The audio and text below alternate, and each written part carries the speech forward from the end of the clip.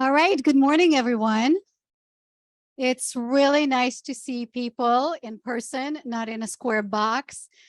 I'm Maureen Kalman. I'm a senior facilitator with Sac State, and I'm a little bit giddy this morning because it's really such great energy to be with you today.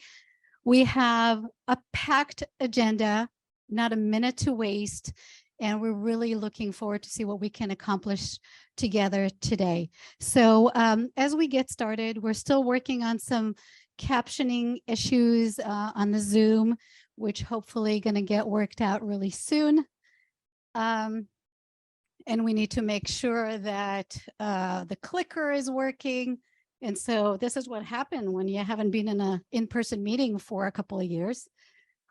So we're going to get started. I'd like to invite Cindy Messer to come and provide some welcoming remarks. And while you do that, I'm going to see how I can make this all work. So thanks for being here. I'll buy you some time for that. Thank you. You bet. Yeah, but not too much time because I know the agenda is a packed one today. So, all right. Well, good morning, everyone. My name is Cindy Messer. I am the lead deputy director for the Department of Water Resources. So if I haven't had a chance to meet you, I just wanted to make sure you knew who I was, but I do see a fair number of familiar faces around the table and through the room. So really happy to be here this morning. Really wanted to be here to say thank you to everyone who is in this room. I know folks have traveled from different areas. I know this group represents a lot of different entities and interests, and whether it's state government, local government, NGO, this is just an amazing collective of folks. This is the second, I understand, meeting of this, and I got drip down, but I had to keep memorizing the actual name. And my PAO deputy is in my head saying no acronyms. So I just want to say the name out loud here. Second gathering of the Drought Resilience Interagency and Partners Collaborative. And I would say, in kind of looking at the agenda and talking with some of my team, one of the things that really, a couple of things came to mind for me, actually. One is that this is really a unique venue. You all have very important work to do as the collaborative, whether it's, the planning side of things for future droughts, preparation, or really just tackling the lessons learned from the drought we just made our way through over the last 3 years, and the one that we went through not too far ahead of that. So a lot of important work. One of the things that I am hopeful of, I heard that from several people inside my department and outside, was that there was just a really kind of amazing level of optimism in the first meeting, and even excitement about the fact that everyone was here and talking about drought, talking about the good work and the experience that is in this room and where to go from here. So my hope is the optimism stays. God knows we need some these days with everything that's going on. I know it's not going to be easy always. It's definitely a large group. But I think, just having the opportunity to have everyone here, to have equal footing and equal voices and leadership kind of come out from whatever sector you're in, as you all start to really kind of get organized and prioritize what it is the group needs to tackle. I'm excited for the amount, again, of knowledge, experience, resources that everybody's coming with that you can put on the table. It's an opportunity to be innovative, I think, and really share ideas and be creative, and hopefully fill some gaps that help us, just as a state, as communities, be so much better prepared for the next drought that comes along. And we know they will, and probably a little more frequently. So I think with that, I might need to stop there, but I do want to acknowledge that DWR is very invested in this. That's why I wanted to come and say hello today. Got a good team here. I know we've increased our consulting capacity. We really, really, really want to make sure that you all have what you need as you come together. Hopefully continue to come together in person and really get a lot of good work done. So thank you. And I'm going to stick around for a little while because I kind of want to hear the conversation. So thanks. Great. Thank you, Cindy. All right. Thank you for getting us started. And of course, being a Bagley Keene group, we need to make sure that we establish quorum. We're going to do introductions in just a minute, but looking at the sign-in sheet, and I'm going to pass it one more time. It looks like we have more than the 13 that we need to establish quorum. So with that, we'll begin the meeting. And I'm still waiting for the PowerPoint to work. I'm waiting for the host privileges to come back to me from our captioners. So you do have in front of you meeting materials for today, which include the meeting agenda and the PowerPoint. We also have a second PowerPoint. You're going to hear from Janine today, Janine Jones, and so we have her presentation in there. We received one comment, so that is included in the packet, and also we have an evaluation form at the end. What we hope that you'll see today is that we did take your evaluation input seriously as we were getting ready for the meeting today, and we will continue to do so. This is your time, your meeting, and we want to make sure that we are responsive to your need to make sure that this is an effective meeting.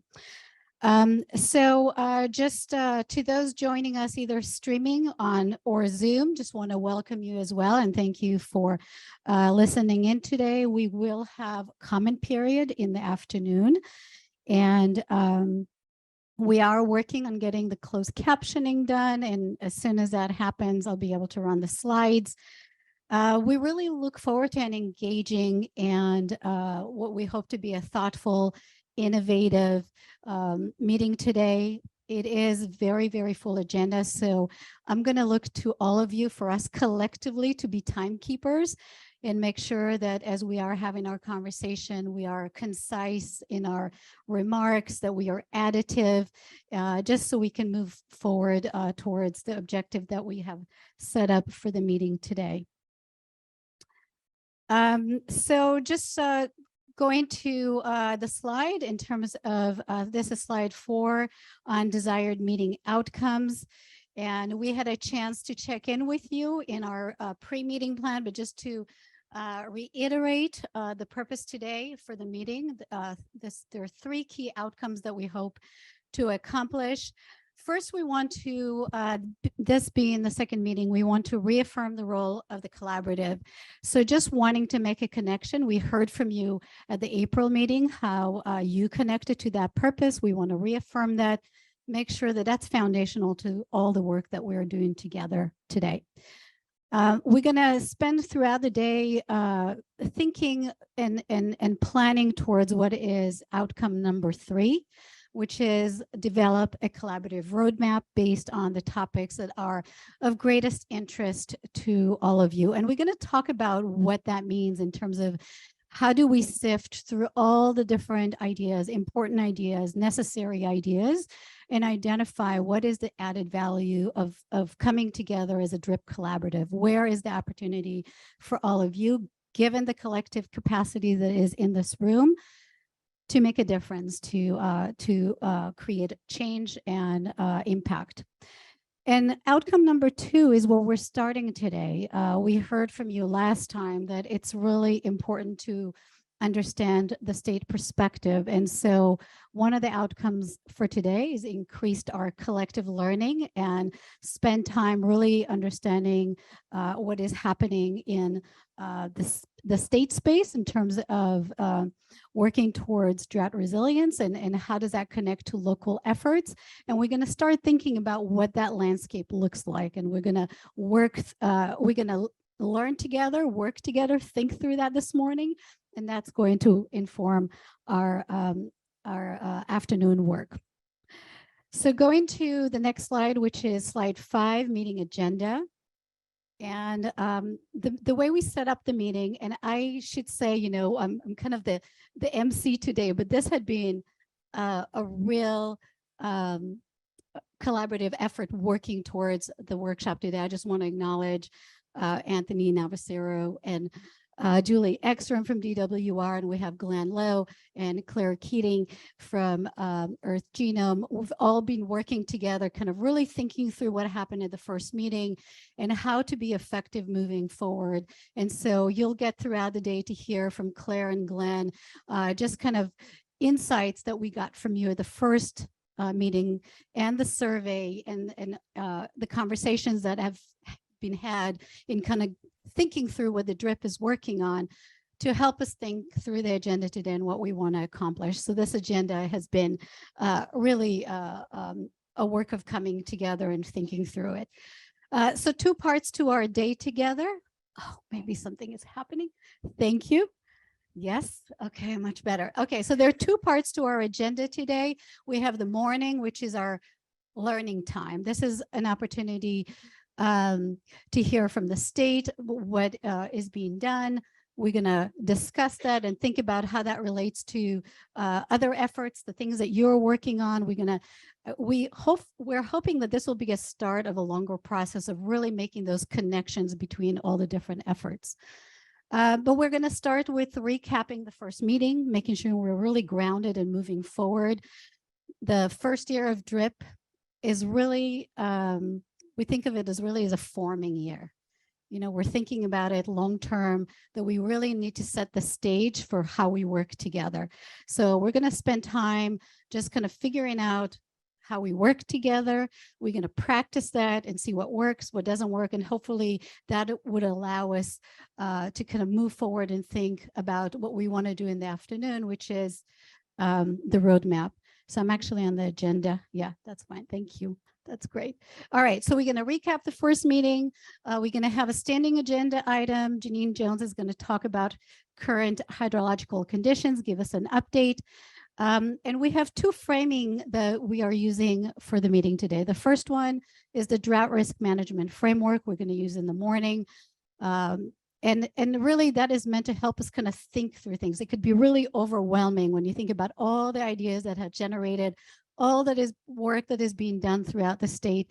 So we recognize it's a simplified way of looking at things, but we hope that that would help us really start thinking about the work that is being done. So we'll introduce the framework. We'll hear from state agencies. We'll have a discussion, and then we're going to end the morning with a short presentation from the California Water Commission. We invite you all to just walk down the street for lunch. Lunch order was given there, so it should all be ready for you. They're very excited to have you all join for lunch today. And after lunch is kind of our roll up your sleeve. We're going to get to work, and we're actually all going to move and sit in the pods over there. And in 5 groups, we're going to talk about how do we engage around these topics. So we're going to start by introducing a second framework, which is the arc of engagement. We're going to talk about what does it mean to take on something in a way that is informed, or it complements other effort, or maybe it leads new efforts. We're going to talk about that framing.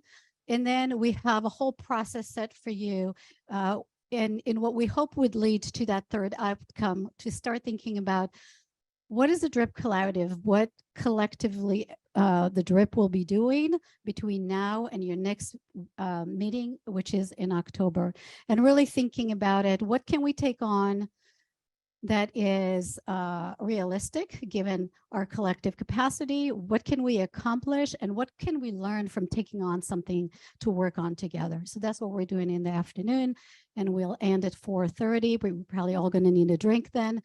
But that's our goal for today. Okay, so next slide. Next slide. Aha, okay. Want to hear from you. So we're going to do a very quick round of introductions just to kind of see who's in the room today. And what we're asking is that you do that in 1 sentence, not a paragraph, of just who you are and 1 key takeaway from the first meeting that you're excited to kind of continue and work on.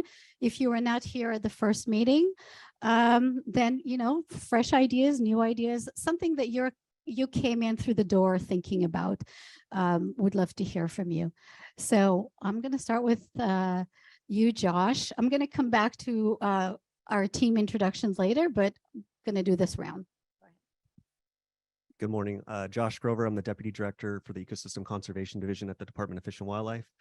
I missed the first meeting, but I think one of the things I was hoping to get is a better understanding of how we can collaborate together, partnerships, looking at mutually beneficial projects.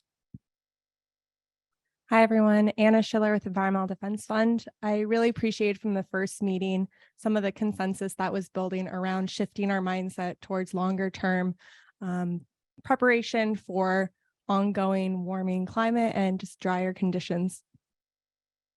Hi, I'm Andrew Altavokes. I'm Assistant Deputy Director with the Division of Drinking Water at the State Water Board. I'm here on behalf of our board chair, Joaquin Esquivel, who sends his regrets that he wasn't able to make it.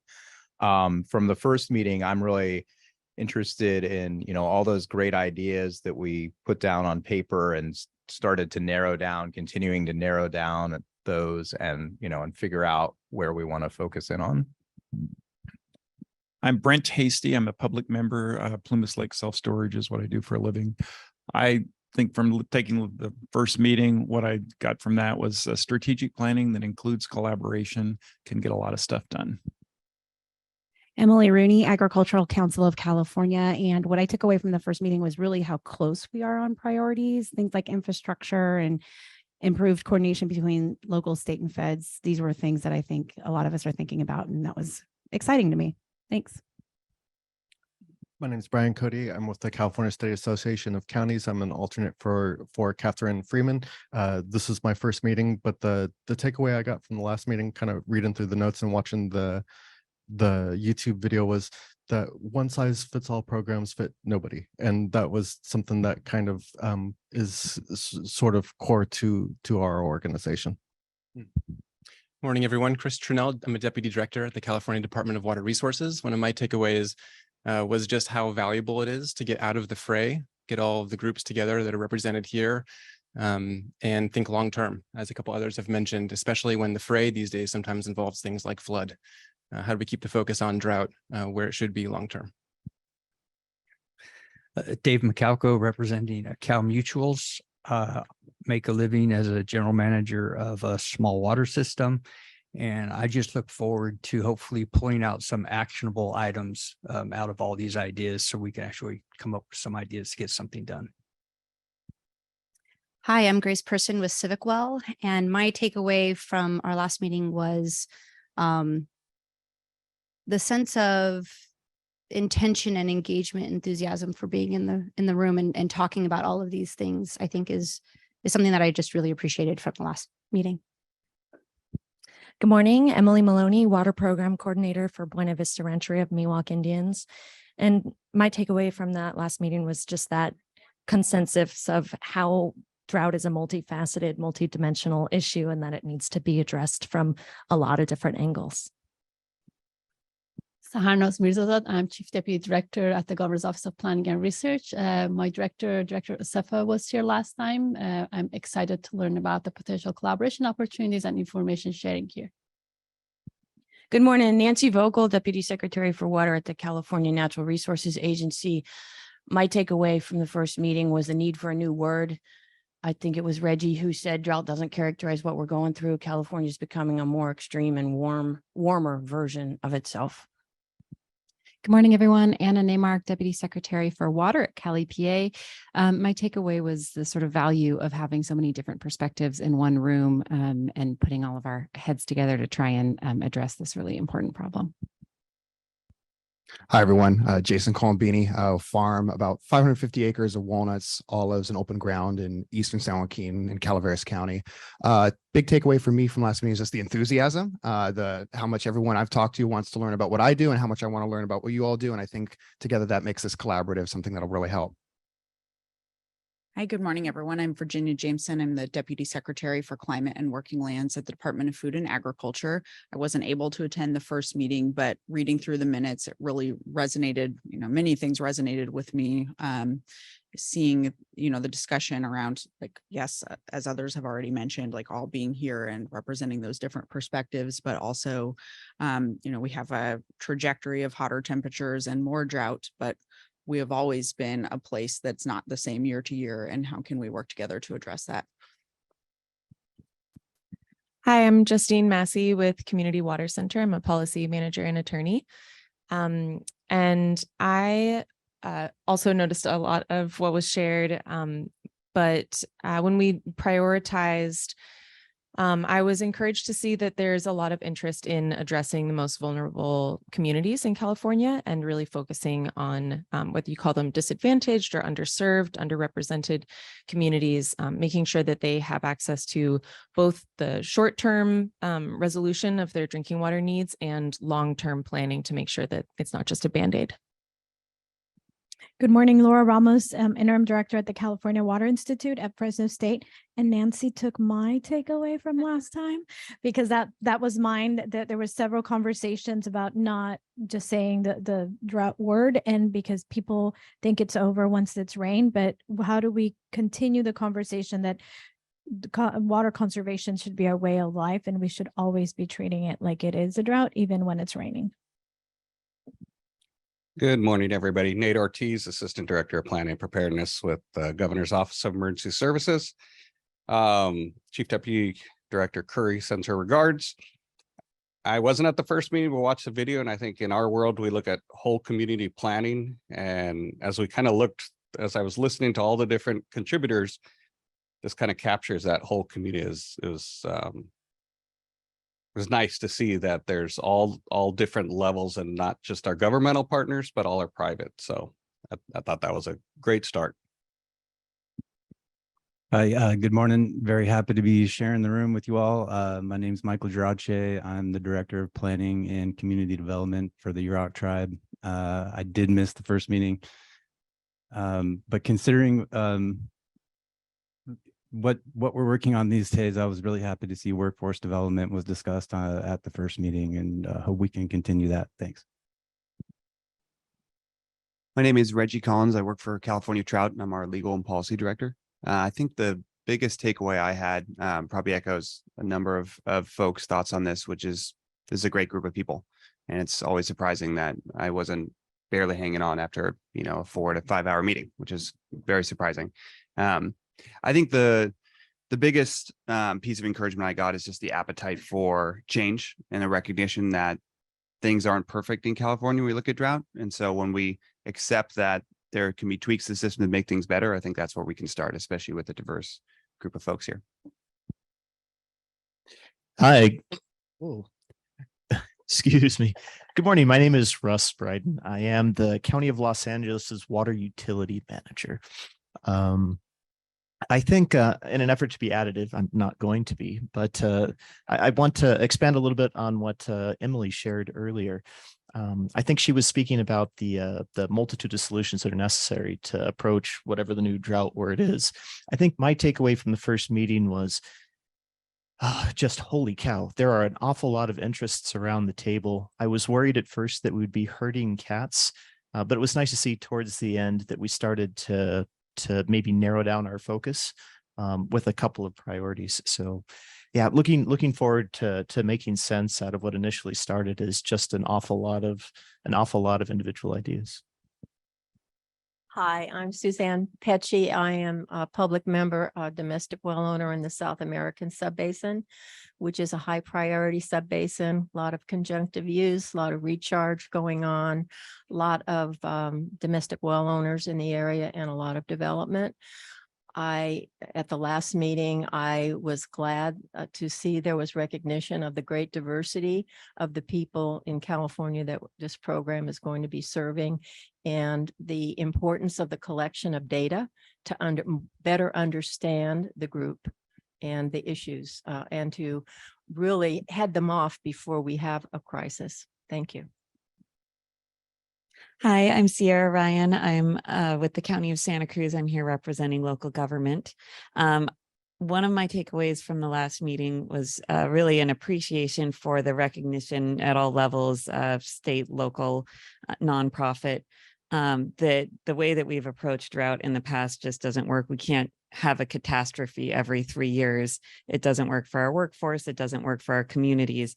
And so rather than, it seems like there's great consensus around the idea that we need to stop being reactionary and start being more proactive and planning for how we can address this the next time. Hello, I'm Wendy Broly. I'm the Executive Director for the California Urban Water Agencies, and here is an alternate for Katie Ruby. I wasn't at the last meeting, but in reviewing the materials, I was struck by the value and just really appreciating the opportunity to create such connectedness between what has been disparate parts of a solution and everybody working so passionately towards this end goal. But I think excited about the opportunity to better understand what everyone's doing so that we can start working in a more coordinated fashion. And really the power of that was palpable, so long as we can figure out exactly what, is going to be the focus moving forward. So. Hi, everyone. I'm Emily McCaig from Self-Help Enterprises. I'm standing in for Tammy McVeigh today. So I wasn't at the last meeting, but in reading the summary materials, something that really resonated with me was the need to communicate the impacts and importance of drought through effective narratives. Something that I see a lot and necessarily is that we talk a lot in numbers and metrics when communicating about the drought, but something that I think could really help, push the narrative would be to use people's stories and how they're affected by a drought and case studies. So thank you all for having me. I look forward to our discussion. Want to introduce yourself? Sure, I'll introduce myself. Anthony Navasero. I'm the drought coordinator for the Department of Water Resources. I just want to convey Urit's thoughts of welcome. So glad to see all these smiling faces and looking forward to scratching your brains in the afternoon to really get a concise, narrow direction of where this group wants to go. So thank you. Claire, do you want to introduce yourself? Yeah, hi, I'm Claire Keating. I'm working with the facilitation team through Earth Genome. And I also wasn't here for the first meeting, but I had a large part in putting together all the notes that you've been reading. So I know intimately all of the ideas that have been shared, and I'm really excited to hear it from you all in person and help to move it forward. Hi, I'm Julie Ekstrom at DWR. I'm in the water use efficiency branch and the point person for SB 552 for all things. And I'm a senior environmental scientist there.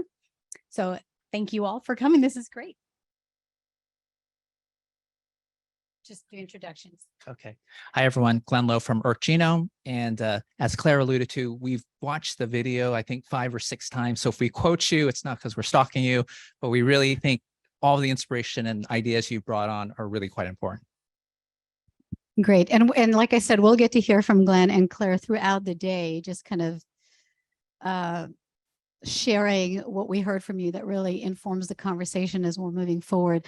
Really appreciate the introductions and looking forward to getting to know all of you. And I'm hoping that throughout the day we can kind of keep with us this sense of opportunity, enthusiasm that you are sharing in your opening remarks, that there is such power in bringing diverse perspectives, diverse interest, diverse experience into this conversation, because the topic here is quite complex, and the opportunity comes from having lots of different perspectives weighing in and kind of moving things forward.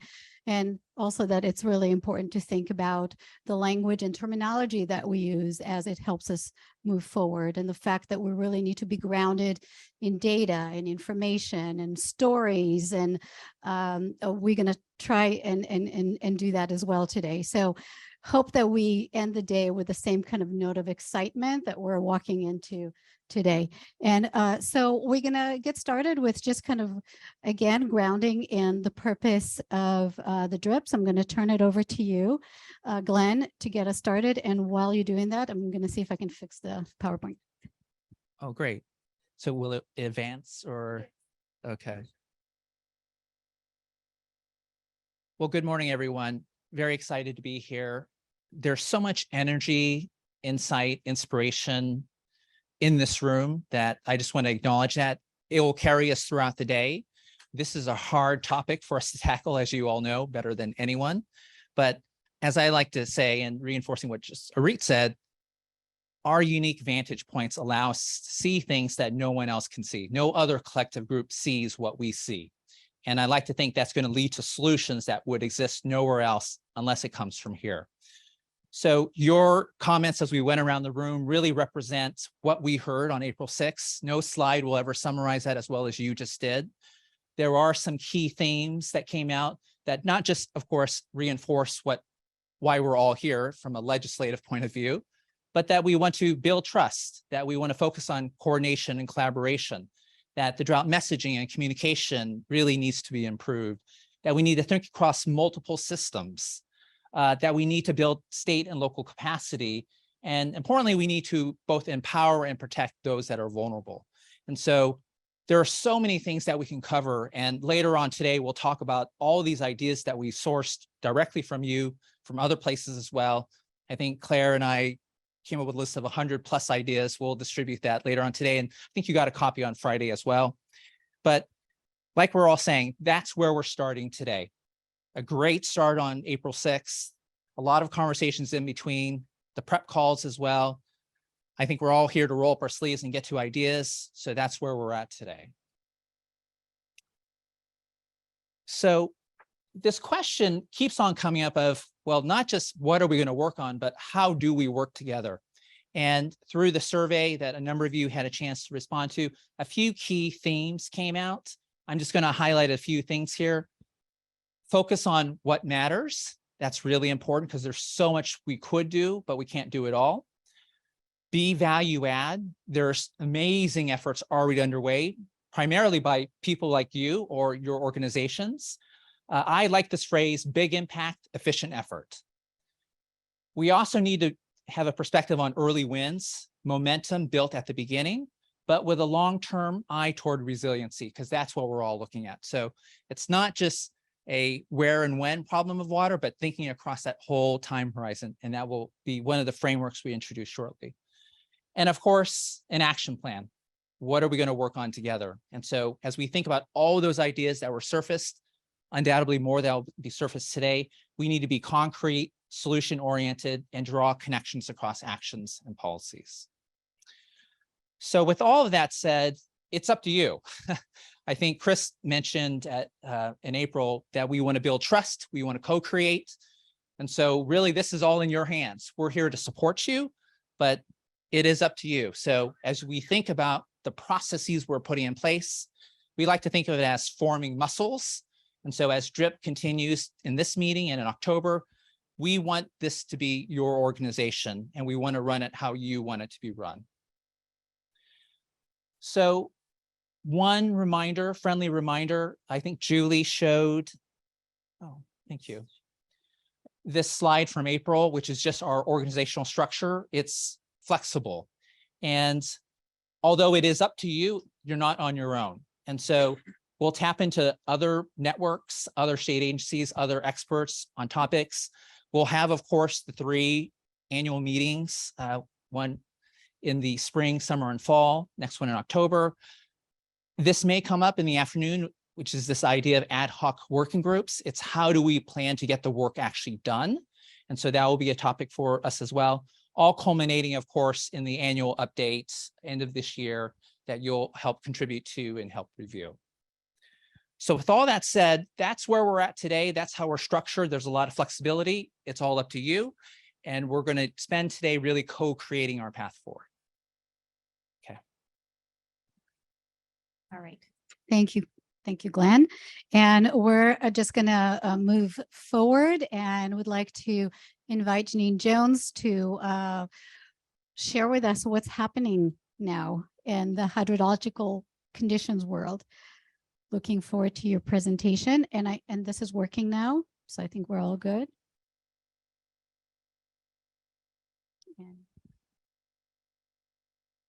Okay, good morning, everyone. It's a pleasure to be in front of a group talking about positive hydrology for a change as compared to the experience in the last several years. And by the way, this is California's newest lake, for those of you who don't recognize the picture. So obviously we're in the dry season now, the precip season has ended, and we've had a very wet season for the year to date. Looking at some key statistics here, you can read the numbers for yourselves. I don't need to read them to you, but pointing out, looking at the graphic, that notice that most of the state stream gauges are still, showing pretty high levels of flow. That's because we had this very wet season. In fact, right now we are just really kind of wrapping up the tail end of the snowmelt runoff period. But this also means that recharge is still occurring for our aquifers, and I'll be touching on that in a minute. But just preview of coming attractions, note the historical peak number for the snowpack this year. Very big snowpack this year, which was a key takeaway from this water year. Now, if we think about where we've been and where we are now, so this graphic from USGS runs about a month to 2 months in arrears, and it is for the entire water year. So if you see the 2023 bar there at the end isn't very big, that's because we're not finished with the water year yet. And as I said, this is lagging a little bit in arrears, but this is a good reminder of where we've been. So we just had a 3-year drought. We had a wet year in 2019, but keep in mind that our previous drought of 2012 to 2016 was ended by a wet 2017, but in 2018, we were right back at very dry again. 2019, a little bit wetter, but we're in an overall pattern that is more dry than not. So, even though this year we had a very wet year, can't speculate about what next year will be, but fair guess to say probably not as beneficial as this year. So looking at groundwater, this is where we are now relative to wells that are reporting data more frequently. This is really just a very brief snapshot in time. We are still in the recharge season, and many of the wells that we get data from, we're talking about latency issues here. Many of the wells are only measured twice a year. So we're looking at spring and fall measurements. Recharge is still occurring. Now, if you had a shallow well, say 100-foot deep well in a sand and gravel situation with no confining layers, that will respond pretty quickly. But wells are not stream gauges. So if you have a 1,000-foot deep well that is sitting under a confining layer or aquitard or two, it's not going to respond quickly. So while this is encouraging that we're seeing wells in the normal range, this is very definitely not the end of the story. And really, it will take until next spring, really, before we have a good feeling for what really happened in terms of overall recharge for this season. But, glad that at least shallow wells are recovering. So 2 big stories from this season. One of them is temperature. We have been actually very cold. Now, you may laugh because you were thinking about last weekend. Forget last weekend. We have actually been quite cold. This is showing temperature in terms of a numerical departure from average, so what you would measure on a thermometer. But here's the one that really pops. So this is roughly 1.25 centuries of record. And number 1 on any of these states would be the coldest year in record. And right now, for this period, the first half of the calendar year, we're at number 26. This is very cold, relatively speaking, particularly compared to when we've been the last couple of decades. So, you're probably not going to see this kind of thing again very often. but notice too, actually across much of the Western US. And this really explains some of the other things we've seen in our water year, like the snowpack. And the second takeaway, big takeaway from this year, was really the massive snowpack in the Southern Sierra. So overall, we had a statewide snowpack of over 200% of average. Only a handful of years in the record that goes back to 1950 that had that. But in the Southern Sierra, it was ballpark of 300% of average. And that has a number of consequences. And one of the most visible consequences is, of course, our new lake in the, or should I say recycled lake, perhaps, in the San Joaquin Valley, namely Tularia Lake. But really that combination of cold temperatures, along with all the storms, helped. The Southern Sierra was essentially, as real estate agents say, location, location, location. It was in an area where most of the storm tracks went. And we had cold storms and we had cold weather that helped preserve the snowpack. So, you know, all in all, a very good year water-wise for the Southern San Joaquin Valley, really an extraordinary year. So when we think about water project allocations, well, last time the State Water Project had 100% allocation was 2006. So that's been a long time coming, and also really rare for the all of the Bureau's agricultural contractors to have 100% allocation, because south of Delta Ag and the CVP does not see that very often. So another hallmark of a really wet year. Now, if we look at the Colorado River, this is a graphic of the Bureau's 24-month study that I don't expect you to understand, but the key takeaway here is that looking at the July model run, nothing in the traces through 2024 is showing California hitting the territory that would result in a shortage to California next year. But now the other shoe. So some of you may recall that the federal government began an effort this year on the Colorado River to change the existing interim guidelines for the river system. The guidelines currently say that based on the August model run, which will be next month's run, if we're above a certain elevation, California does not have a shortage. Currently, California is not at a tier level in the shortage criteria that would give us a shortage this year. But the Bureau is now beginning a NEPA process, or in the middle of a NEPA process, to reevaluate those criteria this year.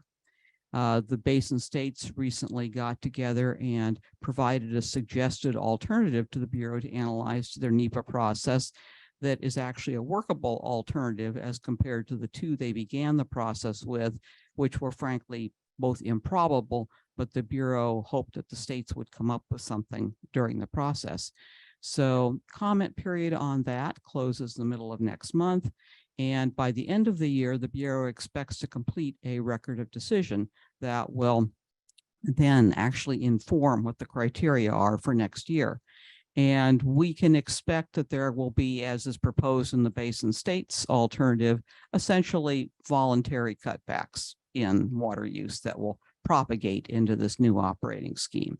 So we won't know the actual numbers until the Bureau completes its NEPA process, but that's where we are now. So going now to the other side of the size spectrum and looking at small water systems, because these are the areas where we see problems during drought.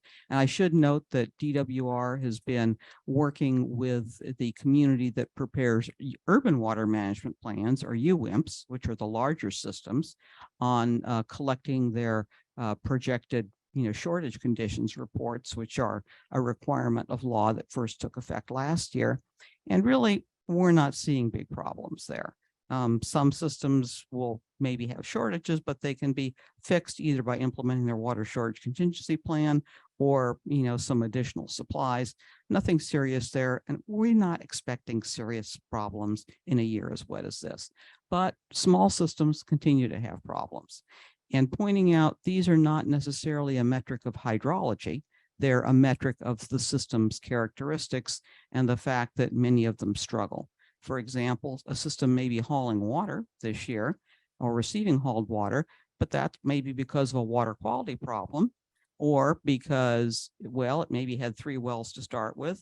2 of the wells are offline because of water quality contamination, groundwater quality contamination.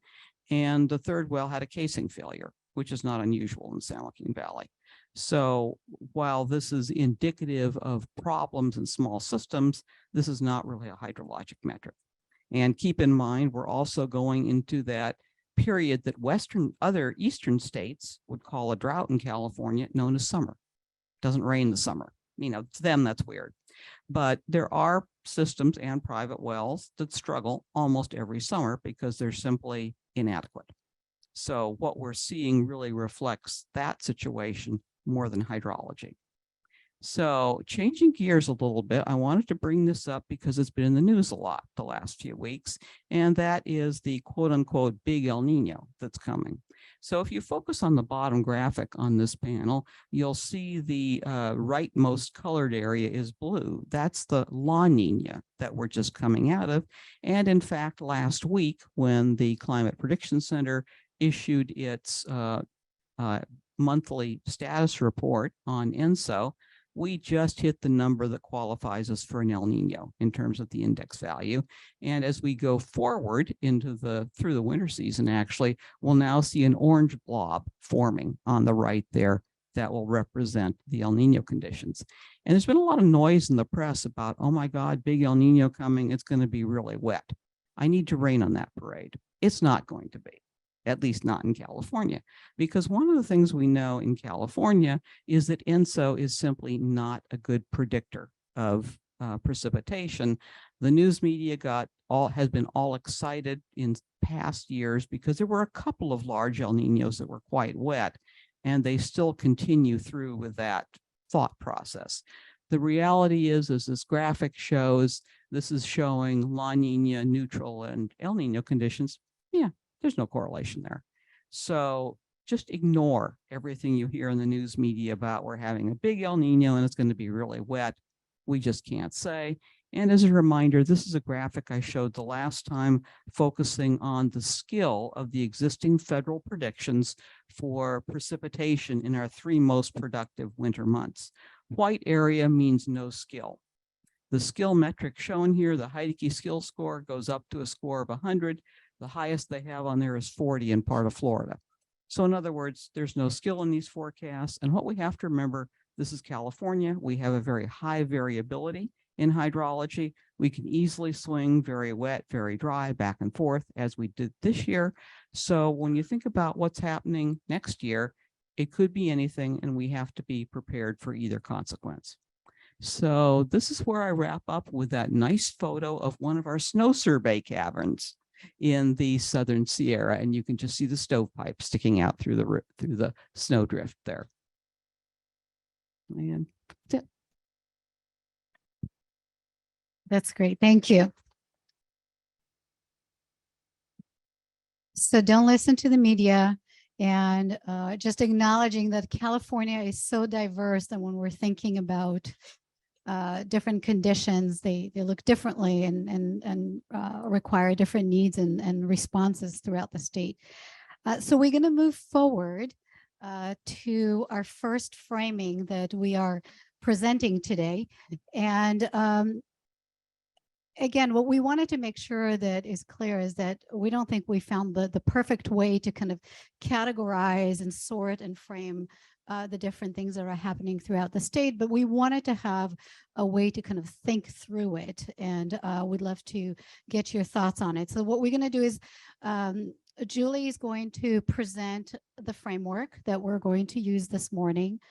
Then we're going to hear from different state representatives about what different state programs look like within that framework. And we're also going to try a Mentimeter tool to give you an opportunity to think about where the work that you're doing and the resources that you're expanding, where does that look, where does that show up on the framework? And we're hoping that this exercise is going to be something that we're going to continue and build on even beyond the meeting today. So we'll hear from Julie, we'll hear from the state, we'll take a break where you have a chance to kind of connect with that framing.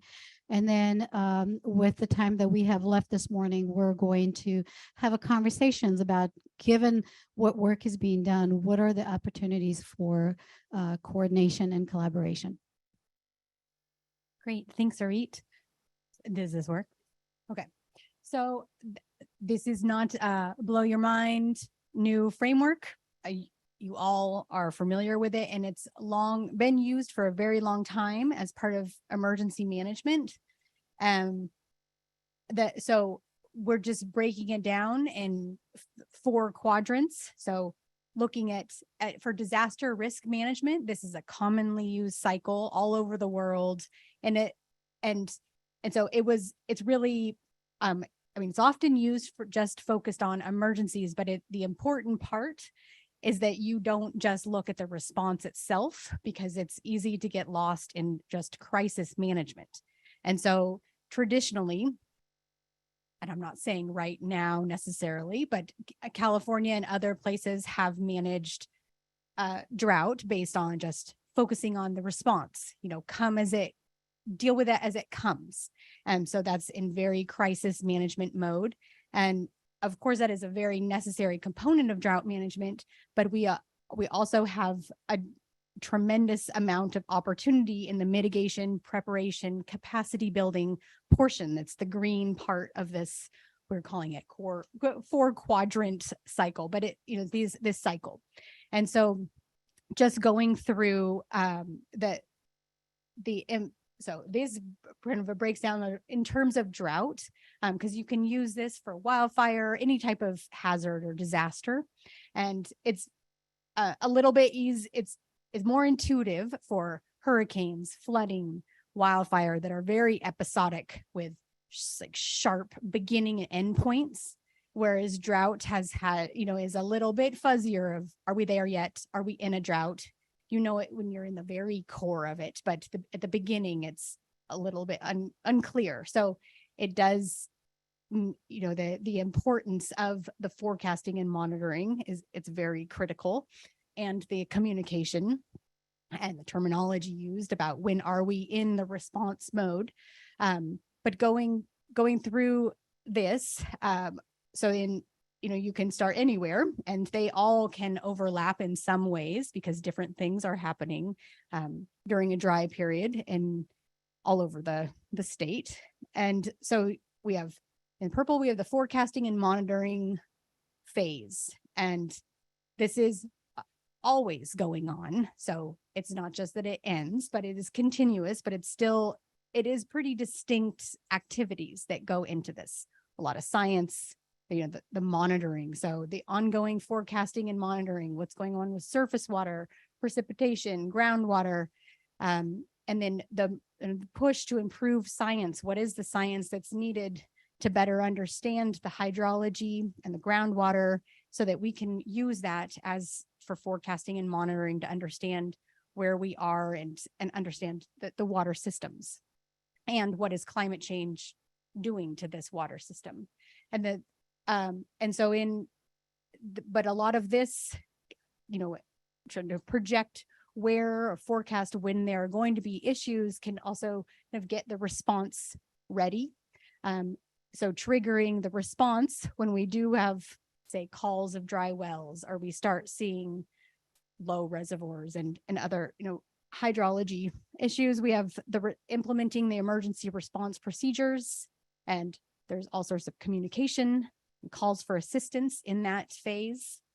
Recovery, it's also a little bit fuzzy in terms of drought. It's very clear for other types of hazards and disasters, right? Because after a wildfire or after a flood period, you have a very clear recovery period and what that means. But recovery looks different depending on what sector or what type of water user you are. So it often includes impact assessments.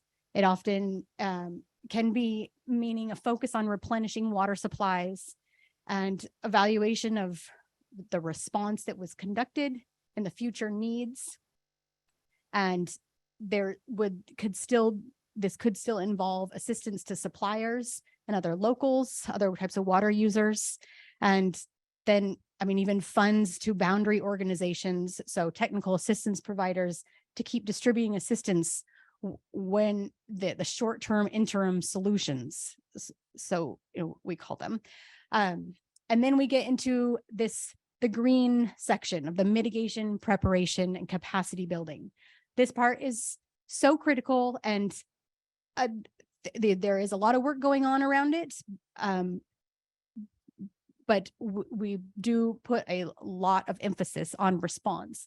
And so we're in this great period of having a bit of a breather to be able to focus on the mitigation, preparation, capacity building, reflection of impact assessment. How did this last response work? How do we want to see it in the future? Because drought always comes back. So this would be involving risk assessments, really focusing on risk reduction. So we reduce the need for response and those that are impacted, improving coping capacity. So who can get through dry periods without it becoming an emergency, where how improving emergency and shortage plans by reflecting on how the last drought and past ones went and how things have changed. And I mean, we don't want to forget to build the staff and the resources that are needed to get these things implemented. So what we have is I have one more slide, and I don't even think I need to go through it because what we're going to hear now is from the state agencies that we asked them, as Arit said, to talk about what was one of the questions that came up in the April meeting was, what does the state do? What is the state's vision? How does the state fit on drought management? And so, helping to clarify that and put the pieces together is what the next step is. And then, but we do want to make sure that you think about where your interest, in kind of fixing the gap or starting to fill the gaps, and what your interests are in this type of framework. So this isn't the full-blown everything drought resilience framework or conceptual model that I think some asked for in April, but maybe we're going to, part of that is building that vision together. Thanks. Yeah, and just to add to that, the intent of these 4 quadrants, as we call it, is it not thinking about it just as a cycle, but also recognizing that there are these kind of 4 key areas that are really linked together. They're all interconnected, and what you do in one area then inform and impacts what is being done in a different part of this cycle. So in your PowerPoint, yes, there is an example that we have there to kind of start seeing about how to use this framing to think about where we see different programs and resources being spent. So hopefully, as we kind of go through this conversation now, you can start thinking about where you see yourself fitting within that. And so as we get into our conversation, and really we're still in the learning phase right now, so that's why we're all listening. We're going to get to the conversation. So here is an example of kind of filling and thinking through that. But what we wanted to do, and we have a list of speakers, so get comfortable, because we're going to get to hear a lot of important information right now.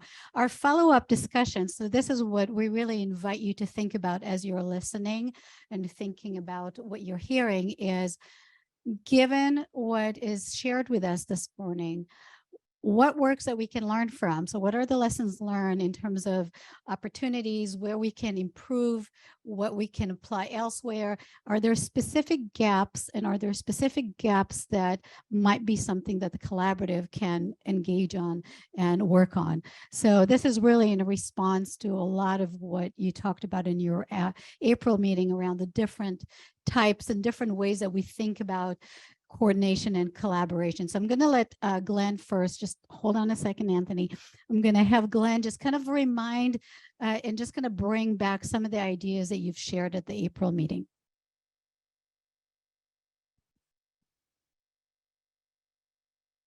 Perhaps the easiest way to say this is, Emily at the beginning said drought is multifaceted. And I just wanted to remind people, these are quotes from the April meeting. So as Anthony starts and others follow in presenting what the states are doing, think about this word coordination, because it means many things to many people and across many different facets. As we think about what we are going to do together as DRIP, just be thinking across, is it across different organizations or across the entire hydrologic cycle or across different beneficiaries? So the more precise we are, the more actionable it is. And so as you listen to these presentations, just think about that dimension as well.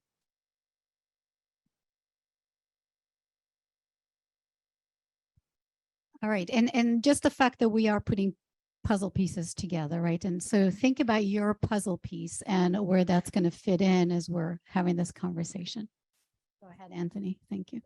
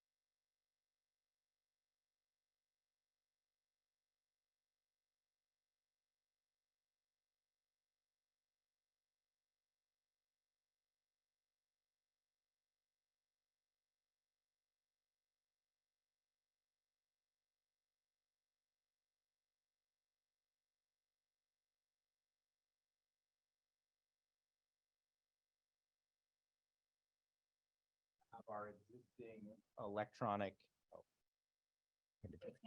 Oh, okay. The electronic annual reporting, that's actually gone and morphed into we're using what we call our safer clearinghouse. So now all community water systems are reporting the requirements related to drought information into the clearinghouse. We do sanitary surveys where our staff go out directly, interact and inspect water systems, and then also a lot of funding for resiliency projects. So that's mitigation in a minute. Forecasting and monitoring, I mentioned our electronic annual report, our safer clearinghouse, where again, we're collecting data, but then we're going to be using that data as we collect more and more of it. One example of that is we have a machine learning based predictive model that we started using last year before we had a lot of the data, and we're going to continue to improve this year as the data comes in. We have our safer drinking water risk assessment, which takes drought and related things into consideration for water systems. And then we have an aquifer risk map, which looks at risks to domestic wells and state small water systems. On the response side, we do a lot of coordination, both between our district staff and water systems, with our local primacy agency programs, coordinating amongst them, but then also coordinating with other entities, Cal OES, county emergency services, et cetera. We have emergency funding. We currently have 15 counties have board funded programs for hauled water. That includes a number of counties in the southern San Joaquin Valley that Self-Help has been a great partner in doing. Frankly, we don't, outside of the Self-Help counties, we only have 7 or 8. And so we're really looking for more counties to sign up and want to take that on and want to take money from us to have those programs ready to go. And then of course, regulatory oversight is sort of the thing that backs a lot of that up. On the recovery side, we have our SAFER program, which has looking at consolidating small water systems, appointing administrators. Again, there's a lot of funding in this through the SAFER and other programs for resiliency projects. We have drought orders, which allow us to collect data and also collect data on an increased frequency when we deem it necessary. And then we also, as I mentioned, we have a program for both failing and at-risk water systems. So that's briefly drinking water. This is just a few pieces of our water rights program, which I think in the past, as it came to drought, and a couple of the speakers have referred to this, it was really like more of a reactive thing. And now there's a lot of other pieces that water rights has really been working on in terms of starting with the mitigation and preparation, looking at demand analysis and providing more regulatory support for that. They're doing a lot more related to communication, getting the word out, establishing partnerships with that, and then working with other partner agencies to make sure that preparations are happening up front before droughts happen. Forecasting and monitoring, the big thing that they have there is their database modernization. So they have what's called the Upward program, which is a huge effort to update a very kind of antiquated water rights data system that'll help everybody in terms of understanding what what's going on. There's visualizations that they've developed, which are, tools that the public can use to see what's happening with water rights. And then also compliance with the water measurement and reporting requirements. In terms of response, Anthony and others mentioned the issuance of emergency regulations. That was a big thing during this rainy season, so that we could, help to get ahead of things. Looking at community needs, so there's provisions when to make sure that community needs are met when curtailments are happening. And so that's a big part of the response. There may be a curtailment, but it's curtailed only to the extent that, that communities can still have drinking water and access to things that they need. Enforcement of violation if there are violations of curtailment orders. Again, the approval of the urgency change petitions and investigation of complaints. On the recovery side, issuance of groundwater recharge permits, tracking of compliance, and then coordination with our Division of Financial Assistance and also with Division of Drinking Water. And then the last slide I have is just all the other pieces. A lot of things, although, our regional boards are mostly concerned with water quality, there's of course a lot of crossover between water quality, water supply. You see some of that here. We have water use efficiency standards that our board has adopted, conservation standards. There's the role that the water board plays in SGMA, which is sort of the long-term preparation, really. There are flow objectives that are adopted by the regional boards in terms of forecasting and monitoring water usage reporting. There's our surface water ambient monitoring program, which again, although it's primarily focused on water quality, there's a lot of crossover with flow and with surface water availability. Our Gamma groundwater database, and then also modeling associated with our SGMA program that we've been working on. In terms of response, reductions in water waste, emergency conservation, and then a lot of interagency coordination on the response side.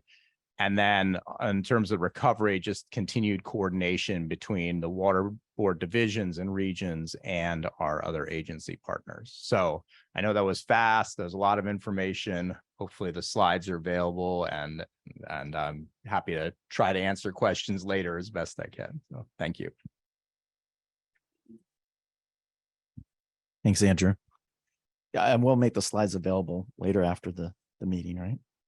Okay, next up, Bryson Swart, former statewide drought coordinator on behalf of the California Department of Fish and Wildlife. All right, thank you, Anthony. Great. So just to provide a little bit of context, California is home to an incredibly diverse array of wildlife. We've home to the most native species of any state in the United States. And, most of these species are adapted to the occasional drought, but as we've seen with increased frequency and increased intensity of drought, and with warming conditions, drier conditions, things like that, it's really starting to take a toll on wildlife in the state of California. But with that, I'll go ahead and start in the upper left here with the mitigation and preparation. So for the fiscal years of 21 and 22, we received like an unprecedented amount of money due to drought, taking advantage of the state's budget surplus to respond. Just wanted to note that we worked really closely with the Department of Water Resources, the State Water Board, Food and Ag, and the Resources Agency to develop these budget packages. And what they did is we utilized a lot of the lessons we learned from the previous drought. We expanded upon those programs and re-engaged with a number of those things. We also brought on a lot of new LT means limited term positions. So brought brought along a lot of new sort of temporary staff to help out and address a number of these issues. We also established an internal drought response team. People were kind of taking off their sort of regular assignments to deal with this and to deal with this sort of urgency for it. And then moving on to the upper right with forecast and monitoring.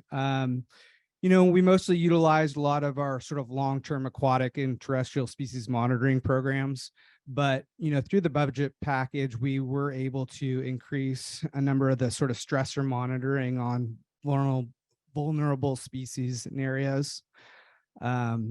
We also did some monitoring on fish disease and fish health issues. So for example, C. shasta is a pathogen, and thiamine deficiency is something we've seen a number of our salmon that have been associated with changes in conditions in the ocean and what have you. We've also increased sort of the monitoring and real-time water operations that we've done with the Department of Water Resources, especially as it comes with the State Water Project and Central Valley Project. We're engaged closely with the temporary urgency change position that had to do with Delta outflow requirements, things of that nature. And then also just wanted to highlight, our work with the State Water Board, providing technical guidance on in-stream flow, variance requests, curtailments, et cetera. And then kind of the bulk of what we're looking at is our response efforts with the drought. In our fisheries and hatcheries programs, we conducted a number of rescues throughout the state. Look at, we rescued over 29,000 fish. Mostly, I would say coastal streams were the focus of a lot of that efforts. We're really proud to reintroduce winter run Chinook salmon into the McCloud River. Winter run Chinook are a highly endangered species. And so that's kind of getting away from these sort of warmer temperatures on the valley floor and getting them back up into their headwaters. On our hatchery side of things, we increased juvenile production of our fall run Chinook. Those kind of make up a big bulk of our ocean and freshwater commercial and recreational fisheries. And so in order to sort of mitigate the loss that we were seeing with high temperatures and low flows, we increased production. Along those lines, in order to sort of mitigate losses that we're expected to see, we transported a number of those hatchery fish from where they're regularly released upstream in the rivers and we released them into like San Pablo Bay, San Francisco Bay, Half Moon Bay, to sort of mitigate any loss and mortality that we see with them making their way out through the Delta and through the Bay. Also, we spent a significant amount of money on hatchery infrastructure improvements.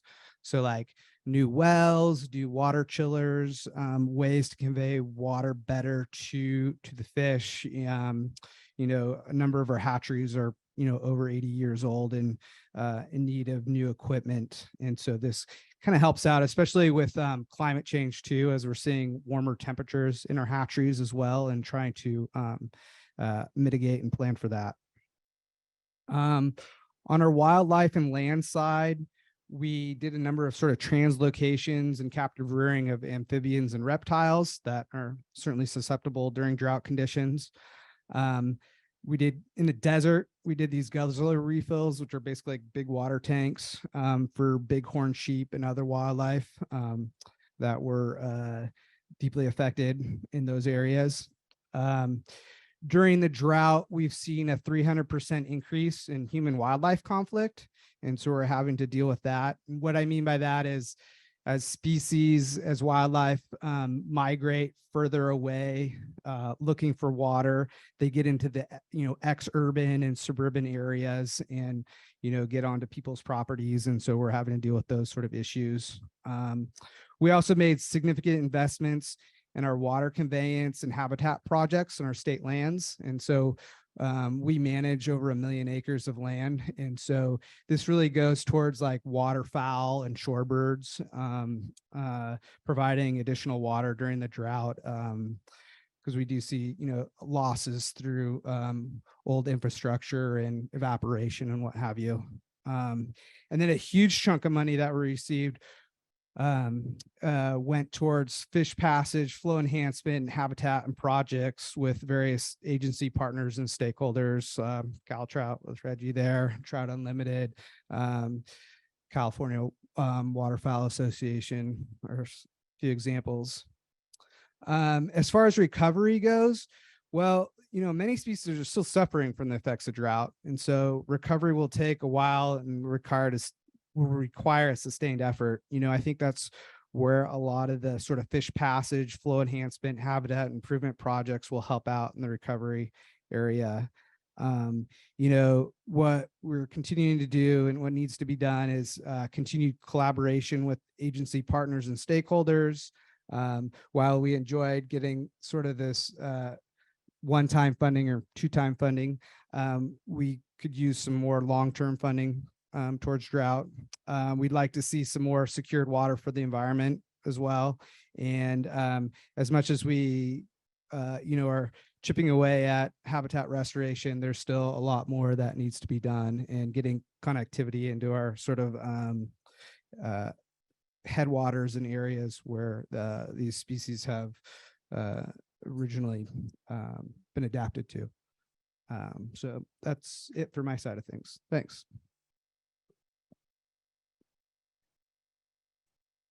Thank you, Bryson. All right, keep moving along here. Well, welcome to the stage, Virginia Jameson, Deputy Secretary for Climate and Working Lands on behalf of California Department of Food and Ag. Thanks, Anthony. I was deeply afraid that you would all ask really hard technical questions today. So I brought a real expert, Scott Weeks, who works on our SWEEP program as a senior environmental scientist. I did want to say real quick, though, CDFA is not a huge player in the water space, despite our stakeholders who intensely are. But we do still manage to cover that kind of whole risk management spectrum with our programs. So I'm going to let Scott talk about our SWEEP program, and then I'll come back and talk about our California Underserved and Small Producers program. Thank you. Thanks, everyone. All right. I hope you all can hear me online. And I'm glad to be giving a presentation in person. I haven't been doing this for a while, so it's really good to see people in the flesh. So thank you for coming out. So I want to talk a little bit about the State Water Efficiency and Enhancement Program that's administered by the California Department of Food and Agriculture.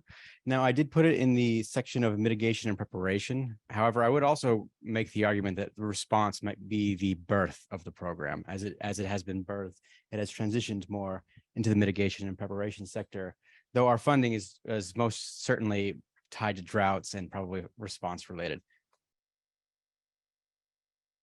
Okay.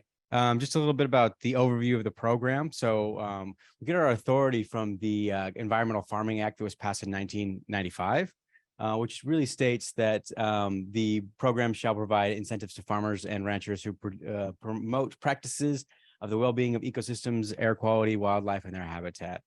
So that was the sort of the foundation. And then during 2014, we received some emergency funding, $10 million from the Governor Brown's budget, in order to invest in irrigation and water pumping systems that reduce water use, energy use, as well as greenhouse gases associated with irrigation. So we're a dual purpose program, water efficiency and GHG emission reduction. Since 2014, we have received a total of, or we funded a total of $123 million and about 1,100 individual projects located throughout the state. We've had 10 different rounds of funding, varying from as low as $7.5 million to as high as about 50 or so. We are probably, the cumulative acreage that we've impacted by this project is roughly 4 times the size of Washington, D.C. itself. So it's a fairly large land swath. It's bigger than the island of Guam, if you all have been there. And we have 2 more rounds of funding for this program that are coming. We have $70 million additional, and this is in the works. We're both working on 2 different types of solicitations, a block grant solicitation and a direct-to-farmer grant. Historically, they've all been direct-to-farmer grants. Okay, so a little bit about just the SWEEP program. What it is we incentivize farmers to implement irrigation efficiency projects. Now, this can be done in a variety of ways, and these are some of the core tenets associated with it. So the implementation of sensor technology, so soil moisture meters, flow meters, ET sensors, et cetera. Conversion from things like flood irrigation to drip irrigation, or micro sprinklers. There's a variety of different types of irrigation that can be more efficient. And in sort of more the greenhouse gas reduction side of things, this is fuel conversions, diesel pumps to electric pumps, improving the energy efficiency of, so re-bowling motors or putting in new, more efficient pumping systems, the inclusion of variable frequency drives, and of course, the collective reduction of pumping by default results in GHG emission reductions. So I want to highlight a specific part of our program, which is the technical assistance portion. So we do think it's very important to help on a regional capacity, provide technical assistance, one-on-one technical assistance for the application process.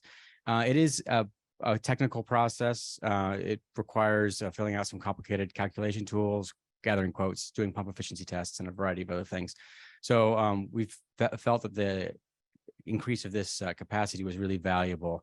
We specifically focus on socially disadvantaged farmers and ranchers, but historically we've had other criteria that have been focused on severely disadvantaged communities, and a variety of other things. We are required to fund 5% of our total allocation for this program. And this includes other programs within CDFA, the Healthy Soils Program and Alternative Manure Management Program, which we're not going to go into today. But we've funded about $3 million total, 75 different organizations up and down the state in order to provide this type of capacity. And the technical assistance providers are prioritizing the socially disadvantaged farmers and ranchers, but they have the capacity and they do support non-SDFR individuals. I want to highlight the block grant program briefly. This also aims to bolster and supports regional capacity building, which CDFA views as really important. You know, a lot of us are located here in Sacramento, but a lot of agriculture is everywhere.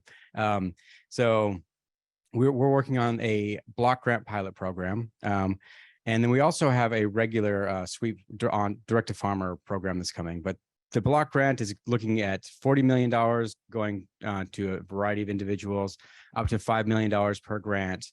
We recently closed that. We had $157 million worth of requests. So we're very well oversubscribed in that program, which is a good sign. Yeah. Let's see. What was I going on here? Okay. Saving estimation tools. So sorry, I can't read the header right now, but we have irrigation water savings assessment tool and a GHG calculator. These are quantification methodologies essentially to estimate the projected water and energy savings associated with these grants. So this is part of the reason we need that technical assistance, because they are technical documents to be filled out by individual farmers and ranchers. Project water savings for all these projects, we're projecting about 150,000 acre feet of water saved per year, which is roughly the storage capacity, 15% of the storage capacity of Folsom Lake. If you saw earlier, you saw the distribution of how many projects there are throughout the whole state. We also have projected greenhouse gas emissions of 93,000 metric tons of CO2 equivalency. This is equivalent roughly to 2.1 million trees being planted and growing over 10 years, just the carbon sequestration associated with that volume of trees. We also do post-project outcome reporting, and we have seen similar results as projected. So this is a relatively limited assessment, and I just want to highlight that.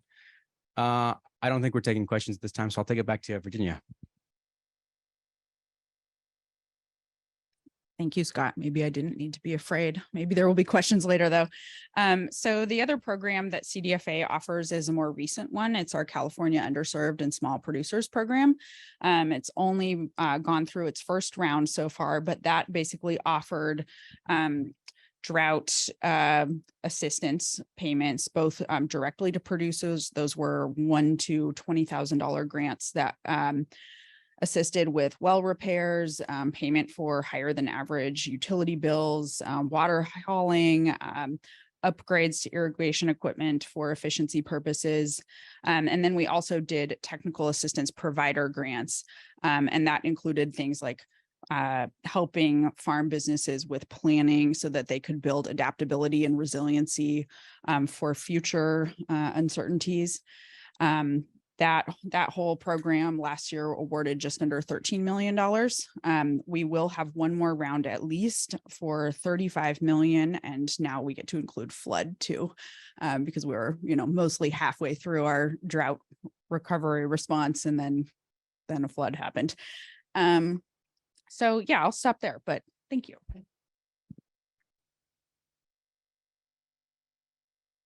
Thank you, Virginia and Scott. Next up, we have Nate Ortiz. He's coming up here. Assistant Director of Planning and Preparedness on behalf of the Governor's Office of Emergency Services.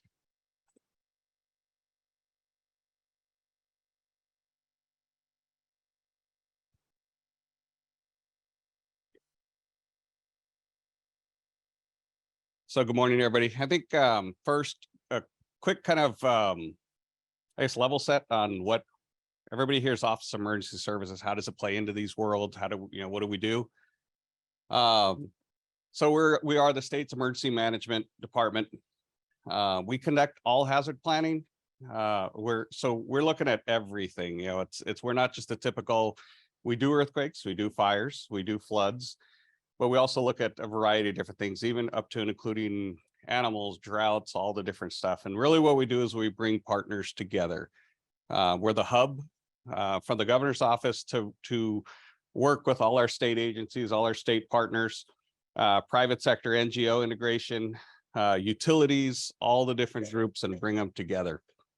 Along with that, we have our mitigation, response, and recovery capability. So we're looking at it from before the incident to, we always call it like right of bang when the incident happens, all the way through recovery, and then looking at how we can actually come back and return the communities to as close as we can get them to whole. So that's a variety of different ways through a variety of different hazards.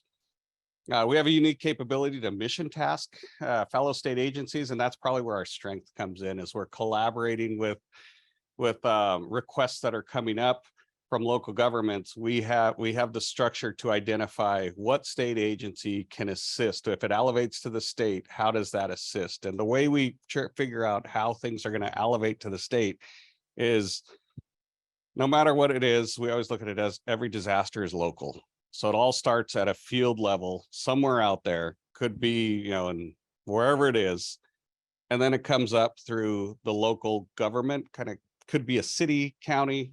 And then from there, we look at operational areas, and operational areas it's synonymous, I guess, with counties, but operational areas are more inclusive of any special districts, any uniqueness in that county. So we don't just lock into a governmental kind of world, and we reach down even further, which is huge in our planning. And a catastrophic plan that we do for earthquake, this is the exact same group that we have. We want private sector integration. We want the large city, the small city, everything in between. Tribal, we reach down to at all levels to make sure that we're inclusive and addressing all the needs that come about. We're connected to all different 58 counties through our structure. So we have what we call emergency services coordinators that are assigned to each county, and their job is to communicate with the county / operational area to identify and kind of keep their ear to the ground on anything that's coming up, who we will have to contact, what partner we'll have to connect with on a regular basis. Our partners already know what's going on, whether it's DWR, CAL FIRE, whoever it may be. They're already connected, but then we help kind of amplify that message, expand, and have a far-reaching beyond for capability. And what that is if there's a specific need of water procurement, we can mission task a department to procure water for emergency purposes. And I can go down anything you can think of. And especially we learned through COVID what we were procuring, what we were mission tasking departments to do, expanded. So that kind of world. And then, and on the typical emergency management, our California State Warning Center is a 24/7 operation. So there's someone always there to answer the phone. They'll call, they'll get the message, ping an executive duty officer who will then figure out how that's going to work and how we move on from there. And then we're the conduit to FEMA. No matter what, if FEMA gets involved, it goes up through the OES director and then elevates on to FEMA. So it's just the path that it goes. And we're well versed in dealing and working with FEMA. So much so that we have them embedded in our office to make sure that the relationship is constant and strong. So how we tackle things. We try and plan and do our whole process. We try and mimic how we're going to respond. So when we start our process, we bring in a lot of partners. Our state agencies are our strength. We're the Office of Emergency Services, but we have tons of technical assistance and subject matter experts. And that's kind of our strength, is to bring in the subject matter experts. We won't claim to know everything there is, whether it is fire, earthquake, no matter what it is, drought. It's not our job to know all those details. We quickly become knowledgeable in them, but we have a strong state backing from all our partners. Not only that, but the operational areas, we're connected with them, and we could hold coordination calls, quarterly meetings, which we call mutual aid regional advisory committees, MARACs. We meet with all the emergency managers, special districts, utilities. So we bring all the partners together, and that's I think that's our strength, is really kind of bringing it together through a large emergency. The governor brings in a unified coordination group, which is a very high level of all cabinet level to come in and solve policy issues and make things happen. And that's how we kind of free up the logjam to really move things. We're in a constant, we have a permanent state operations center team that's in a constant state of maintaining situational awareness. As a disaster happened, I was one of the leads for the state operations center. We call them SOC directors. I'd come in, grab the incident, figure out what was going on, and work it from there. Now we have a permanent team that's all year round, because of climate change, because of the complexity of disasters in California, everything that's going on. The new structure is that there's a permanent team. So they're always working on, what's kind of coming. And then from there, we transition to an advanced planning on this last, with the storms, the snow melt, to kind of build modeling awareness on dams. What, we oversee the dams. I oversee the dam safety program, which then which gives us the is an emergency action plan activated. What are their levels? What are their releases? What are the impacts of their release downstream? Working with DWR, connected with DWR on all the situational awareness. So our world is kind of far-reaching. We're constantly participating and keeping connected with our partners. And that's kind of the key, is that we stay connected, we come back, we brief up on a regular basis, and the expectation is we're the, we have we have enough knowledge in all areas and know what our partners are doing to support our partners, to be able to bring in a whole planning team and amplify whatever efforts going on. Through the whole process, again, getting back to the mission tasking, where we have the ability to mission task any state department. So we created a drought dashboard that tracks all our missions. So we know what's going on, we know what's being asked of the state, and allows us to have that accountability. Those come up usually through the operational area. So if I'm a special water district, I'm working with my county, I identify a need. That comes up to the state, and then we figure out who the partner is that can best suit that, bring a team together to fix it, or to address it. Maybe not fix it, might be the wrong word. So our constant collaboration and coordination. We get into the response that for the longest time, that was a very comfortable place for us, because that's what we did. Then we kind of branched out and really expanded on our planning And our recovery has just grown a great deal because of all the disasters that California has faced. You look back to fires, all the different things that we faced. Our recovery group has really expanded. You know, they house the monitoring of effects. What are the impacts for not only the local governments, but even down further, you know, and drilling down into smaller districts.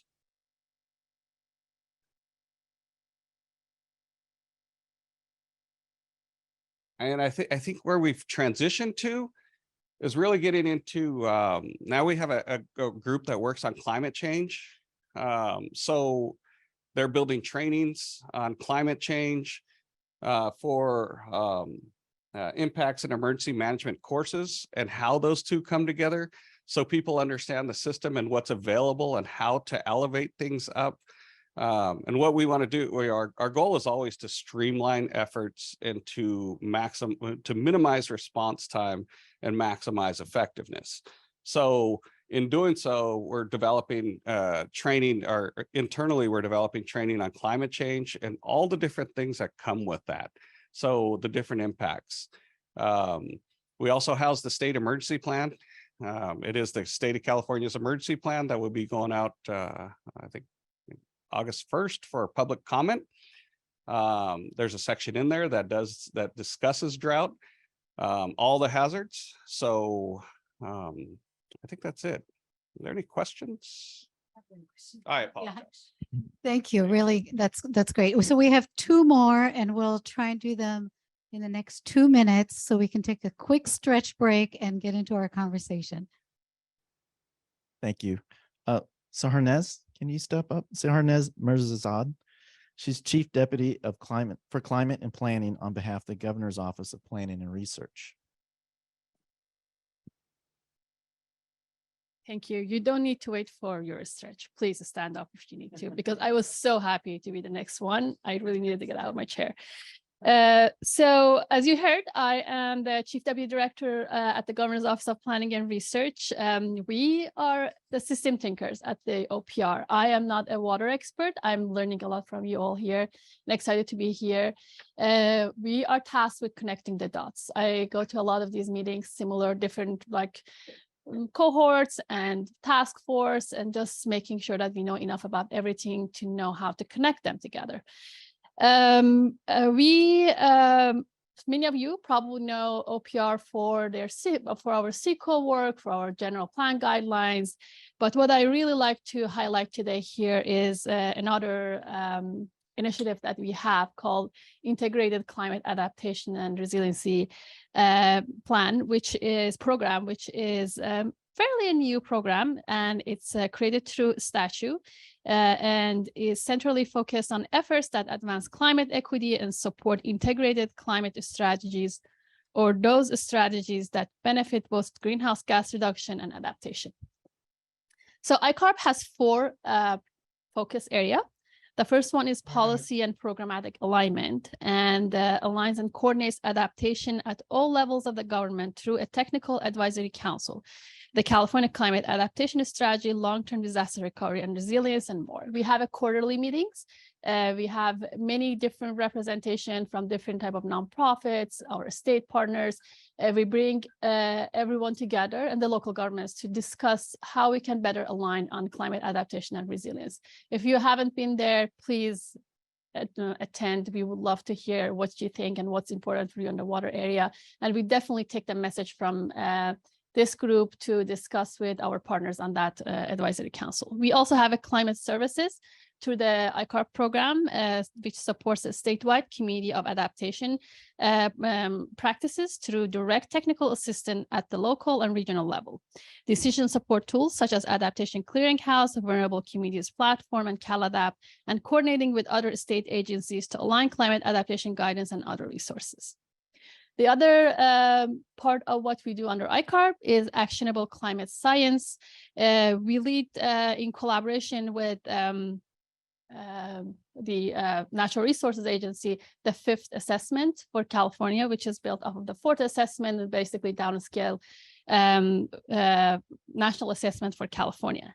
And also our direct investment portfolio, we have many programs under ICARB that provide resources for the communities in different levels to think about how they can be prepared for what is ahead of us from the climate perspective.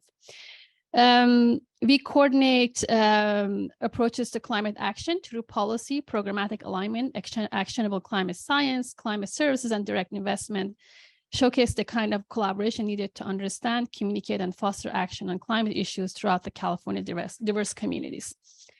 I would love to connect with all of you on the ICARB and how we can be supportive for this team, but I also would love to go to the next slide, which we were all asked to provide an overview of it.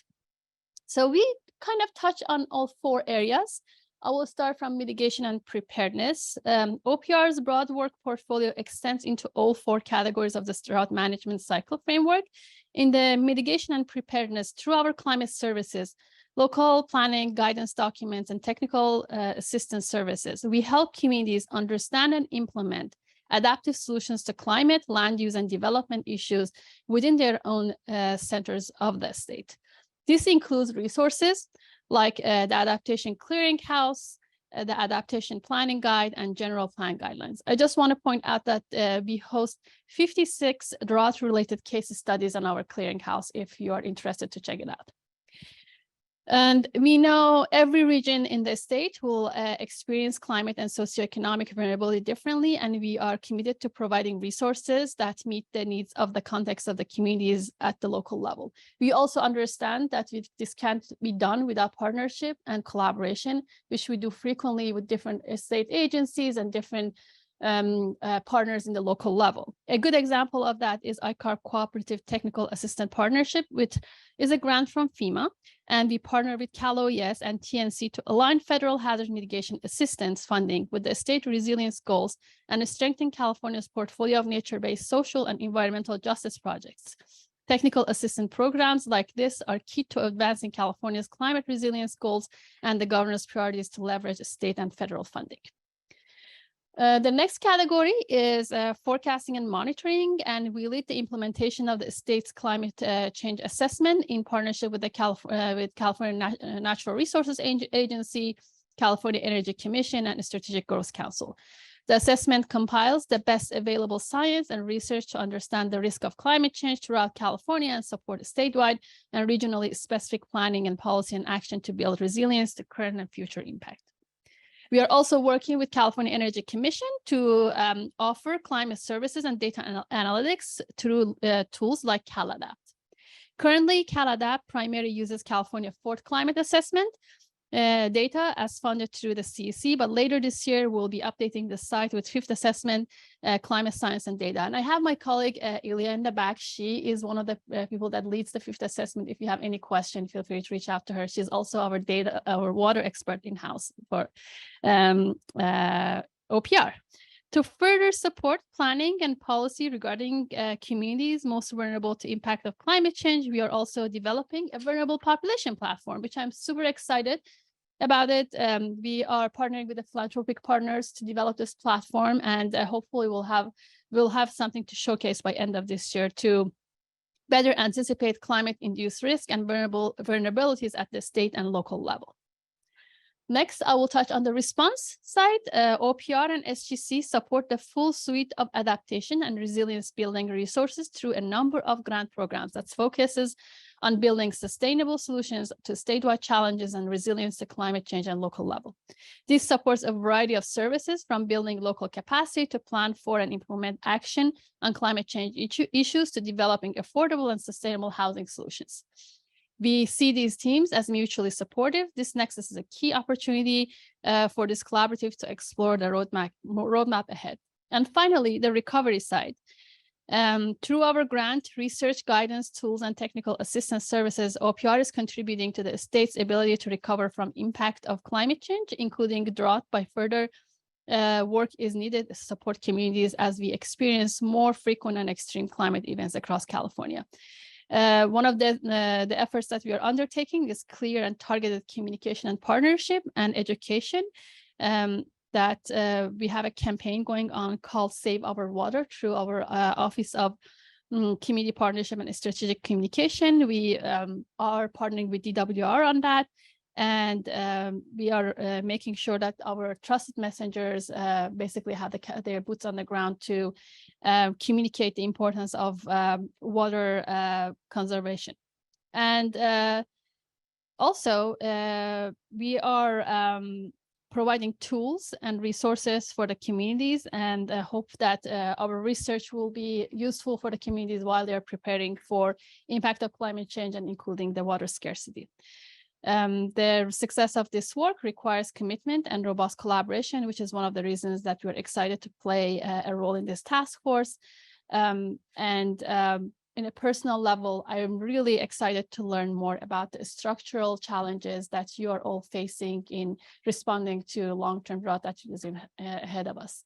I personally not interested in the Band-Aid approaches, and learning about the structural challenges would be very important for us and how we can collectively offer solution to move in a direction that one day we'll come together for something else, not this topic. So that we have changed it and we have made that change that really addresses challenges that we're facing. I didn't hear anything about the water laws and water rights and all of that today, but I would love to know how they are playing a role here and how we are approaching that. Personal interest for me, and just like knowing them would help me to know how our approach can support this group. Thank you. Thank you, Sahar Nis. Okay, last presentation, co-presentation. Nancy Vogel, Deputy Secretary of Water on behalf of the California Natural Resources Agency. And I'm glad to see Anna Neymark, Deputy Secretary and Special Counsel for Water for Cal EPA. Thanks, Anthony. We'll be quick. Promise. Is it this one? Okay, got it. Okay. Okay, so the drought-related work at Cal EPA and CNRA is pretty much the same in that we provide oversight and support to various boards, commissions, departments, et cetera. And so we figured it'd be a lot more efficient if we just do this together. So a little bit of background about our agencies. For those who don't work in state government, an agency is really an umbrella organization that provides oversight and support for multiple other state boards, commissions, departments, and offices with aligned missions. The missions of Cal EPA and CNRA are similar in terms of that we both kind of have an eye for environmental stewardship, and the entities within our two agencies really work closely together on water issues. Primarily, that's DWR and the Water Board. The entities under Cal EPA tend to work more on regulatory matters, and CNRA is more on resource management. But our missions essentially involve protecting natural resources, ensuring that our efforts improve environmental quality and water resiliency, and that we do so in a manner of inclusivity and with an eye towards equity.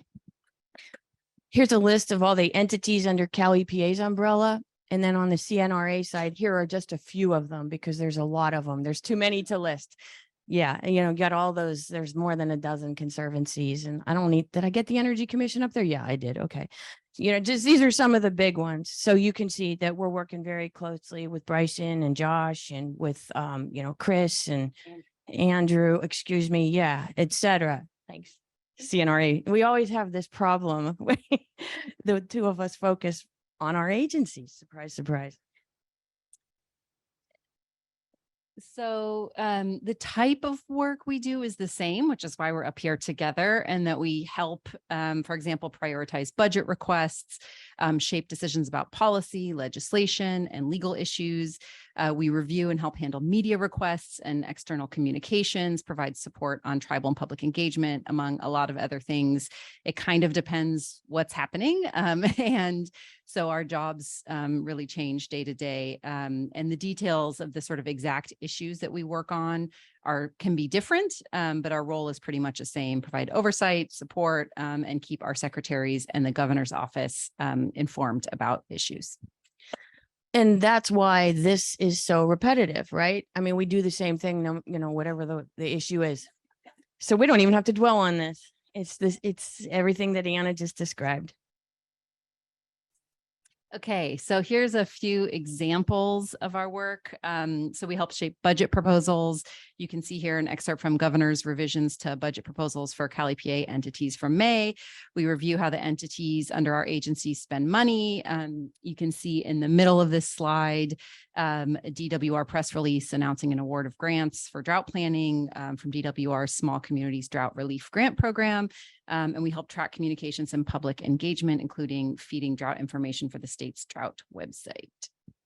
Yeah, and then sometimes we do take work on directly, especially work that cuts across multiple state agencies. And here's an example. After the 2012 to 2016 drought, the legislature enacted a statute that said, hey, Natural Resources Agency, go figure out how we responded to the drought, what we did well, what we didn't do so well, and the lessons learned. And so Natural Resources Agency, the staff at the Department of Water Resources and the State Water Resources Control Board provided much of the information for this report, and lots of other entities, including CDFA, contributed. But CNRA did provide a lot of the editing and the compilation and the review and the getting that through the governor's offices and out to the public. And lastly, here's something that we've worked on that has made a big impact, I think, on how we have been operating. It's a bit of a framework that we helped coordinate, that we refer to as the hotter, drier strategy, among other things. But we essentially helped coordinate interagency to come up with what is also called the water supply strategy, and how we can essentially help make up or adapt to the estimated 10% loss in supply that we're anticipating as our climate changes.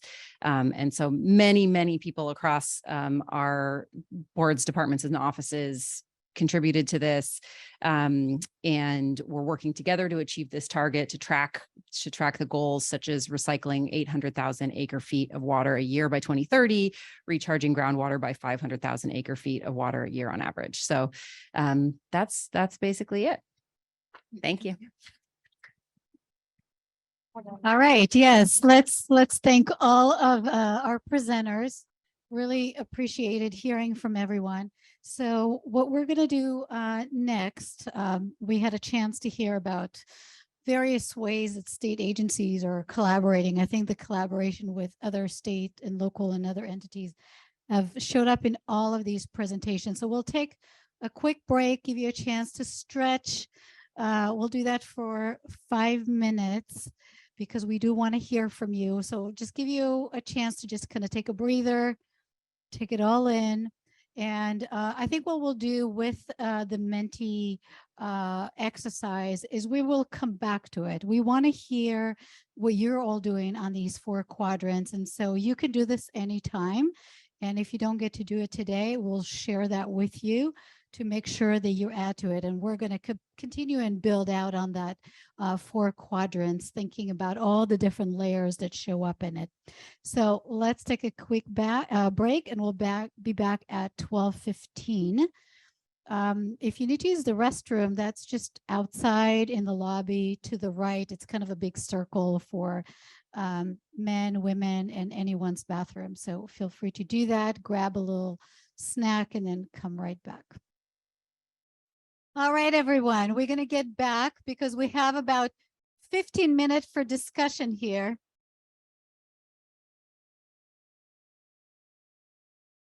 So if everyone can come back, that's always the hardest thing. It feels like we just got up and now we're coming back.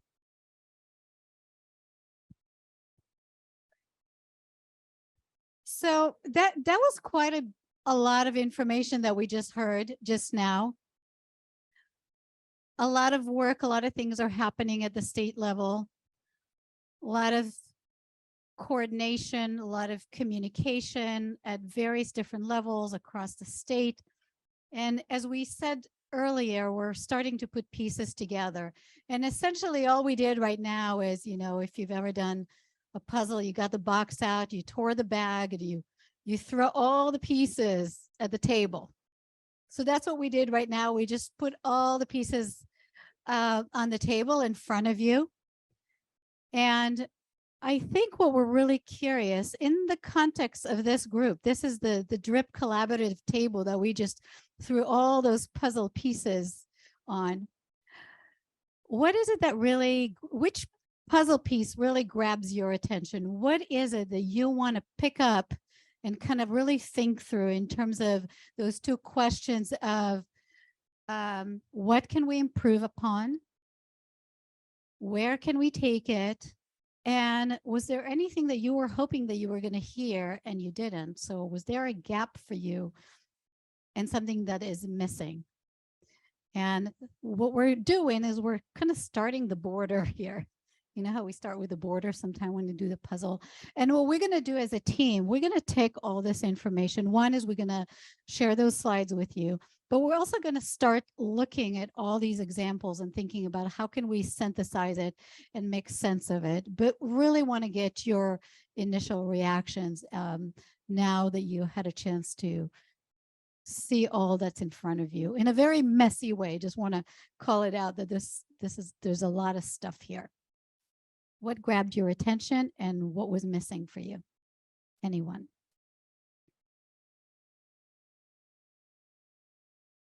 And I'm just going to use this microphone because there were some problems with the other one, just to make sure they can hear you on Zoom. I mean, first off, it's an amazing amount of information that we were just presented, and it's great to see that each one of the agencies and bodies that presented this work are taking that drought preparedness lens really and raising to a level of importance and highlighting it for us. I think that was really helpful to hear, to know exactly what's going on behind the scenes. So that was really a helpful presentation. I think that what I think we could, I guess it's more of a gap than improve upon and apply elsewhere. So I guess the second prompt piece of it is compliance with the existing laws, regulations, and orders associated with water. And so it goes to kind of the enforcement piece, the response piece. But I think that calling attention to the realities that the existing laws, regulations, and oversight of water that exist in California aren't being met at a really concerning level. When we think about SB 88 compliance, for instance, the numbers I've heard as low as 11% compliance with existing law is really concerning, as well as the inability to enforce those even curtailment orders that exist in a small percentage of our state. And so I think that piece of it, I'd love to know where those gaps exist in funding and compliance levels for water regulations. All right. Any thoughts is either in response to what Reggie just said or just adding or a different idea that is on your mind? So we'll do Wendy and then I'll come to you, Suzanne. You want me to say my name or anything? Yes, please say your name. All right, Wendy Broly, California Urban Water Agencies. I was certainly struck by the amount of coordination, first of all, activity, a tremendous amount of activity in each of your arenas, and also a really significant amount of coordination among agencies that was articulated. Just fantastic to hear. One of the lessons learned from this last drought that I think worked well, and I didn't hear as much of it being acknowledged by those of you that were involved, but it was the kind of coordination and collaboration that was happening with agencies like the urban water agencies that are active in all of these 4 quadrants at all times, protecting from and mitigating drought on an ongoing basis. And this time around, it felt as though there was a recognition of the role that was being played by those boots on the ground, and a willingness to listen and have that inform action in real time in the response phase, which was great. And I know that there's a lot of coordination also that takes place in the planning phase. What I think is important to recognize is that the ways in which state agencies are in coordination with local agencies can sometimes it's regulation, sometimes it's enforcement, sometimes it is funding, which is all incredibly good. However, I think when it comes to coordinated responses, there's real power in that kind of connectivity, real time. And so what I'd like to see is this framework actually playing out, not just in a circular form, but that we think about the mitigation and preparation, the forecasting and monitoring being this ongoing thing that continues to increase, and that we're all contributing in different ways on some level. And that cycle of response and recovery, though it might feel like we need to do more in that phase early on in our process towards drought resilience, that each time we end up in that, in the next drought, that response and recovery phase gets smaller and smaller as the preparation and forecasting improves and the coordination improves. I feel like that visual, to me, is where the opportunity lies for this group, is watching the benefit of seeing the response and recovery phase dwindle. And that's exciting. I think that's really exciting, but I think that kind of coordination and collaboration that goes beyond the agency collaboration, but with all of the stakeholders in this room, is something that you're all doing to some degree, and we can continue to improve upon through this process. Yeah, great. So really thinking about those two quadrants, making those top heavy and informed by those bottom two quadrants. But the idea is that there are opportunity to really bolster up those activities. So I think, Suzanne, you were next, and just introduce yourself and provide your comment. So my name is Suzanne Pecci, and I'm a domestic well owner in the South American Subbasin. I live along the Consumnes River, which was in the news and which flooded. I was in the evacuation zone. So I want to say that I am a direct recipient of all of this coordination. All of this makes sense to me as a member of the public that lived in an area that for 17 days it rained, and all of us sat and watched the water rise on our property. I was lucky. My property was well designed, but we have irrigation ditches that carried the water. We have retention basins on our property that filled and emptied and filled, and we did not flood. But a lot of my neighbors across the river had to leave their homes, had to evacuate. Wilton Bridge was going down, and I could really see the efforts of all of the different agencies that where I live come together. The farmers took the excess water from the Consumnes River into their fields. The farm workers that worked for the vineyard owners along had levee watches. In fact, I bought some flooring from a local company, and we started talking. He started talking somehow about water, and he was a member of Cal OES. He was out on the levees and, looking over for all of us. So it works. It worked. And that's my comment. Yeah, it worked. That's great to get the feedback at the individual level when we're thinking about very high level state work. So really good to hear that. Yes, go ahead. Thank you. Laura Ramos from the California Water Institute at Fresno State. Something that I saw earlier in the year was, or that it was different than other years, is I think we tend to hear and see government synonymous with red tape and difficult to navigate. And I felt like earlier this year, the agencies, they couldn't pivot really quick, but they were like knowledgeable about it and said, what can we do different to help others navigate? And so I saw quickly FAQs about water rights and permitting. I saw a lot of education effort going into how do we navigate this process. So instead of saying, this is who we are and this is how we do it, they were like, what can we do different? We can't change the process, but we can help educate about the process. And then earlier with the presentation from Office of, what is it? Yes, that she said, what can we do different? What are the operational or things that you're struggling with? I feel like they're being more open about what can they do so that synonymous red tape and government isn't so synonymous as it has been in the past.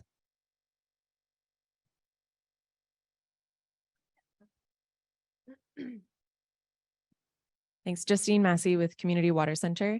I also really appreciated so much information was shared. Really great to pull all that knowledge together.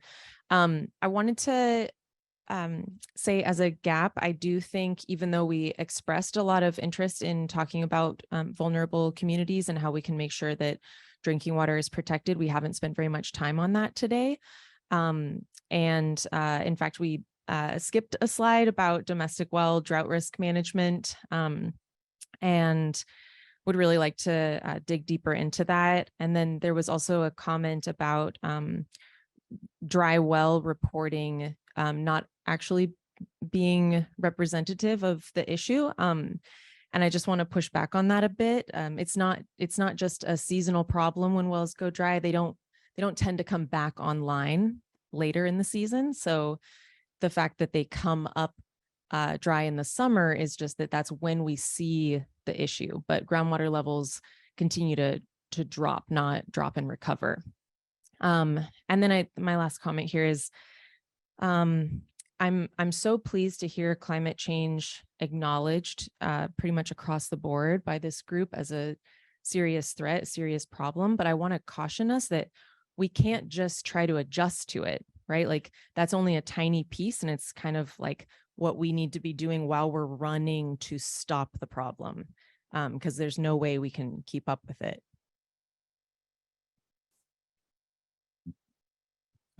Michael Girace, Yurok Tribe.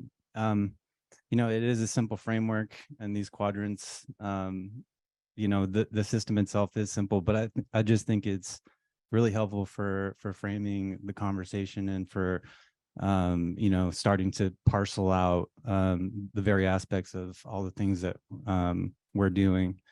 And I thought it was interesting that it was agency by agency, and I'm not criticizing that as an approach, but what I would like to see is, how does this change when we start to complicate it by bringing it together across institutions and agencies? For us, for the Yurok Tribe, in the process of building out a public utility that doesn't just own and operate water systems, but power and broadband and sanitation and waste management.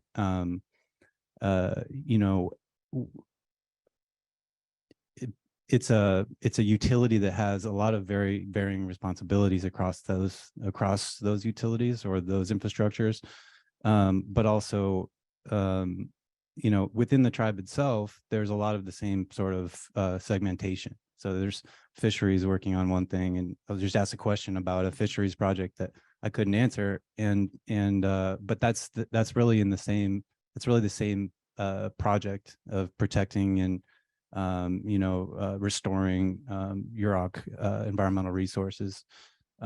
So as far as coordinating within the tribe itself, and then between the tribe and all of the various things the state is doing, what does it look like when we have on the ground programs at the center of this, with the intentions and the people involved then coming together with all of the various agencies that have been presenting, and where are those lines of communication? How does this operate?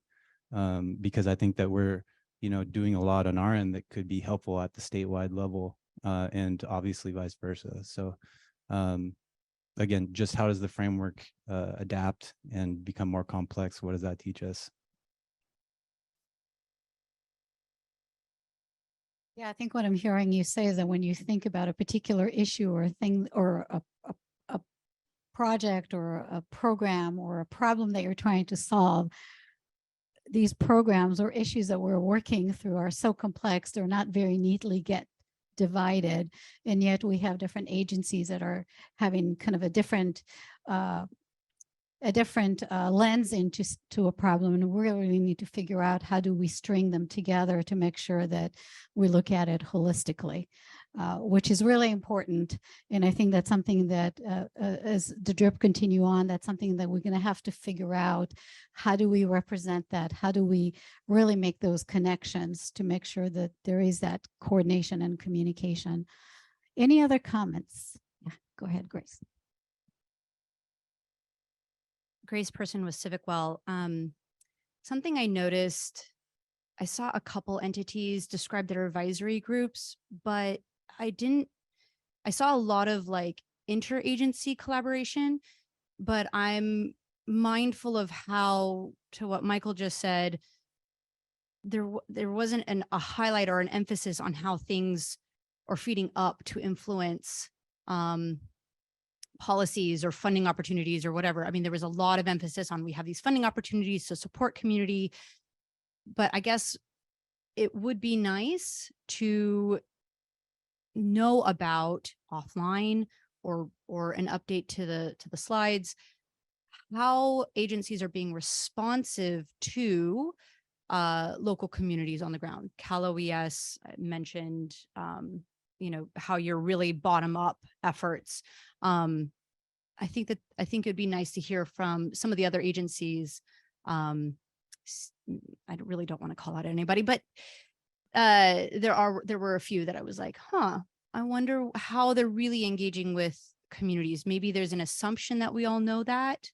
I don't know. I'm just thinking about that, not top down support, but that feedback loop that may exist. Because if that is not well understood, is there an expectation that this group enhances that or supports that in some way? Great. Okay. And we'll let Brent be the last word, and then we have just a short presentation to close out the morning. Brett, right? Thank you, Brent Hasty. I guess what struck me was Janine Jones's talking about the hydrology, and that we don't forget that as we look at a tremendous amount of water in the San Joaquin Valley in the northern California, what we saw is a Colorado system not bouncing back. Mead, all the stuff. I have land up in Wyoming, and we're not seeing it. And so I think we need to think about Arizona's seeing 119, 120 degree temperatures. That's taking water out of the Colorado system that's not going to make it to us, and it's going to impact us. So there are parts of our state still in drought. And as we live in our areas and think there's lots of water, there's not. And so that really emphasizes having all of us be careful with water all the time, because our region is a whole lot bigger than what we think. And the second thing is, and I used to go back to the green, I think we always have to be thinking about how do we make our more efficient, but also how do we build in more capacity so that when our regions are out of sync, that we're able to help and work with each region in the state to make sure that we have water all over, even when there are some parts that will be in drought and some parts that aren't. All right, great. And Chris, I guess we'll let you have the last word as we're closing this. I'll make it quick. Thanks. Chris Trinnell, Department of Water Resources. I really appreciate the feedback on the presentations, and they were great presentations. I'm glad they were helpful, and they showed some coordinations, and they showed at least a snapshot of the breadth of work that's being done. And I would also say that were I to not be in that system that knows all of that, or at least a fraction of that, I didn't know everything that was shared today, I would find it in total relatively impenetrable. And so I really appreciate your comments. What's your name? Grace's earlier comments. And just maybe building off that briefly, I would just say community capacity. Are we thinking about, as a group, the resources and the support and other sorts of kind of community building resources that we can be providing from the state, so that communities, those who are on the front lines of drought, can fully understand, take in, and access what was shared? We should always be asking ourselves that question.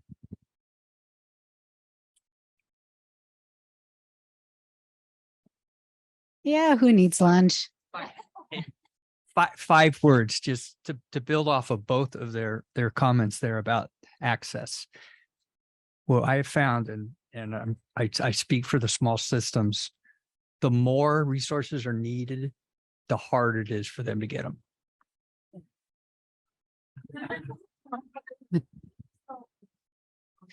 Suzanne, hold on. You need a microphone. And I'm just going to say, just hold on a second. Actually, let me hold it off, because I want to make sure we hear our last presentation and want to be mindful of time, that we will come back to this in the afternoon.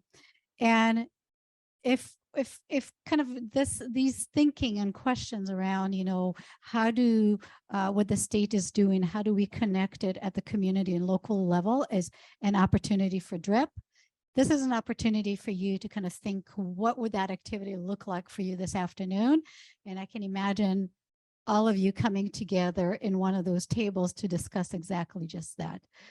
So apologies, but I'm going to move us forward. All right. And so we have our next presenter, who's Laura Jensen. Thank you for being patient with us and providing a short presentation about the work of the California Water Commission. Do I need to hold it? Well, okay. Wonderful. Well, thank you all for having me in today and for your attention here in this period before lunch. I'm about to go through a slide deck at breakneck speed. Before I do that, I just want to lead with what I hope is the take home, which is the Water Commission has been working on this topic of drought now for over a year. We've been talking to people across California. We've been distilling what we learn and looking for areas of concurrence. And I really hope that our legwork can be useful to the DRIP Collaborative. So I hope you'll think about it in your afternoon discussions. So with that, I'll back up really quickly. I'm Laura Jensen. I'm the Assistant Executive Officer for the California Water Commission. For those of you who don't know, the Water Commission serves as an advisory capacity to DWR and when appropriate and requested to the administration and the legislature. I think I'm going to have a slide deck coming up here. Okay, excellent. Okay. I'm responsible, right? Thank you for empowering me. Okay, so we have been asked to support this action in the water resilience portfolio. This comes at the request of the Secretaries for Natural Resources, Environmental Protection, and Food and Agriculture. And this action here tasks the state with developing strategies to protect communities and species in the event of 6-year drought. So we're very much focused on species and communities. In general, we've been talking more about small rural communities because that's the vulnerable areas. We've sort of jettisoned the 6-year drought because some of our early conversations noted that that was a bit of an arbitrary number of years. Drought impacts can be felt immediately. So that's where we started with this work. We were asked to gain a wide perspective by engaging experts, interested parties, and the public, and then to take that and develop some potential investments and policies that would better position the state to manage severely constrained water supplies in order to protect communities and species. So that's what we've been working on. Ultimately, we're going to produce a guidance document or a white paper that will go back to those secretaries that requested this work and be used when implementing this action. So as far as what, I touched a little bit on what we're doing here today. We want to inform the collaborative about our work. We started this process a little over a year ago, and right now we're moving forward with a public-facing process, having a lot of conversations. There's a lot of overlap between what we are hearing, what we are talking about, what you all talked about in your first meeting and are continuing to talk about now. So the work that we have and what I'm about to talk through, this captures input from agencies, from stakeholders, from tribes, experts, the public. And I think it could be really helpful for DRIP to understand these conversations so that it can inform your journey moving forward. I'm going to share information about the preliminary strategies that we have worked on. I'm actually going to just touch on them really lightly at this point, but just know that the door is open for continued conversations. I invite you to track me down during the lunch break or via my contact information at any time for a one-on-one conversation. And I'm also more than happy to come back and talk to DRIP as we work through our process and share kind of where we're at and think about areas of overlap and alignment. So the first thing that we did is we spent a fair amount of time doing research, talking to experts within California, in other Western states, and in drought-prone countries. We took from that some themes, which are here. The first two resonated really across geographies and across sectors and interest areas. And I think that you'll see that there's a lot of overlap with the conversations you've already had in the short period of time you've been working together with these themes that are here today. So the commission assembled a working group of interested parties and partner agencies. Again, many of you are here today in this group. So we had DWR, CDFW, Water Board, CDFA, CSAC, Self-Help, all a part of this working group. And the participants in the working group were generous with their time, very focused on developing some bold and actionable strategies. They grounded those in the knowledge that California uses a portfolio approach when dealing with water scarcity. And they worked with us on this sort of structured consensus seeking process to develop the precursor to the preliminary strategies that I'm going to walk through quickly today. Okay, so here they are. These aren't final. Again, I would appreciate feedback. But I will also note that these are continuing to be revised as we continue with our outreach. We're in the midst of doing public workshops right now. So the first strategy is increasing capacity and information needed to manage drought. One of the things that I'm hearing repeatedly, and one of the first things that came up in our drought working group, is the need for dedicated capacity at the state to be able to work in alignment on drought and to be able to think about drought before drought hits, so that it's not constantly reacting to a crisis, but having a plan in advance of a crisis. So that's kind of the first action here. But the state isn't doing it alone. And so there's also an opportunity for the state to continue to support that connective tissue with the local area by supporting tribes and NGOs and local government. There's a need for additional seasonal forecasting. And then lastly, we've talked a fair amount about the need for really doing a public information campaign to start to share some of the messages that are being talked about in this room about drought, but about putting it in this context of it's not an emergency. We need to be prepared for this. We've got ongoing water scarcity issues to deal with. Groundwater recharge it has been a large conversation. So what the commission has captured here is sort of plan for it. Where can you do it where can you get the most benefit from this recharge? How can you really create outreach and incentives to move it forward quickly? What needs to happen in terms of the permitting and making sure that's as efficient as possible? What might be some of the sort of strategic support of infrastructure to scale up groundwater recharge? And then importantly, acknowledging that we're in this period of intensive learning and we need to continue to feed those lessons learned back into that. The next strategy here.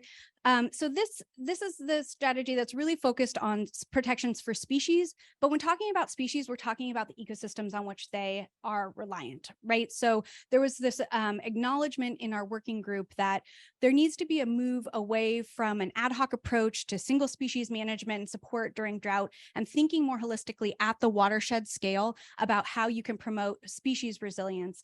We've also been asked to focus on species in particular because they don't come up in the water supply strategy in hotter and drier. So there's a need for increased focus on what do you do with species and how do you ensure that they're protected during drought. This strategy includes actions that include planning, environmental water planning at the watershed scale, and then pairing that with habitat planning. So what are you going to do with the water? And then can you make sure that you're doing the restoration and the habitat conservation necessary to pair with that water to ensure that you've got a functional system? And then we've also thrown in the fire forest management component. The impacts there are not just to species, that's also to communities, but the opportunity there is to think about it at this watershed scale when you're doing planning for species. And the last strategy that we've outlined here is focused on communities. So the conversations that we have had have generally acknowledged that the state is doing a fairly good job in terms of how it's responding to communities and preparing communities for drought, but it needs to do it better, faster, more efficiently. So that's what this gets at. It's not a course correction. It's not something new and different for the most part. It is mostly just how do we better get that money to local assistance providers so that they can be nimble and respond to those emergencies on the ground? How do we move faster with interties and consolidations and shoring up water supply for these communities? And then the last one is focused on integrating land and water management, something the state's looked at a little bit, but especially we just had our first public workshop yesterday. This was a big thing that came out of it. People are talking about the fact that you need to think about the two of those together. And so where can the state weigh in there?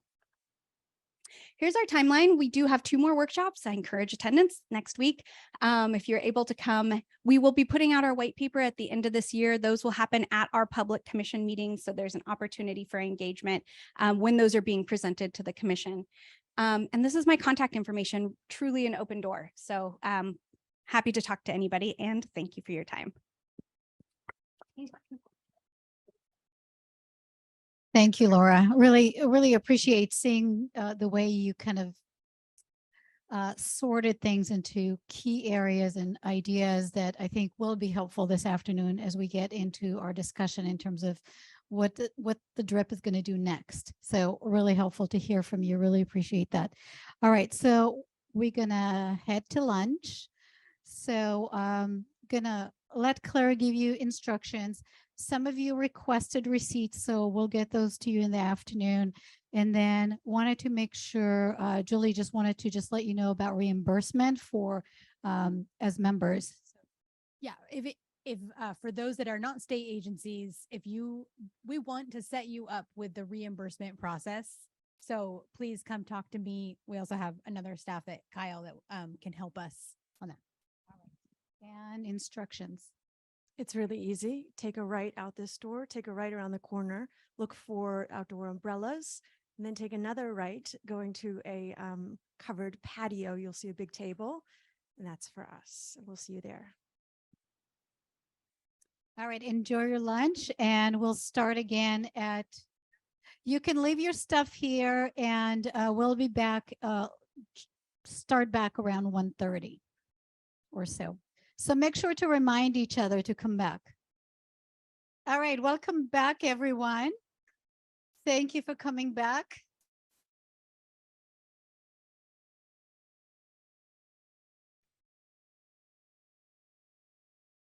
All right, hopefully everybody had a nice lunch. Excellent. I'm gonna pass just kind of a summary of everybody's lunch with my QR Venmo code so everybody can pay for lunch. If you don't have Venmo, we'll figure it out later. So you got it. If you want to give me cash, let's do it after. So just pass it around. Yeah, not a problem. All right, so as I said at the beginning of the day, we're going to get started because we only have you for 3 more hours, and we just want to make sure we really use this time well. So yeah, so as I said this morning when I just kind of went over the agenda, the morning was really that time for learning, and lots of stuff coming at us.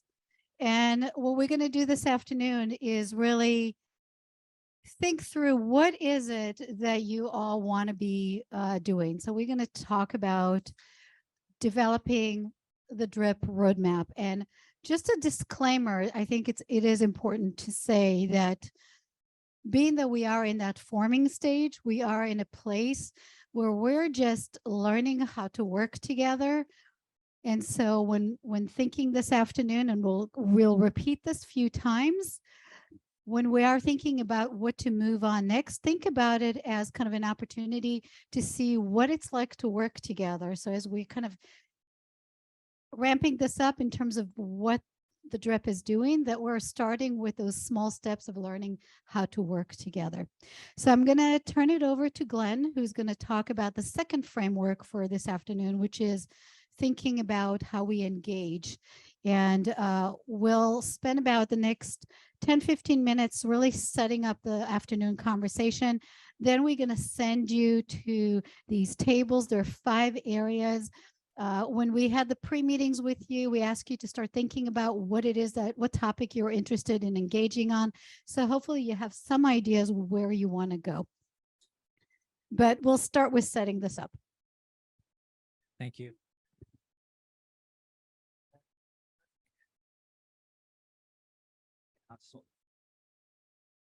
Okay, I know this afternoon with the very large serving sizes of Vallejo might be a little challenging, but we'll try and keep this high energy. And I'm just going to do 2 quick things, provide a little perspective of the journey going forward, and then, as Orit said, introduce this framework that we'll use in the exercise.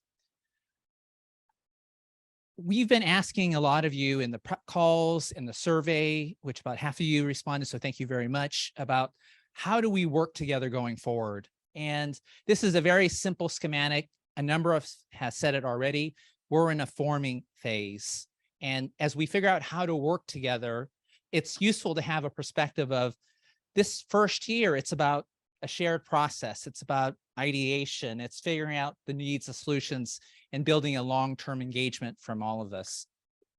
Going forward for year 2, it's about what we call building the muscle. It's actually getting work done. It's much more content focused, less process focused. And then in year 3 and beyond, thinking through, it's all about impact. It's about implementation. And that's not what we think should be required. It's not what we think should be done just because we think that. It's because that's really what we've been hearing from you.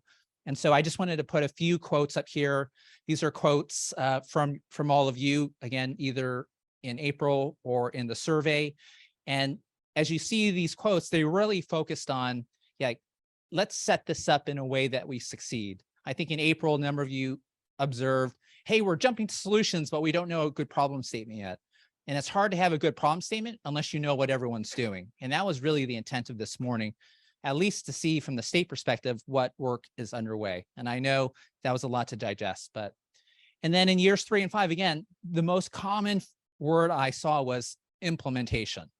And that orientation toward what do we think we can get done in the 3 to 5 year timeframe is quite important. One of the other questions we asked in the survey, again, limited data, so consider this directional, not definitive, subject for discussion. We asked how much opportunity you think there is in the next 2 years, the dark blue, it's somewhat limited. At best, it's kind of some opportunity. But in the 3 to 5 years, it's much more significant or tremendous opportunity. Again, a recognition that we need to lay the groundwork to get work done, but then in years 3 and 5, we can get a lot of work done if we're set up for success. Okay, so I'm now going to very quickly introduce what I call ICL, but really, unfortunately, a TLA, 3-letter acronym for Inform, Complement, and Lead. The idea here is we can't do everything. And by the way, there's a significant amount of work already underway, terrific work already underway. The question is, where do we play that adds the most value? Again, high impact, efficient effort. 3 categories we're proposing, feel free to tune these, is inform, complement, or lead. So everything we talk about this afternoon, think about these 3 buckets. Should we, as the DRIP Collaborative, play an inform role, a complement role, or lead? The biggest driver is who does the work. And so in the inform, that's likely going to be topics where others are already doing the work. Maybe they're legislatively mandated to do the work, or it falls within the responsibilities of an organization. In that case, maybe we don't do the work, or maybe we just help inform all of us so we all know and scale that work already being done. The complement, a little bit of a middle ground where we complement in a very targeted fashion work that's already underway. So we see one small niche that isn't being done, but we can uniquely do it. So that's the complement. Lead is where we really reach for the stars and have a lot more aspiration. This is things we believe are not being done that DRIP is uniquely positioned to do, perhaps based on the fact that we have such a diverse perspective, and we champion that idea going forward. So increasing level of ambition, but really tempered by what work is already underway. Okay, hopefully this makes sense. I have one slide of 2 simple examples. If you do not agree with what's written here on inform, complement, or lead, that's fine. That's subject for discussion. But I just wanted to illustrate, of course, groundwater recharge has come up multiple times, April and in the survey. There is a number of efforts already underway. I've personally worked on FloodMar for the last 6 years, so I'm pretty familiar with what's going on. The question, of course, is there a role uniquely for us to play, different than what all these groups are doing? And that's really kind of up to you. Like if we can find a niche, maybe we should complement. But if not, maybe we need to just do inform. Likewise on drought tracking and data, again, a lot of efforts underway. as I think Reggie mentioned, some of them less effective than others, to be honest, because sometimes we're asking for the data to be collected and it's actually not getting collected. So admittedly, undoubtedly, there are some gaps in drought data and drought tracking and data. So not a definitive opinion, but just two simple examples to illustrate that that's how we should parse these ideas, because we can't do everything. Okay. Does that all make sense? Okay. Arit, do I turn it over to? Oh, no. You give it to me? Perfect. Yes. Yes. So with that in mind, we are going to start today working on the roadmap. And it's going to be a process. Like I said, we're going to start it. We're going to, start working through exactly the exercise that Glenn just kind of talked about. If you take a particular topic, thinking through what is being done in that space and what is the added value of the DRIP contributing to that, recognizing that all of you are doing a lot of work related to what we're talking about today in your own professional daily lives. So a roadmap, when we're talking about a roadmap, what we mean is that we are going to work towards developing an action plan that would essentially tell the story and explain what is the collective work that DRIP is taking on in terms of achieving its purpose. It would include, as many action plans do, a time frame, milestones, and those may relate to other things that are happening in the space, and really wanting to make sure that we're clear on the role of DRIP in relationship to what else is being done on a particular topic. So I'm going to, this is where we're kind of doing a little bit handing off, but wanting to talk a little bit more about how today's meeting is fitting into kind of the process we already started on, because we really want to make the point that the work started already in April and we're really building on it. And then I'll provide some very specific instructions on how we're going to go through the exercise. Thank you. So we want to be very transparent about how we got to where we are right now with everything that we've already received from you all, and then also looking at other resources that are out there about California drought. So this is the process that's got us to the discussions that we're about to have, which is an inquiry, a synthesis, and an exploration, basically going from 0 to 100, from 100 to 10, and then 10 to maybe 5. And that's where you guys all come in. But this is the process of narrowing it down. And then this is what we've come out of it. We emailed you a few days ago, a week ago or so, a reference list that was a compilation of really a lot of ideas, a lot of concepts, a lot of needs that needed a little bit of organization for us to have meaningful conversations. And that's where the synthesis came in. The synthesis, we came up with, 5 thematic areas. And this is what these thematic areas are, or groups are, what we're going to have our discussions about now. So data integration and sharing, education awareness, messaging, cross-sector partnerships and preparedness, water resource management and infrastructure, policy, funding, and financial assistance. And the idea is to identify areas of interest and impact to you individually and to DRIP as a whole. Great, thank you. And just a couple of other things to say with regard to these lists. So the reference list is really meant to be a live document, something that we're just going to continue and build on and track, because we cannot do everything, but we also don't want to lose the conversations that we've already had and the ideas that were generated. So we are going to continue and use that as a reference document that we continue and build on. The thematic groups, and you'll see that in the discussion, we identified 5 broad areas for you to go through the exercise of identifying what is being done and should we address the particular topic, by being informed by it, learning about it? Do we have opportunities to complement and connect with something that is already going, or is it an opportunity for potentially a long-term effort for DRIP to really engage on? So just wanting to make sure that even though today we're focusing on a sub list of the full reference list, that reference list is not going away, but it's going to be something that we're continuing to check against as we move forward. So here's how we're developing the roadmap today, and we're going to get going in 2 minutes because we have a lot to do. 4 different things that we're doing today.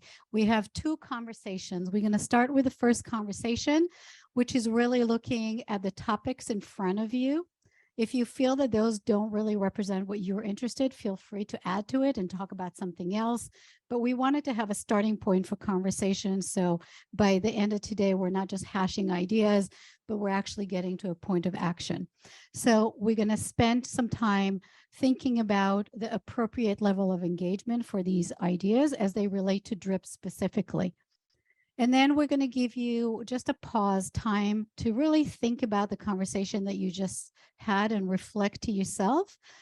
How do you see yourself contributing and being part of this DRIP capacity and opportunity for doing things together? And we'll kind of prompt you a little bit with that because we do have survey results about what some of you said about your level of engagement. So we want to make sure that we set realistic expectations, because the second part of the conversation is to then identify maybe 1 or 2 ideas in your conversation where you started and say, this is something that realistically we can really do. So let's explore what would it look like to work on it between now and your October meeting, because we want to come back in October and hear from you about what is it like to do a DRIP work, and what works and what is needed for you to be successful.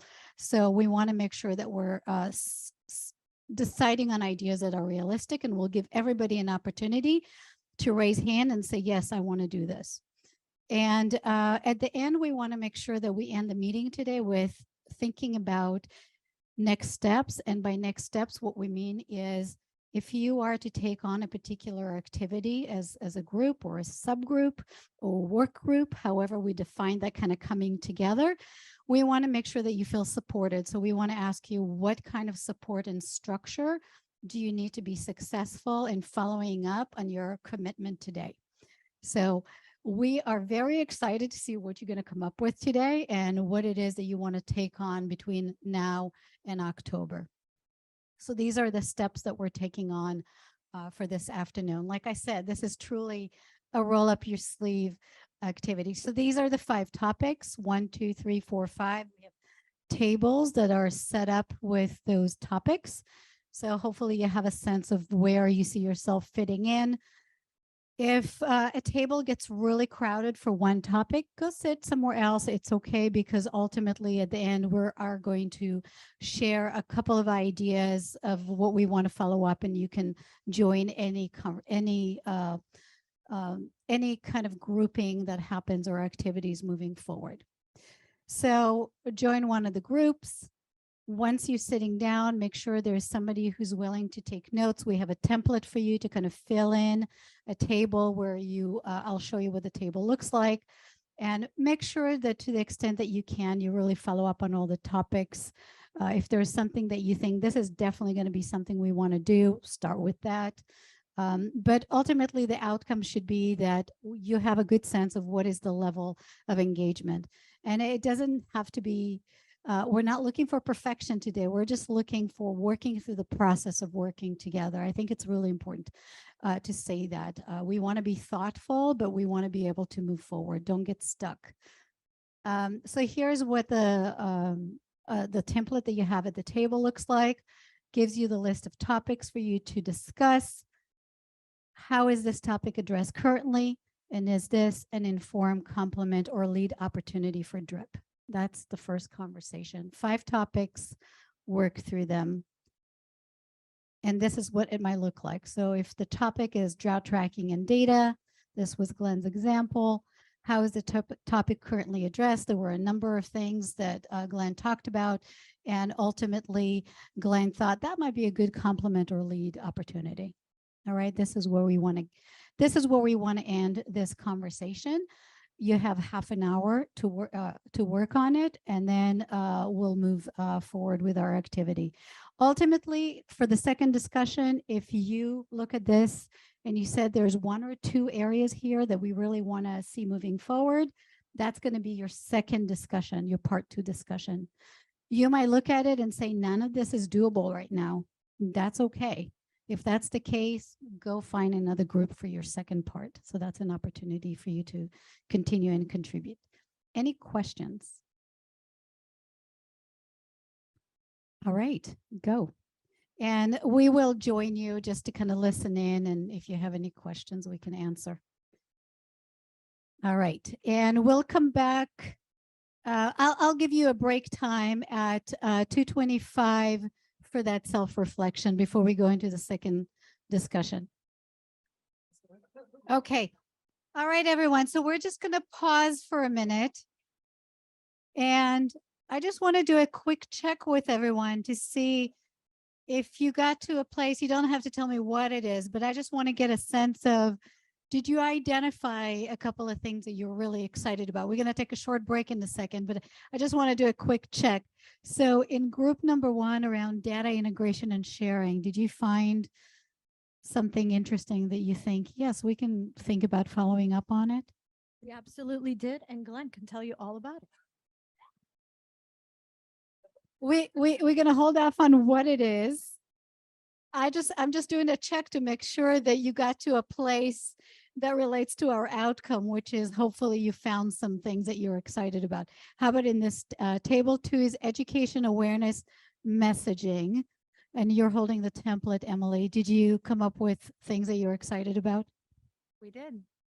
Okay, table 2 is excited about something. All right, we'll hear more about it. Table 3 is the cross-sector partnership and preparedness. Do you have anything you're excited about? Yeah, of course. Of course. What am I not excited about? It's a yes, Great. no question. It's a yes, no question at this point. Yes. All right. And this is the management and infrastructure group. Did you find things you're excited to move forward on? Yes, we did. All right. And what could possibly table 5 on policy funding and financial assistance say? Did you find something that you're excited? Yes, we did. All right. Okay. Well, that is exactly what what we were hoping for. So what we're going to do, we're going to take a 10-minute break, give you a chance to just kind of think about your conversation right now and really reflect on your commitment. Given your conversation, I'm hearing you're excited about it. 1, 2 things. Think about your commitment to it, because when we're going to come back, and please come back to the big table over there, because we just want to present the second part discussion. But think about how you see yourself fitting into the work between now and October. All right, because we want to make sure that we leave today with actionable items for us. So let's come back at 2:40. And thanks, everyone. Great. So we wanted to set the conversation, the second part of the conversation. So we'd love for you all to just take a moment to just focus over here.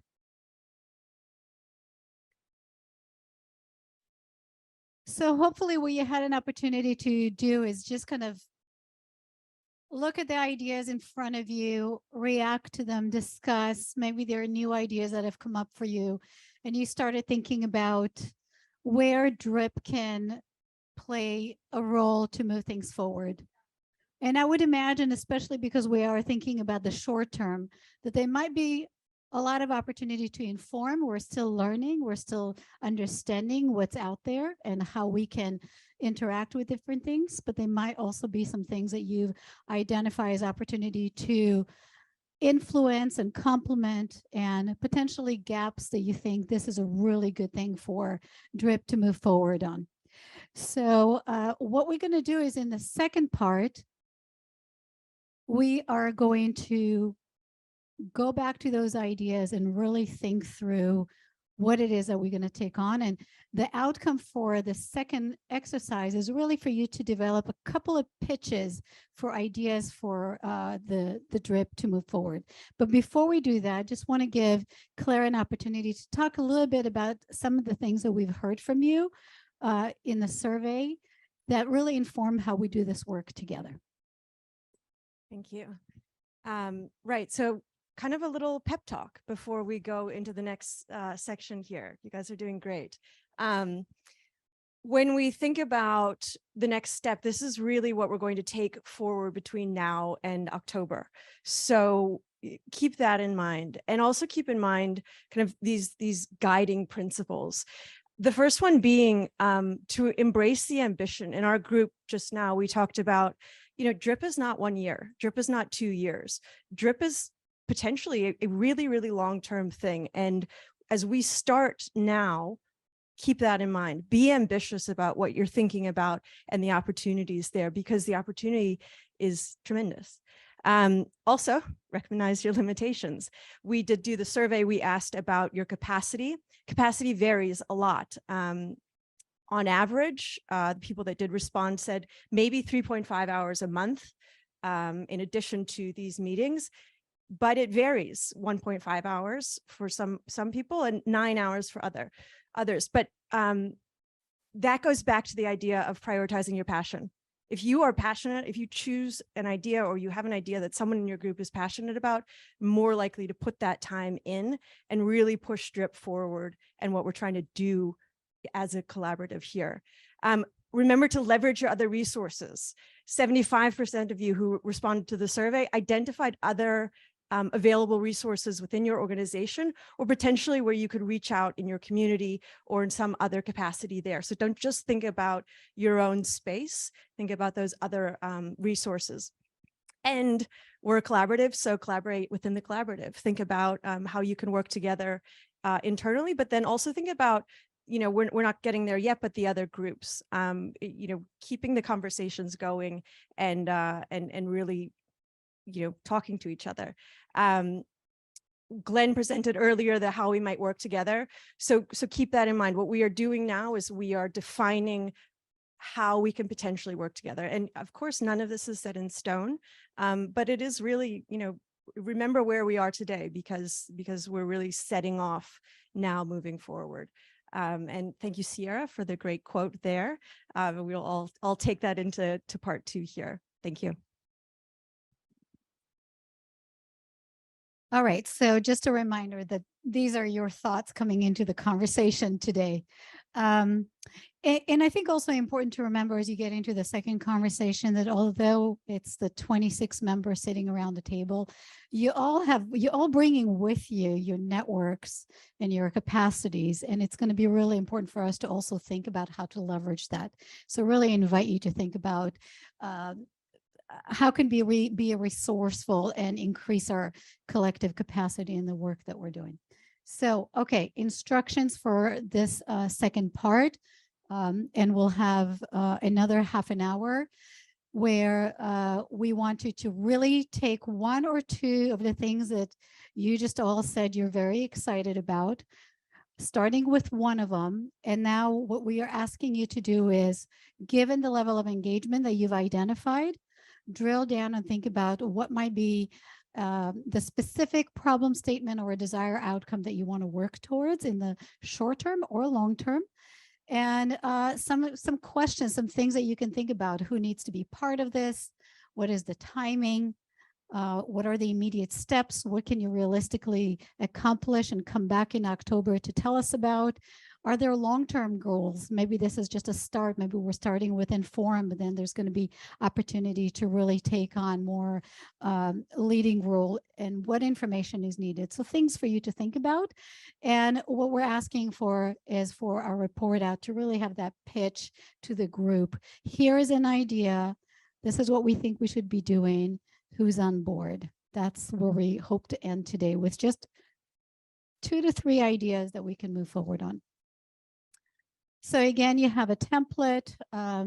If you want to have a new note taker, this is an opportunity to switch, or if yours is working really well for you, stay with what works. So bring the action and how you want to engage on it from the previous template, and now talk about the desired outcome and next steps.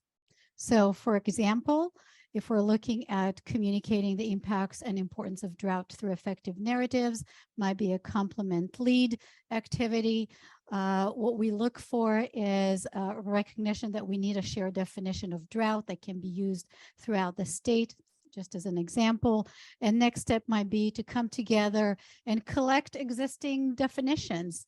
What are already drought definitions that are being used? And if we are going to rethink that, who needs to be part of the conversation? That could be actionable next step to come back to in October. So that's what we're asking you to do. And so go ahead, go back to your tables, and we'll do that report out, which will be each group to give their 2-minute pitch for what they want to move forward at 3:15.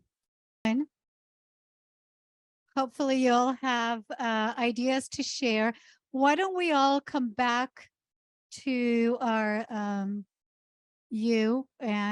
we'll do our report outs, see if we have ideas we want to move forward with. Then we'll do public comment and next steps.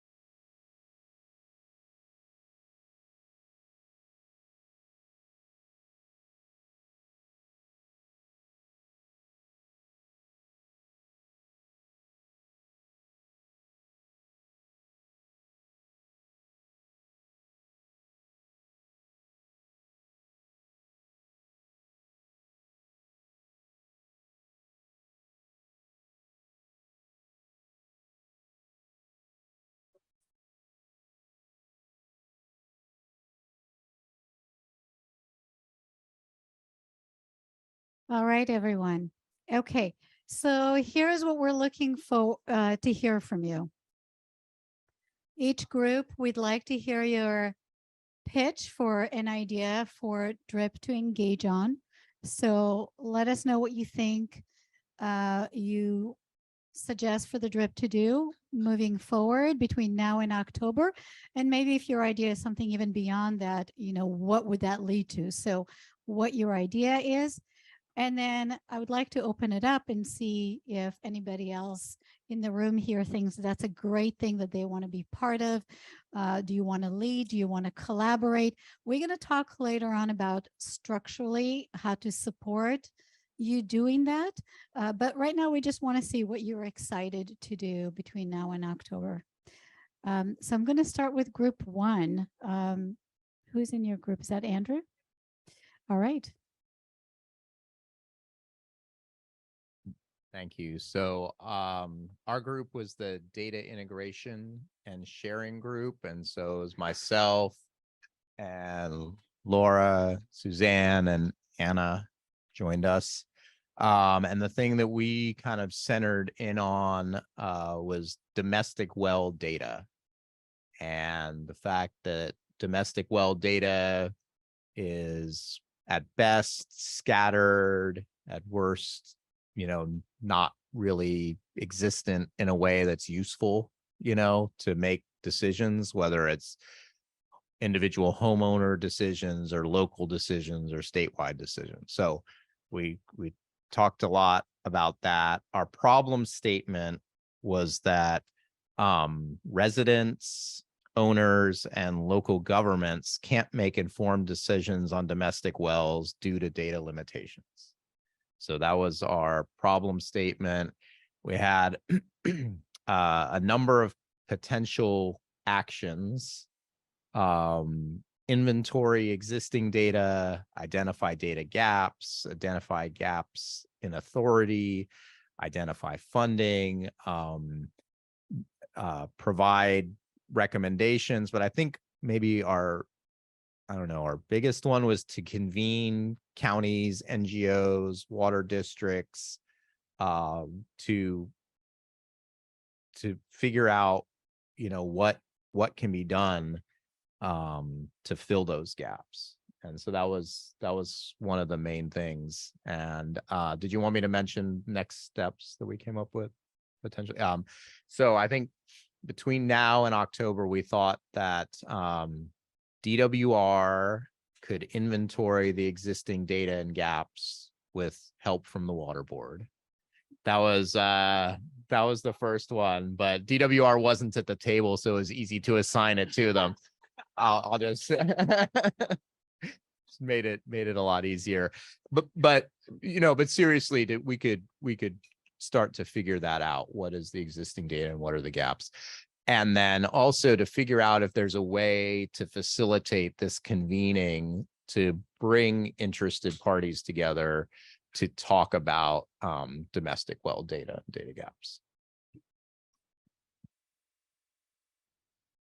All right, great. Thank you. Okay, so one idea that we're hearing today is addressing the gap related to domestic well data. And the next steps are to both do an inventory to really understand the gap and also to think about what would be the process of convening around that. All right, great. So we're going to pause on that right now. So think about that. Write notes for yourself if you're thinking that's something that I would like to do with Andrew, because he clearly volunteered just now.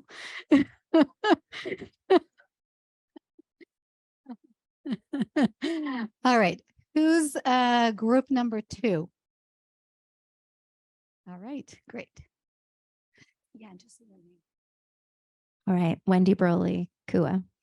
And we were education, outreach, and messaging. And we're just doing one of these? Okay, just one. Which one do you think I should do? This one? Well, there's lots of things that we have. Okay, how about this? We're going to talk about even though I wasn't here at the last meeting, it seemed like this was a big part of the conversation. And so reframing drought for more common understanding and effective and urgent action. So it was a little bit like the example, but instead of redefining drought, it was really about we need to be messaging around the drought in a way that acknowledges that this is a long-term thing and drought is has more of a temporary kind of a emphasis. And we want to reframe this problem statement. So we're focusing on the longer issue of the fact that we're in a hotter, drier climate. So the problem statement is just drought has a lot of different definitions, and given that it's temporary in nature and or at least it's implied as such, we want to speak to that longer term view and reframe it accordingly. So there are a lot of ongoing activities around campaigns, messaging campaigns for the drought. So Save Our Water, Aqua's doing this quench work. And then there's agencies that are doing their own work in, a more local message. So this felt like something that we could inform or complement, because coordinating as maybe a next step, coordinating an ad hoc work group that actually connects the dots with some of these ongoing efforts and actually talks about what have their activities, which have been funded by DWR, for example, what through that surveying and research, what have we learned about how the public responds to the messaging that's being put out there, and how is that informing their efforts, might be a starting point. And we may be able to get to a point where we feel comfortable that the messaging that is going to be put out there is helpful. However, their focus is mostly on conservation, water use efficiency, and this longer term drought resilience messaging, I think, needs to be more comprehensive than that. So helping to connect some of those dots and being able to make sure that we're able to inform that and then amplify whatever is coming from that, I think is one key.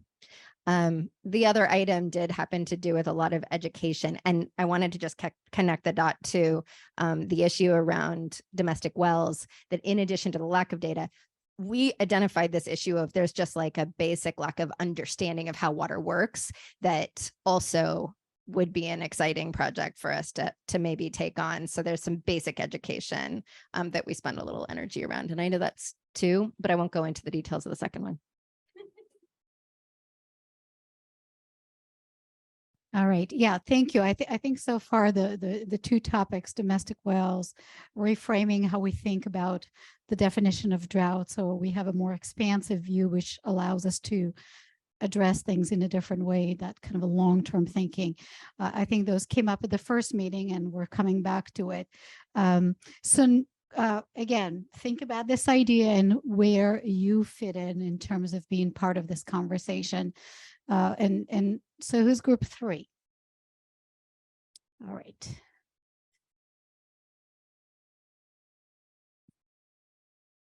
I'm going to go through A through D. Okay. Yeah. Okay. I'm Grace Person from Civic Well, for those of you who are joining us remotely. So group 3 was the cross-sector partnerships and preparedness piece. And the action that the DRIP could play or take on is really as a convener or as a hub of information sharing and solution making, potentially.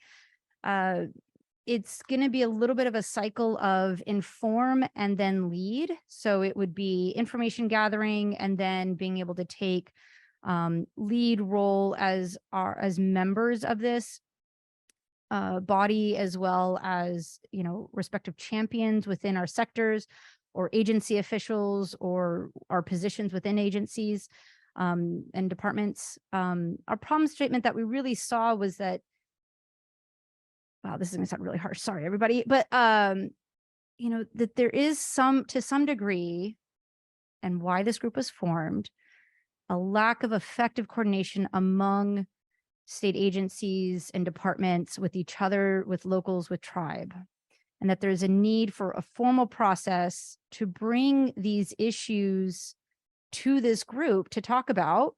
And then something else, something that we saw as a desired outcome, was to be able to leverage our respective authorities, champion advocates, energy to the room to make changes and improve that coordination. Ideally, to make recommendations for state agencies to implement and pursue at the legislative level, at the policy regulatory level, and frankly, maybe even as far down as at the local level, right? So some of the next steps that we thought we could do between now and July would be in this role of, as a hub, as an information, sharing and gather and resource sharing effort or space. We could describe areas of overlap to drought response that exist but hasn't had effective coordination. Suzanne, you mentioned something that was amazing about how when there was drought response or flood response in your area, it was very coordinated and very well done. But what does that look like for drought, right? And then another area that we could describe is where there is no overlap, where there is no nexus and there's no coordination yet. Where are we seeing those? All right, I'm done.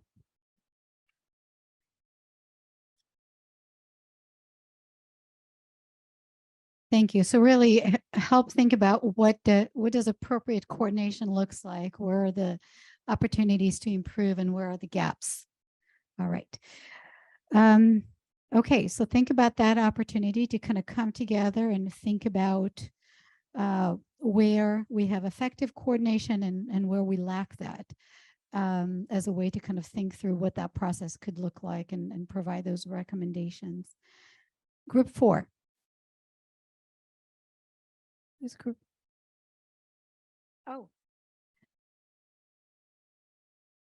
Yes.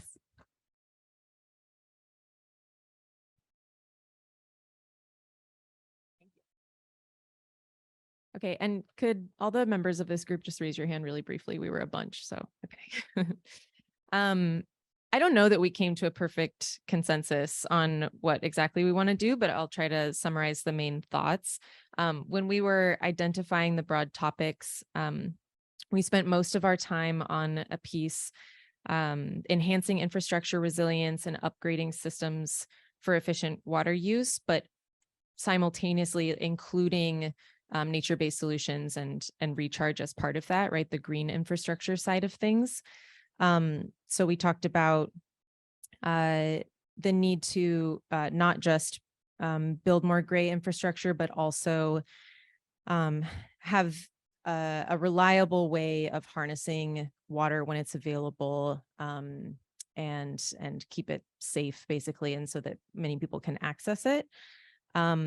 We talked about, in terms of how DRIP should engage, I think we more or less thought that we would take a complementary role, since there are a lot of different efforts exploring recharge and land use. But I think others also felt that there's still a lot of room for informing how all of that should be implemented. I think a lot of things are still in like research or recommendations, pilot projects, and we could be a place to kind of centralize that information and perhaps make recommendations, set standards, have it inform like the best available information, best available science, as that gets keyed into different regulations such as SGMA. And then as we were talking about really breaking that down, I think there was a lot of momentum around the information gathering side of it, and using this as an opportunity to bring in presentations that would be available to the public, and also set us up for having a shared understanding.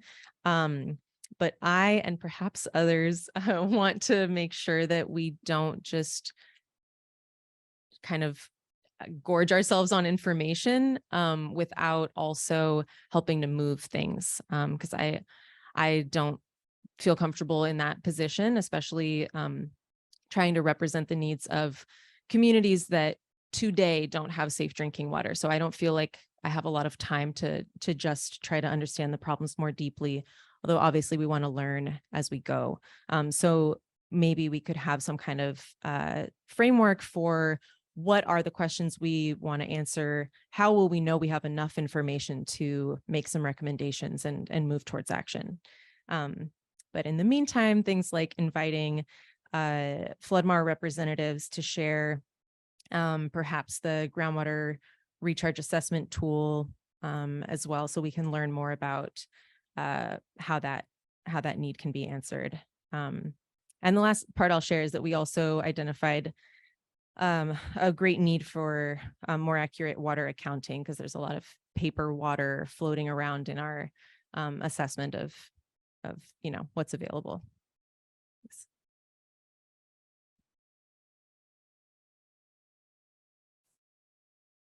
All right, so number 4, really thinking about being very intentional in how we identify the questions that we want to learn more, but gathering information for the sake of moving forward, not just for the sake of learning and getting more information. So really be intentional about that. All right, group number 4, policy and funding. What did I say? 4. Oh, 5. All right. Hi, everyone. Sierra Ryan with Santa Cruz County, representing local governments. Could everyone in group 5 raise their hands? I liked that approach. All right, here's our power team. So this was the policy, funding, and financial assistance group. We really coalesced around one of the broad topics. I'm going to read a lot. I hope it's not too boring, but pay attention because it's cool.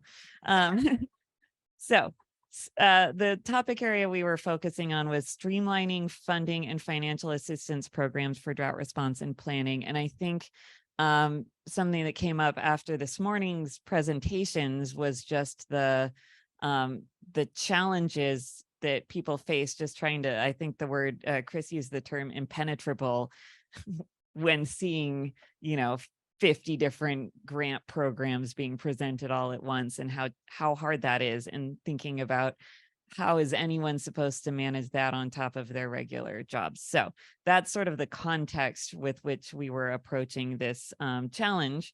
So when it came to how this is currently being addressed, our maybe somewhat jaded view was that each state agency has some funding that they can direct to grants or loans through their siloed approach and restrictions, and that the recipients are more or less on their own to find this funding, figure out how to apply for it, figure out how it meets their own priorities and how to make their priorities fit the funding priorities. It can be a super time-consuming process. It can be expensive. There's no guarantee you're going to get a result at the end, and nobody seems to actually know all of the rules. And that grant contracting can take years and expectations can change during contracting from what was included in the original application. So there's a lot of challenges here. And then there's 50 grant programs that you're trying to sort this through.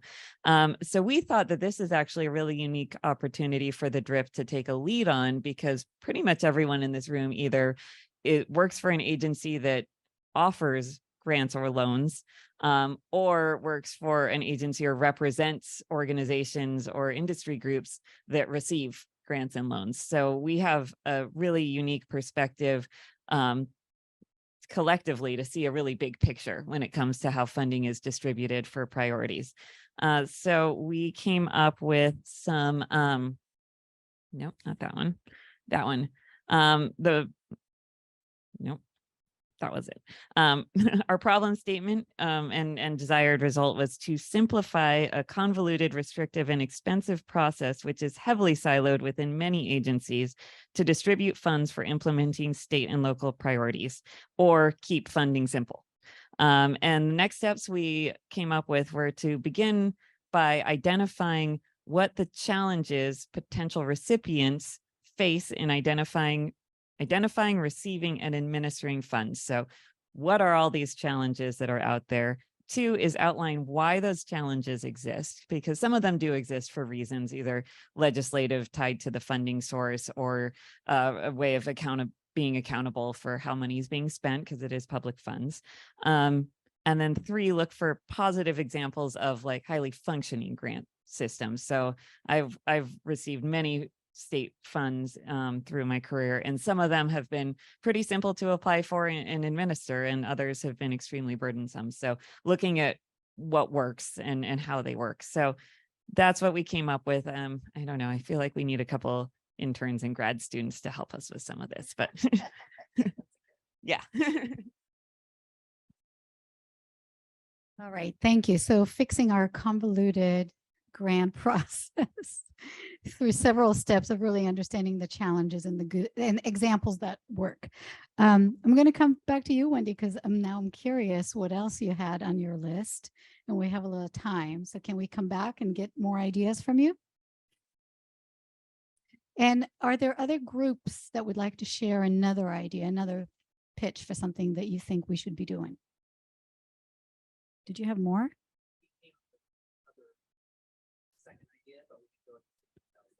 Okay. All right. Okay. We'll just track that moving forward. All right. All right. I'm going to start this next one, building off what I was sharing before around education, to also give a pitch for something that Chris was sharing as part of our group.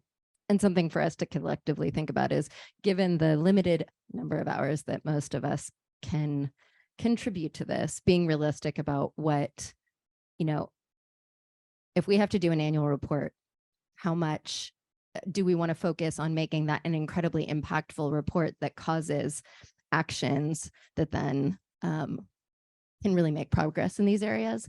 By really putting our energy into very thoughtfully defining the problems, really thinking through the collection of actions, the connectivity among all those folks that need to be involved, and what those steps need to look like for the next year, so that those respective agencies and connected stakeholders are taking action in those ways, versus maybe trying to make progress on some of these disparate things and then reporting on it. So just a consideration that I thought was important to note, because that ties to some of the next steps that we might recommend on this piece.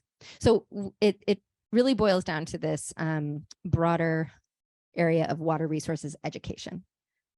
So we were talking a lot about messaging around the drought and the challenges that about making those messages accessible for folks and having a coordinated message. But what came out of a discussion around the most vulnerable communities and especially for domestic well users is just sometimes they really lack an understanding of how water works altogether. And so safety issues that impacts accessibility and, who do they even call? What do they do? How can they be protective of their water supply if they're on a well? The basic understanding, if you really zoom out, is pretty awful because we don't, I think as an industry, we're pretty invisible. And so I think that there's an opportunity, and we talked about kind of two versions of this. There's a preparedness opportunity and there's existing activities that OES is involved in just general preparedness education at a 4th grade level, like getting in early and making sure that that education is available. And there's an opportunity to tackle the preparedness part of it. And then there's a particular targeted focus that I think is important for domestic well users around making sure that they really understand how water works. And so there's a pilot program that's currently ongoing that Self-Help is involved in that we might be able to build upon. So in that case, maybe informing and complementing and amplifying and creating a standard set of content that can then be augmented and applied for those vulnerable communities that need it. And then just more broadly statewide, if we can be promoting an education program that is consistent across the state would be really cool starting point and foundational, so that as we go through this long-term conversation around the drought with the public, they have a much better understanding of some of the things that they're going to be called upon to engage with and participate in. And so this annual report could create an action that really identifies, OES working with the, I think it's either DWR or maybe the Office of Planning and Research that actually has a curriculum that is being developed. And there is an opportunity to then coordinate and connect dots with existing local agencies that are already, boots on the ground, engaging in education with their folks, but using common content. So everybody is creating that common understanding across the state and having that build through the existing education system. So getting really defined in the annual report about what that ongoing activity looks like could be something that the DRIP could inform and take a lead in kind of crafting. Oh, that's yours. This is yours. I like that you're adding to our inform, complement, and lead the idea of amplifying. I think that's a great thing for us to be thinking about.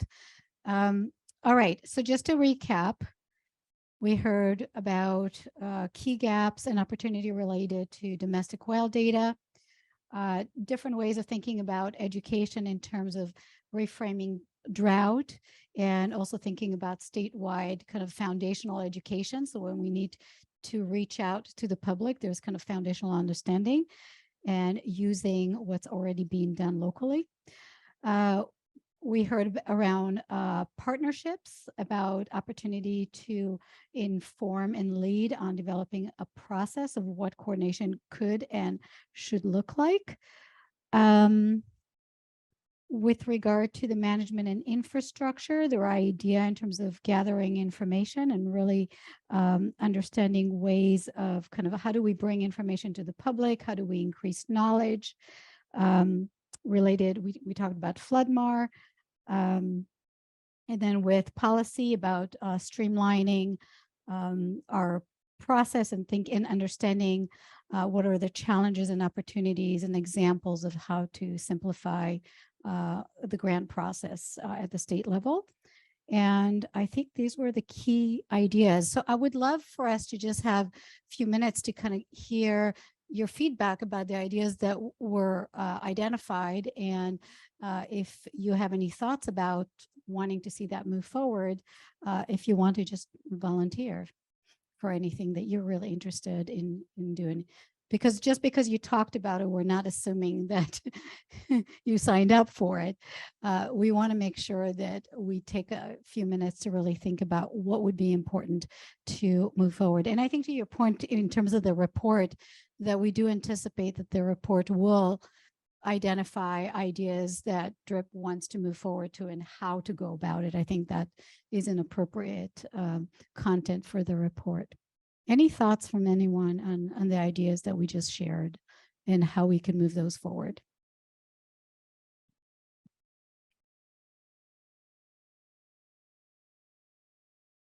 Laura Ramos, the California Water Institute at Fresno State. The one that just resonated with me was the one that you were just talking about, the common message and the education that needs to be not even Water 101. It almost needs to be Water 1, because you're assuming that Water 101 is in college and bird division. And so the California Water Institute started what I called a water boot camp 3 years ago, and it's all virtual and it's geared towards that.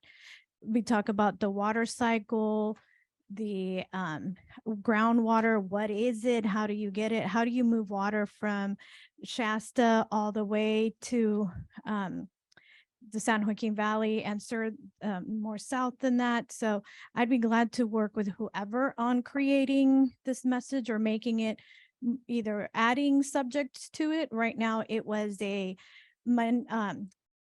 May is Water Awareness Month. So every Wednesday we did 2 hours on sessions, and then I did them in English and in Spanish.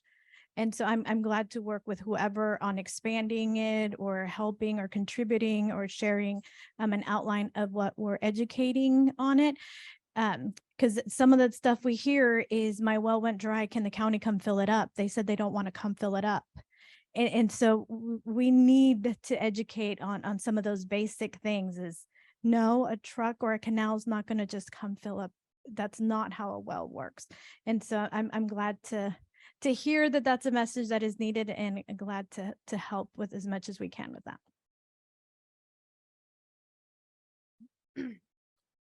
Thanks. I'm Justine Massey with Community Water Center. I think education is very helpful. I do just want to say that it's not necessarily that people in these disadvantaged communities understand less about water than anyone else in California. It's just that they're the ones who are having to problem solve when something goes wrong. And really appreciate you getting the information to them. And then I wanted to make a quick comment that CWC is really interested in the domestic well data gathering and assessment. And we have a drinking water tool that's online that has some of that information. And we're about to finalize significant updates to that. And we'll be launching that updated site in September, I believe is the goal. So yeah, would in fact probably presenting to the DRIP itself would be an option.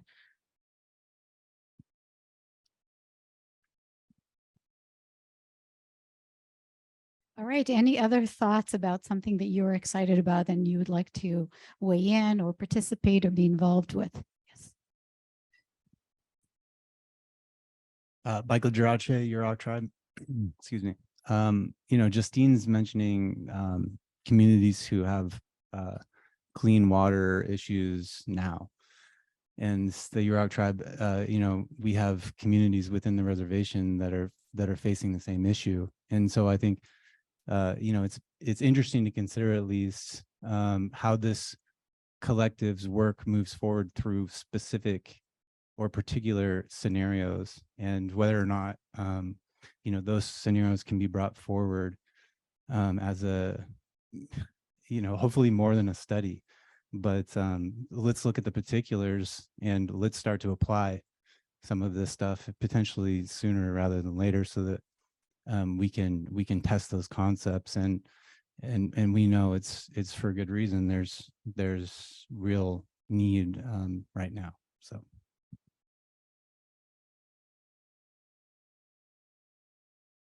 All right. Any other thoughts?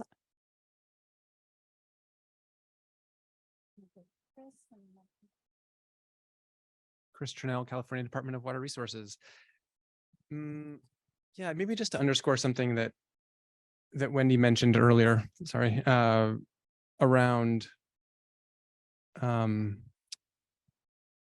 this group getting really, really clear sooner than later on what I was in the communications group. So on what the avenue for communication and influence is going to be. What's really reasonable, but not reasonable just for the sake of being reasonable, but reasonable and effective. This body is a creature of the legislature. Yes, they also basically implied that state agencies should be taking cues from the product of this group as well. So I don't want to forget about that. But we've already basically established, to the extent that there's not like massive objection about this, that there's going to be an annual report. And so again, to underscore something that Wendy mentioned, how do we as a group make that thing as effective as possible? And I want this group to really like, at the risk of making that sound like it's kind of a like not a big thing to produce a report, it actually is, if the communication and engagement and the quality of it is really up to this group's standards, or as I would presume those standards to be. The legislature is always hungry, arguably sometimes, this is a public meeting. They are always hungry for ideas, as they should be. And so are we. And to be able to receive a well thought out, well articulated handful of ideas that can be run with, that can be picked up and run with, is a really big deal. And so I don't want to like drag this out too far here. I think you all kind of get my drift here. But let's think about and spend some real time either in this discussion or subsequent discussions or offline, thinking about what the most effective communication pathway is going to be for us. And I don't want us to think that it's not impactful for us to really think about, if we're going to produce a product that is a report, that's A, not a small thing, and B, can really make big change. And that might help guide or help focus some of the discussion around kind of what this group does next with these really good ideas that are coming up. So for what that's worth, just some input on strategy. Yeah, I think it's great to point out the opportunity. So as we're talking about ideas that this afternoon that have come up that you think is really important to work on, just acknowledging the opportunity through the annual report to capture the work of the DRIP and for that to be used in ways that lead to change, lead to action. I think that was part of one of the groups that I sat on, is just how do we make sure that we can that the work being done here actually is making the difference that we want it to make. So really appreciate the comment, and would love for others to just comment on that and add your thoughts about that. But we'll go to Anna first. Great, thank you. Oh, Anna Schiller with Environmental Defense Fund. I was in the group that was focused on policy and funding. And one of the topic areas that we didn't have a chance to talk about with this broader group, but is really important to me, and I think to others in the collaborative, is the importance of thinking about nature-based solutions as we're coming together as a group and prioritizing the different action areas where we might work. Nature-based solutions have so much potential. They're a really powerful form of investment in terms of having cost-effective outcomes, as well as cascading benefits for the environment and for communities. But I think there's a big opportunity to better understand what really are nature-based solutions. There's a lot of questions in our group about what does that actually look like, and what do nature-based solutions look like in the context of drought. So I think that is a very achievable goal potentially before our next meeting, to develop some information or presentation to highlight what nature-based solutions look like. And then with the goal of making sure that nature-based solutions are a significant portion of our conversations as the DRIP Collaborative, given that they have so many benefits for so many different groups that are represented here.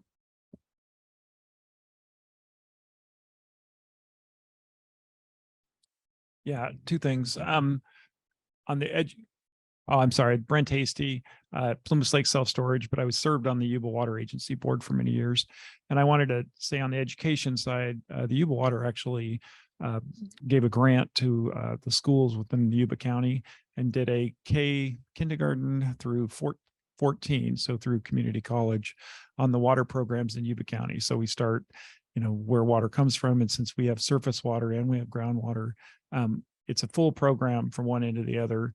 And we understand that it doesn't change the world tomorrow, but our hope is that 25 years from now, there'll actually be people in Yuba County who understand they have a river and what that water means. And I know they would be willing to share any of that. On the other one, the groundwater data, I think it's important that we remember Sigma and that we remember how much not a farmer in the state wanted to give up the data on his well. And so I totally agree with getting the data. But as somebody who's lived on a well on a farm for 70, I haven't lived there 7 years, a little over 60.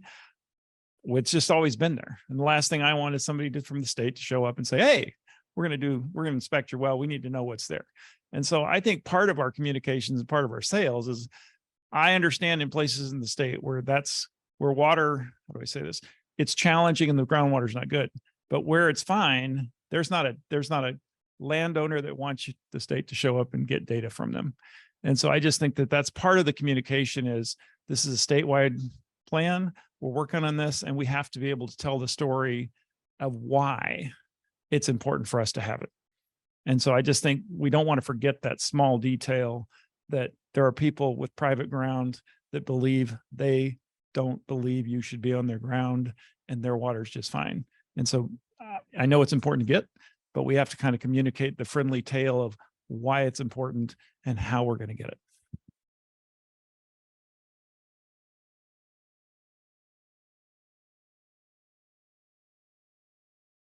This is Wendy Broly with KUA. I wanted to connect a dot that just triggered. And when you were talking about the K through 14 education in particular, and the importance of this education, I want to connect the dot with another important conversation that I know was brought up in the last meeting. We haven't talked as much about it here, but it's around capacity building and workforce development, because if we're going to actually achieve long-term drought resilience, we've got to build up the workforce that is going to be able to operate the infrastructure and, support all these programs. So I think the opportunity on water education is a combination of educating them about how water works, but as they go through their curriculum, it's exposing them to opportunities and careers and how they can get involved in meaningful ways. And I think that's a huge opportunity that helps us with capacity building if we're just actually opening their eyes to the options that they have. And what a meaningful career, as we all know, we're here, that they may not know a whole lot about. So I think that if we can bake in both, we can tackle both things at the same time. Well, what Wendy was just describing, Sierra Ryan, Santa Cruz County. What Wendy was just describing, it's something that it did come up a lot at the last meeting. And I know there've been some side conversations about the idea of empowering locals to help implement some of this, and what that looks like hasn't really been discussed. And I don't think it was really brought up at any of these groups today, but how do we empower locals when we're having trouble hiring and retaining staff for our current work? So even if I got these great grants that I hope that we do someday get, I don't know that I actually have staff or could hire staff to help me implement them, because there is just sort of this lack of this human capital to do a lot of the work that's going to need to be done. So I think some of it is exactly what's been talked about, building up from a young age, getting people more involved in understanding what water looks like. And also we've talked at lunch, we were talking about partnerships of this group and potentially community colleges or the UC system, engaging an arm of the state that isn't here right now, which is the whole higher education arm. And maybe there's more that can be done to get more people interested and aware of these careers, so that when we post a job posting, it's getting to the right people who are interested and qualified.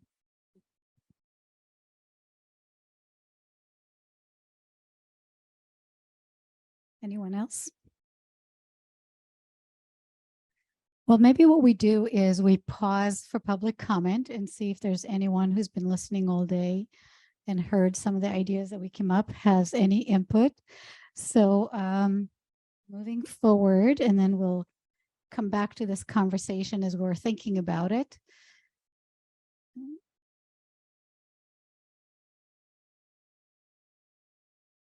Let's see.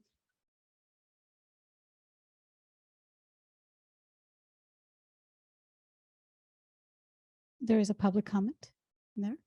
So everybody got a copy of it?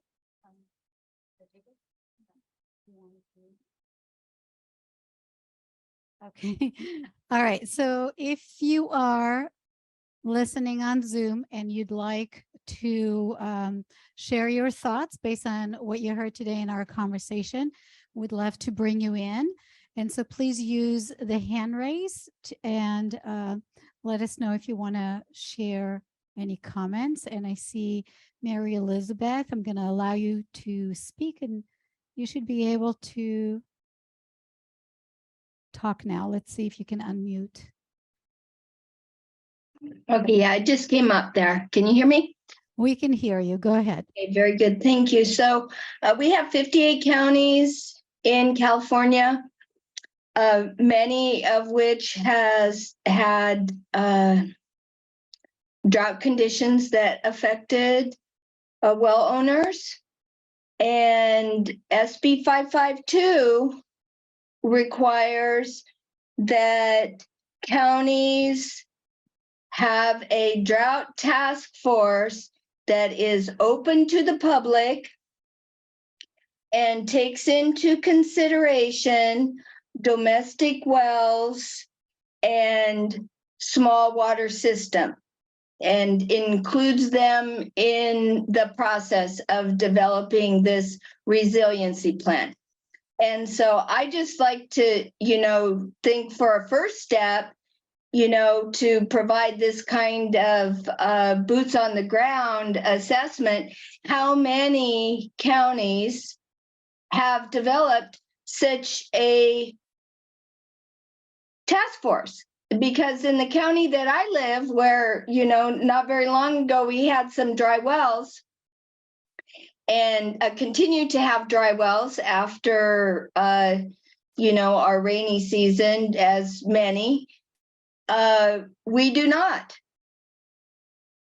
And what we have is a top secret agricultural drought task force that was established in the 1980s, that the only way you can access information is to put in a public information request.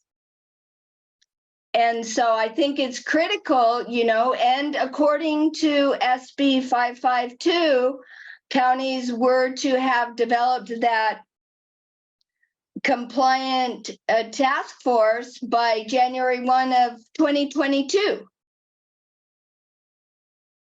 So that would be a first step. And I really appreciate DWR for the guidance that you have put forth for counties to steps, information that they need to gather, to look at, to have that framework. And thank you very much. Well, thank you, Mary Elizabeth, for your comment and for listening in today. I don't see any additional comments on the Zoom. I'm going to check one more time. No. All right, but we did receive a comment through the email, so I'm just going to read it so we have it on the recording as part of this meeting. It is from Vince Trotter, who says, "Hello, DRIP Collaborative. My name is Vince Trotter. I serve farmers and ranchers in Marin County through the UC Cooperative Extension Office here in Novato, California. In this work, I also participate with a collaborative of local agencies, nonprofits, and other stakeholders who have worked together across Marin and Sonoma counties through the last 2 years of extreme dry weather to help our agricultural community respond and adapt to the conditions.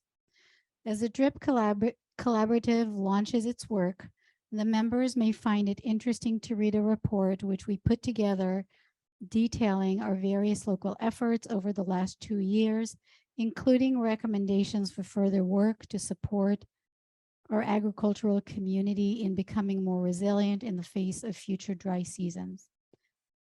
I will not be able to join DRIP's public meeting on July 20th, but I hope that it is productive in laying a foundation for the collaborative's work and look forward to future opportunities to engage. If you have any questions about the attached report, please feel free to reach out to me or the Watershed Management Advisor and County Director for Cooperative Extension in Marin County, Davis Lewis. That's the comment. And do we have that report available to the collaborative?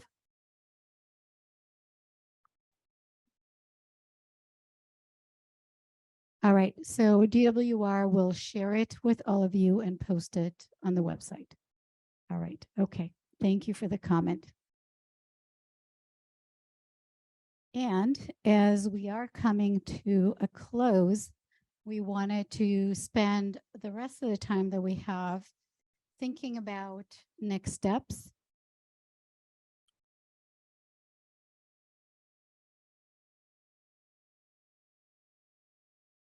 So I think what we'll do is we'll kind of summarize the ideas that you've identified today. We'll share them back with you, give you time to think about how you want to engage. We'll ask you directly after today's meeting how you want to participate. But we want to spend a little bit of time asking you in terms of forming groups to follow up on these ideas, finding ways to do work between now and October. What would be helpful to you? How can you be supported to make sure that you can participate in follow-up activities? And we're thinking about next step as we're thinking about coming into the October meeting with some ideas about what the annual report should include. So want to find out from you, what is it that would be helpful to you between now and October to continue and engage with the work that we're doing, that we're starting?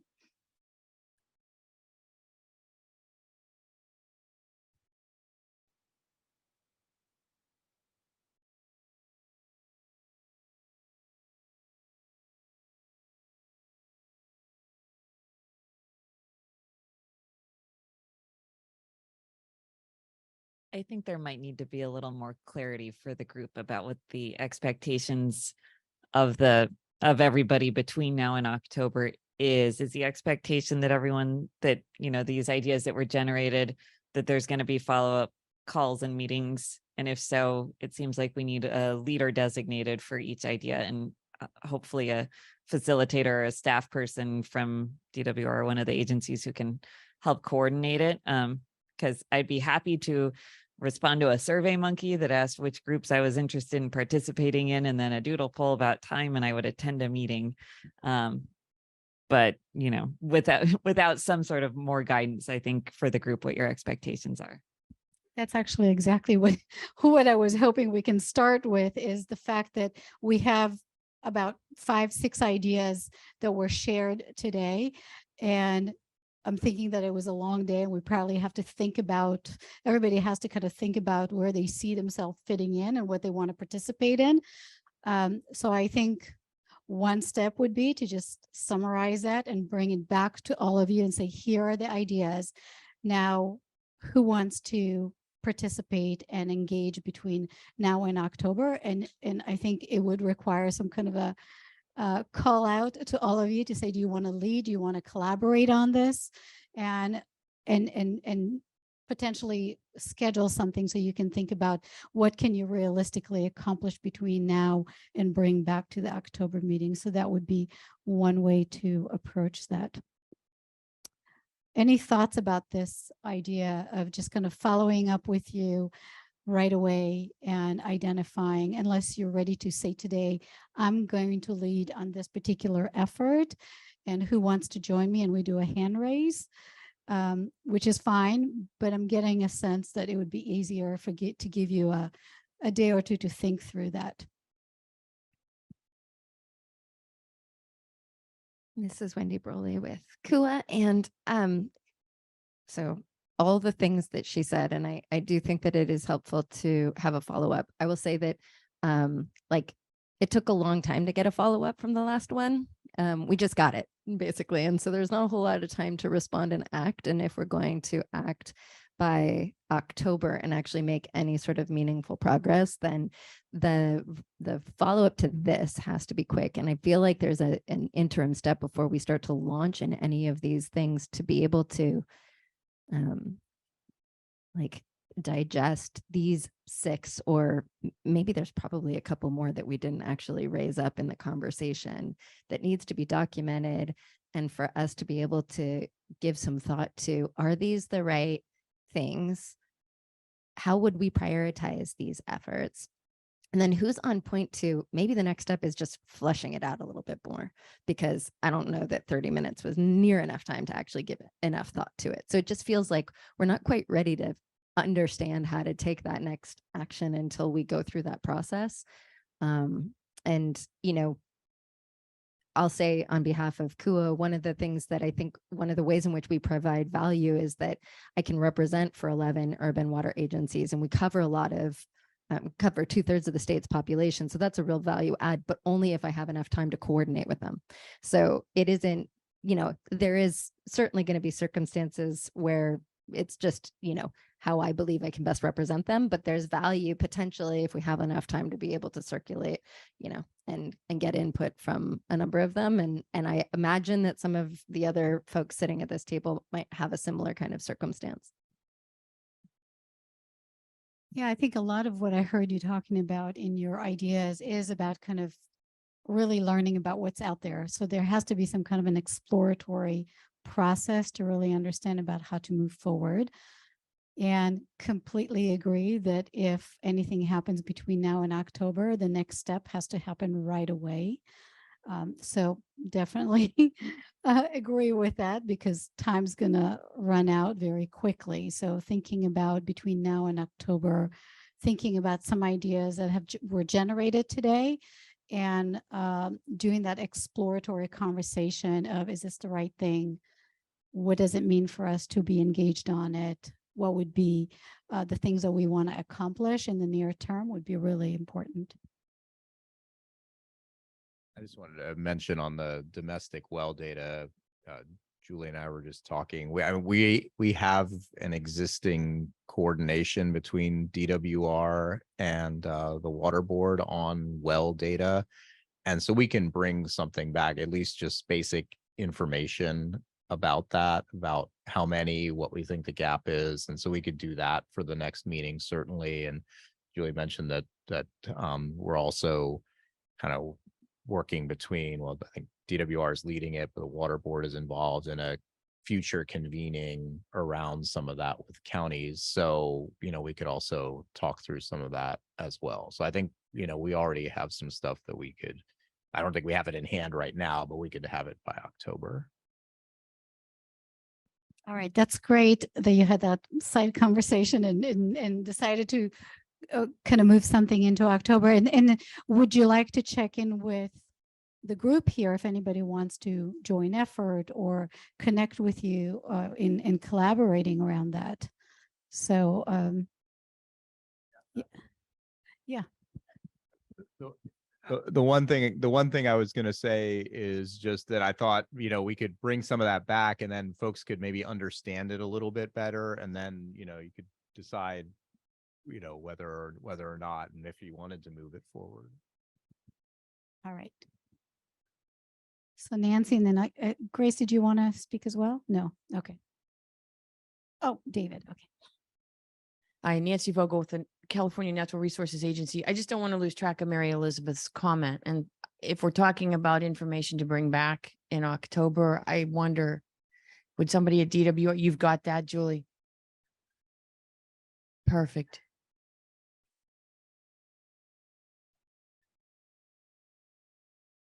So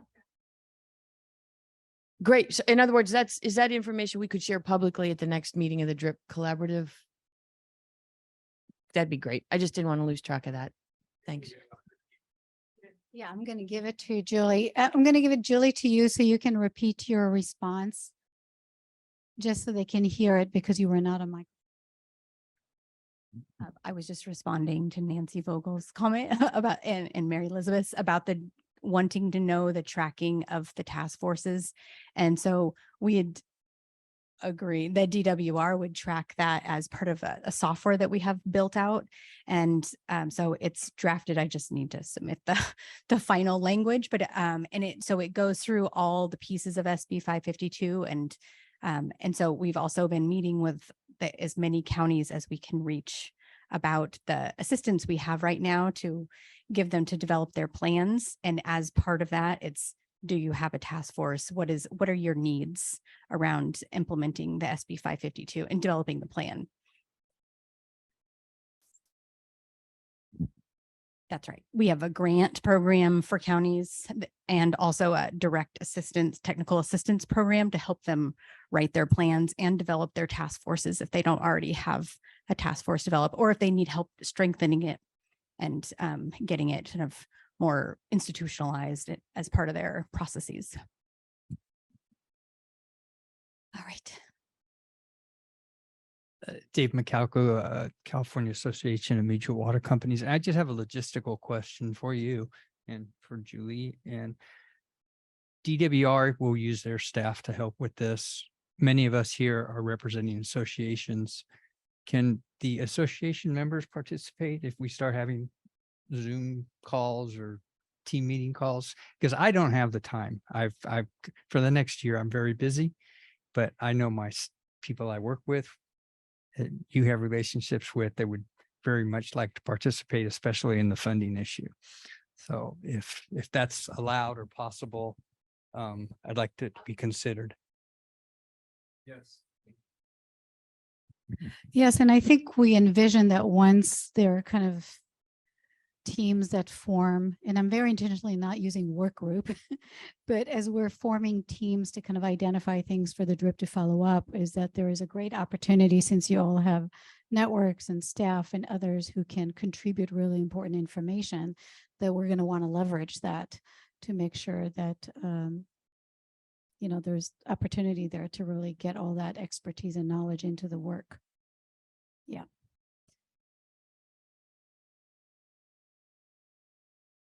Suzanne Petchy, public member from the South American Subbasin. So I picked up that comment from Mary Elizabeth on the DWR website when I was reading through the GSP approvals. I kind of look through the approvals of the plans on the areas, the subbasins that I'm familiar with. And I contacted her. So as a public member, I feel very strongly about the public being engaged in this, and that this not be a, what people in my area would say, a bureaucratic effort to create something for somebody without their involvement. And so I felt, I really felt good that I connected through this way. And I would like to bring people from the community that are interested in doing this into this process as we move along, so that it isn't something we present, it's something that they are a part of. And there is a lot that they can contribute. Thank you.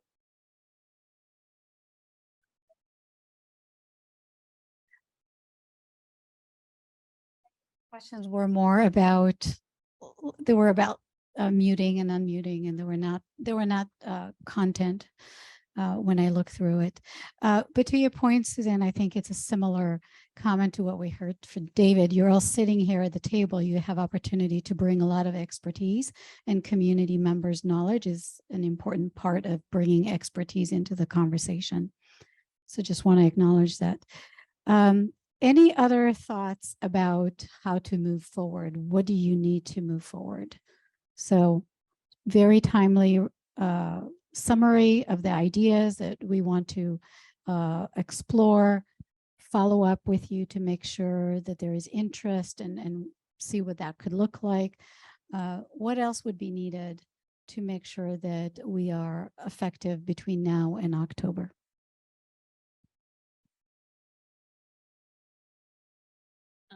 Is there anything in the way of like staffing support for, if I volunteer to lead a funding subgroup to talk about this, is there someone who can help just kind of coordinate that, take notes, maybe do some follow-up?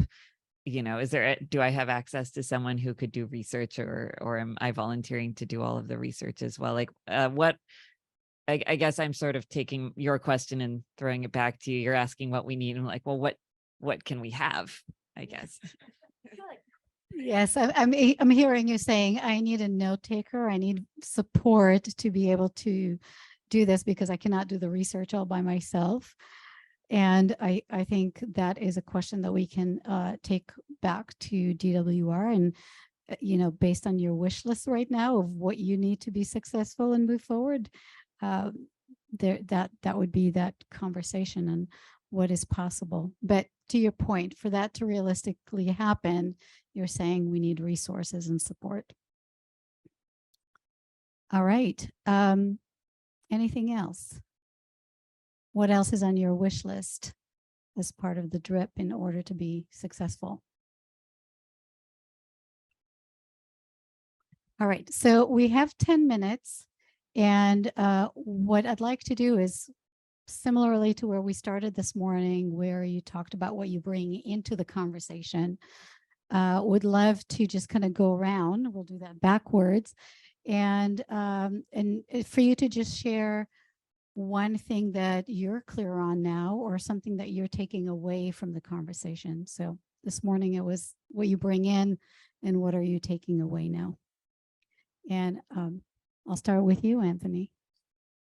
You go last. Good idea. Okay. I started today. Oh, Emily McCaig. I started today excited about talking about the education and engagement piece. And now that I've heard more about the data collection on domestic wells, I want to convert.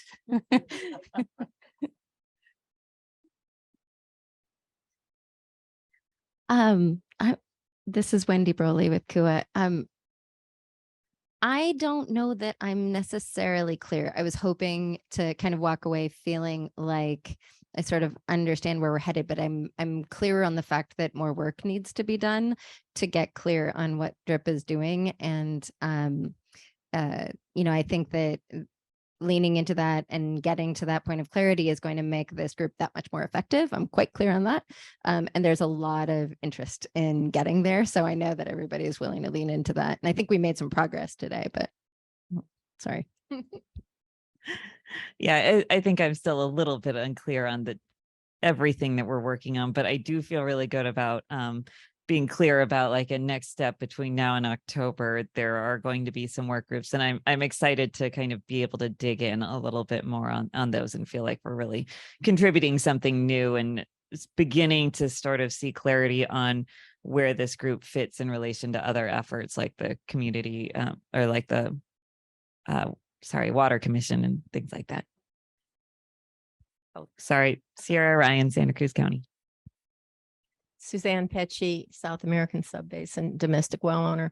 So I am really enthused about data collection, and the committee I was on really made me very hopeful that, I felt it was a very engaging committee, and it was extremely confidence building to know that agencies are really looking, understand the issues and really willing to begin working on them right now without really understanding and not having to dissect it, just really trying to get into it and realizing the issue and being willing to start the work and to contribute the data they have. Hi, Russ Bryden, Los Angeles County. I'm with her and her. But I'll put a little bit different. Yeah, you like that. I've also never been to Guam. That was good. I'm still appreciating that. Yeah. So with the extra step of, I think there's opportunity in there. I really want to think about what this group can do. The 5 subgroups, they all sound fantastic. I want to be, or make my people be part of all of them. I see huge potential in them. The couple I sat in really neat. I sat on a groundwater sustainability agency as a director there, and then an actual adjudication as a director there. And man, am I so hungry for that well data for water quality reasons, for basin management reasons. And yeah, you're not getting on my property. We can't touch any of those wells as much as I want to, but I'm excited to see what we can patch together and what we can do with it. Really neat opportunity, Drip. Reggie Collins with California Trout.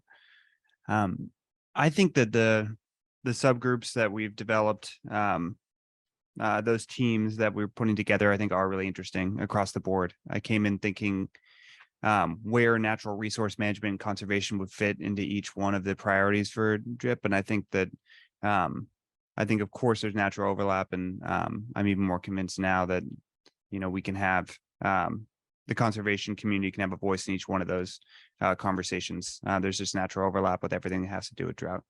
And then again, just want to impress and then support what Chris said about the importance of these type of reports, annual reports that come out of public agencies and committees of representatives. They really are valuable from a policy perspective, and they really are effective tools to push the ideas that will come out of these subcommittees. And so just really want to reiterate that I found in working in the policy and legal realm that those are incredibly important tools. Michael Girace, Yurok Tribe. I don't feel like we intended to be entirely clear about anything. And I don't think we are. So I think we're, on track. And I think, with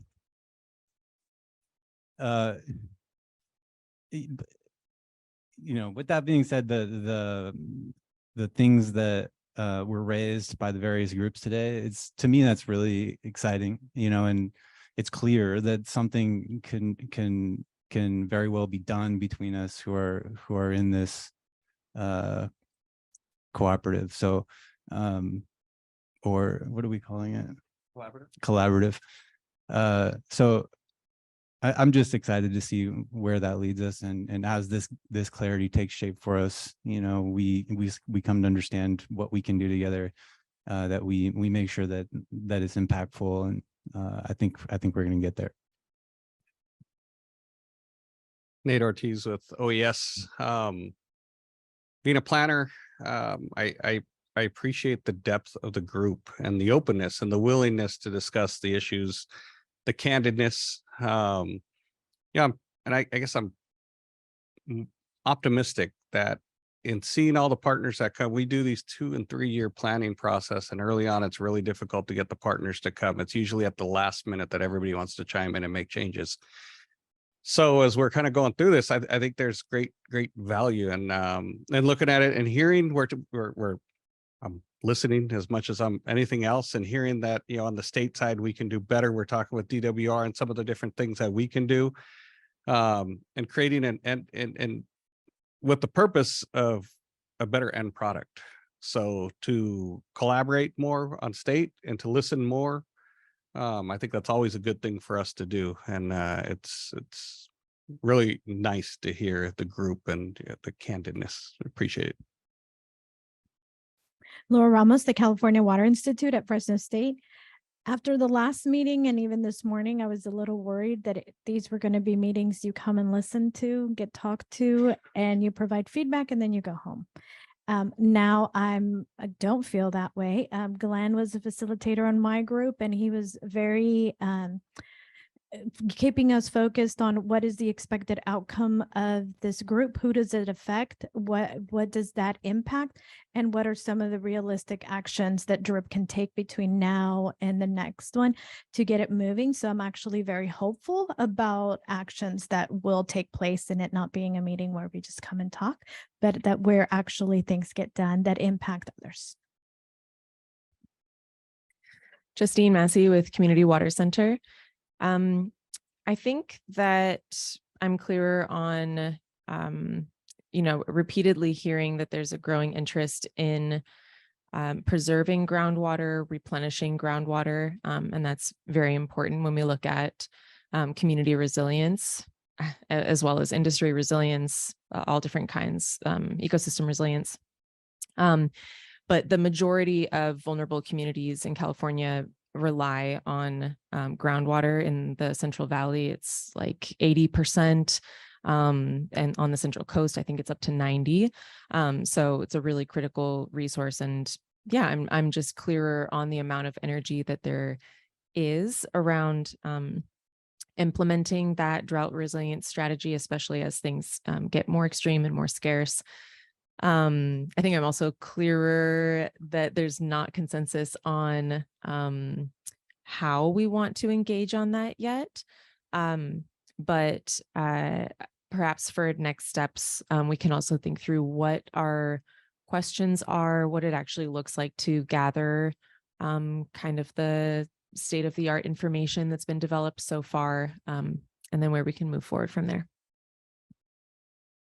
Virginia Jameson, Department of Food and Ag. I think it became clear to me how much I don't know. And I don't think I was alone there. And it seemed to me that there is a need for still more level setting. Like we had really good state agency presentations today. I'm really grateful for that. But still in our small group, when we had a lot of like really brilliant people talk about really cool sounding ideas. And then half the time it was like, oh yeah, we already do that. So that's great. That's great to hear. I think it means maybe we as state agencies could do a better job communicating. And, you know, like, I don't even know all the things my own department does all the time. So using this as a forum to educate ourselves on what's happening, you know, as you said, but also working on what we can work on as we can. Anyway, that's it. Nancy Vogel, California Natural Resources Agency, building on what Virginia said, but being mindful of what Laura said about not wanting to be talked to. I get it. I do feel that there are at least 3 topics that all of us having some base knowledge would help. And that would be the pilot projects that DWR has done on Floodmar or managed aquifer recharge. What's the state of play? In-stream flows. I think we need just some basic, doesn't have to even be a presentation, but just some basic information about in-stream flows in California, what the law says and where we stand.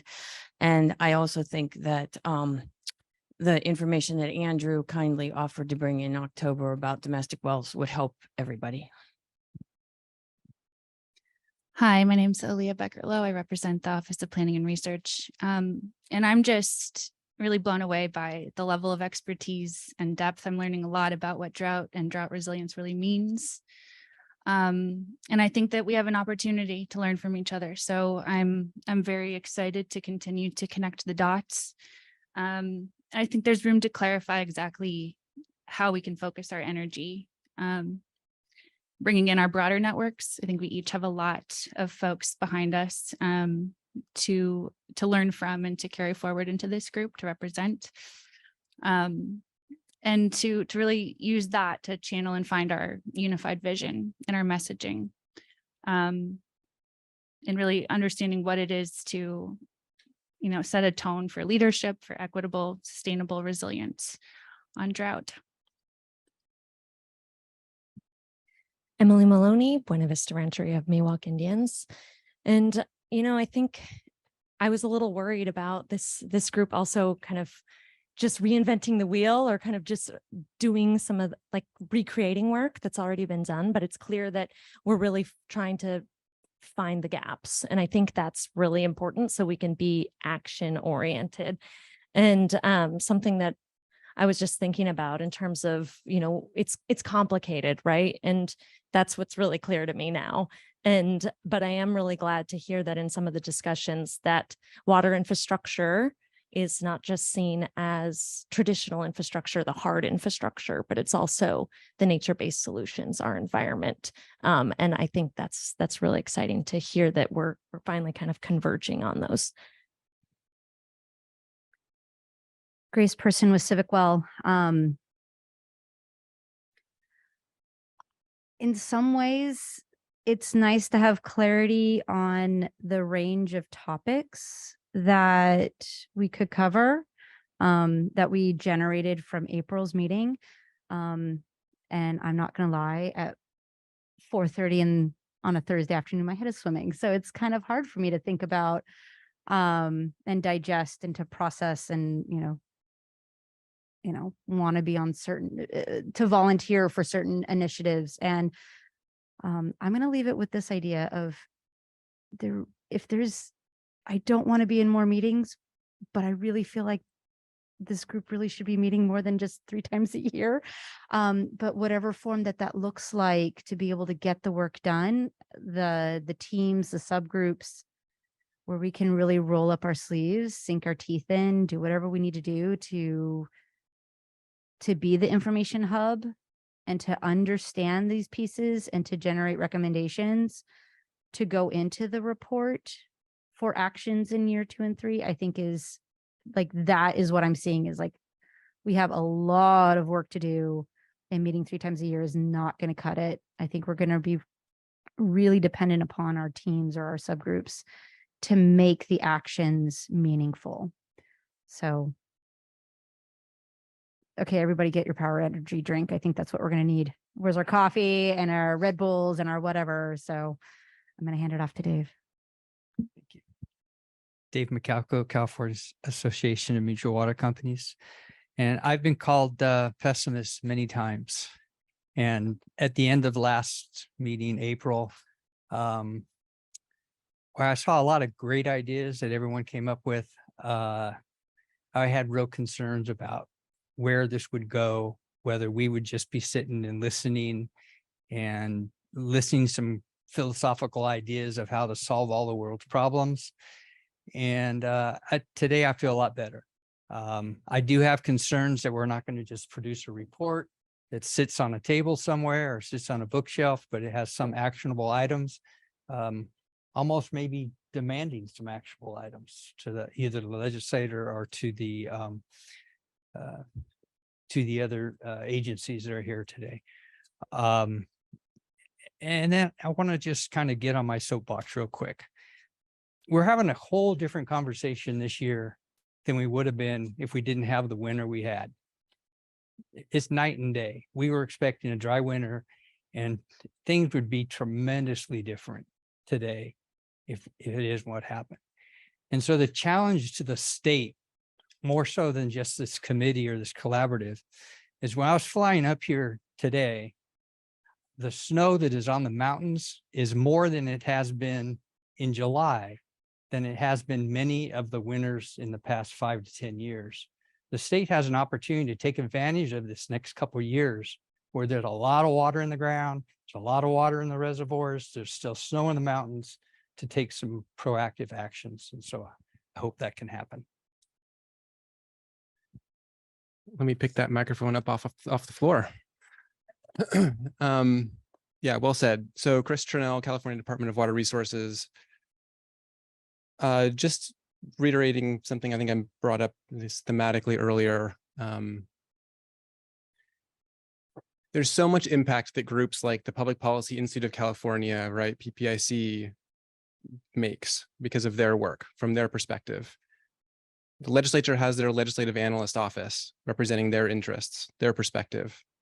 There's a lot of different groups out there that from their individual perspective provide really effective input at the right time, at the right place, in the right way to decision makers. And I'm just left after this meeting today, just really heartened by the fact that this is a really rare group. And if we can truly together identify what's the message, what are the handful of things that we want to advance, what's the venue for doing so, what's the follow through that this group is committing to do in support of whatever we come up with, I think that there's really good things to come. Brian Cody with the California State Association of Counties. I was blown away by the diversity and depth of experience in this group.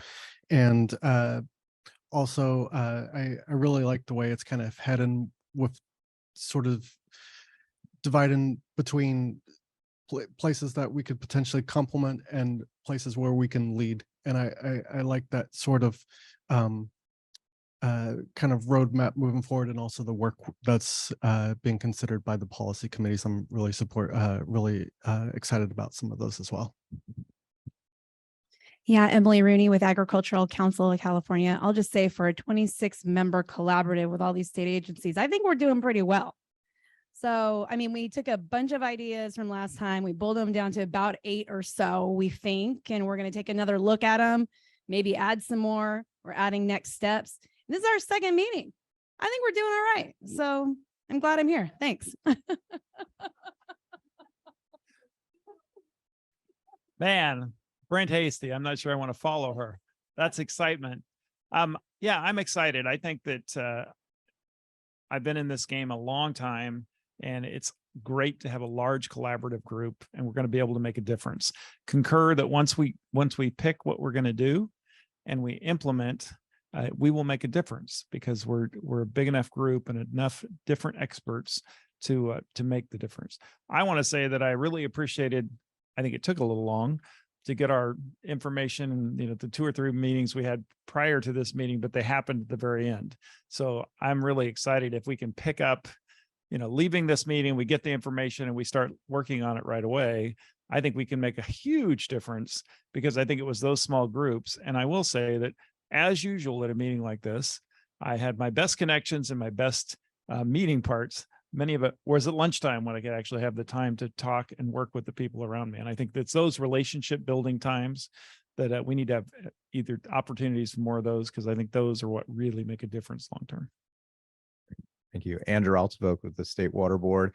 I just wanted to echo Emily's excitement. At the beginning, I said I was really hoping to narrow things down. I think the group did that. And it's also super exciting to just see the energy and the expertise from everybody here and be involved in that. Hi, Anna Schiller with Environmental Defense Fund. I think coming out of the last meeting and also in this meeting, I'm simultaneously feeling overwhelmed by the breadth of what we want to accomplish, and also concerned that we might be leaving things behind as we do kind of converge around certain ideas or topics. So definitely looking forward to follow up, and hopefully it sounds like more opportunities for input from members to really express what the priorities are for us, and what is that we want to be working on, because I agree with what those me have shared, that there's a lot of power in this group. And so, yeah, looking forward to our next meeting and some work in between, hopefully. Josh Grover, Department of Fish and Wildlife. There's not much more I can say. I am overwhelmed, but I'm super appreciative of the different perspectives that are around this table. I think that's, like others have said, super powerful. We all get stuck in our niche or the things that we're working on, but drought is across everything that we, all of us work on. And having the different perspectives, seeing where there's mutual interest, seeing where there's connections that can be made, I think is going to be super helpful with this group moving forward.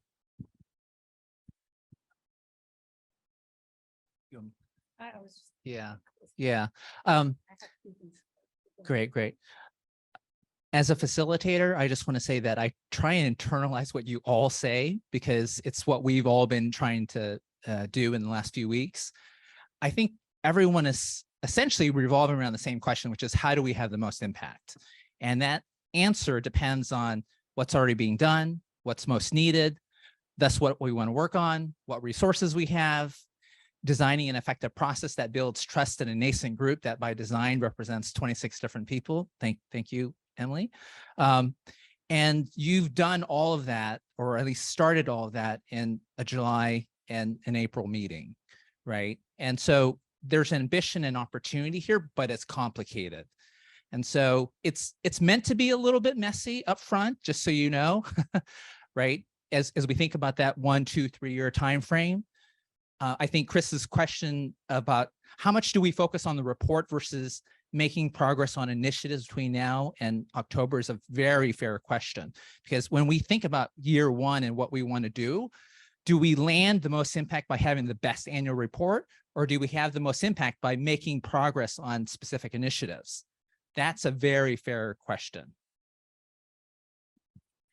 All right, thank you. And I know we're a little late, but given that we only meet together 3 times a year, I didn't want to shortchange anybody's closing comments. And just to say, when we had the definition of the roadmap, we very intentionally did not say priorities and we said actions instead in the definition, because we wanted to make sure that we are, as you know, Glenn just said, we are in this like forming stage of really figuring out again how we work together. And part of it is kind of that balancing of planning versus doing. And we want to make sure that we're doing both. And so part of identifying things that we can engage on and start thinking about how do we work together is really important for the forming process. And that would allow us to really come back and really think through what is the best way for us to work together and adapt over time with that. So just wanting to encourage you to kind of think about the piece around lots to do. And there are things that we have energy here and insight and interest in kind of moving forward, and let's learn from what we can do together. I think that's going to be a really important part of the forming process that we're working on. So I'm going to turn it over to Anthony to close us. And Claire, would you like to have any kind of closing remarks or anything you want to say about today? Yeah, I wanted to also just echo what Glenn said. As a facilitator, this has just been a really awesome group to work with, and you guys are really inspiring. I think you're going to get a lot of stuff done. And also as like fellow facilitators, Julie, Anthony, Orit, and Glenn, you guys put a ton of work into this. We kind of picked it up late in the game, which is why things got out to you late, but we're all with you now going forward, and really looking forward to moving things along with you. Thank you, Claire. Late's better than never, right? So let's build on that. Three things I want to talk about. One, I want to touch on Chris's point and just make it clear the uniqueness of this forum. This is unlike any other forums we have in the state with the collective body that we have. So there is a lot of opportunity here. And you hear that. There's a lot of energy. Not only do you bring your own energy, but that energy is bouncing around. I'm hearing from other members of how they were moved in one direction this morning and totally had changed to another direction after this afternoon's conversation. So there is synergy. So I really appreciate everybody's commitment to attend and be in person to this meeting, because I do really think that facilitates a lot of the energy that we're sharing. Lastly, I want to discuss, the conversations that we've been having. I wrote down the items that we were looking to, the actions, reframing drought, improved domestic well data, streamlining funding.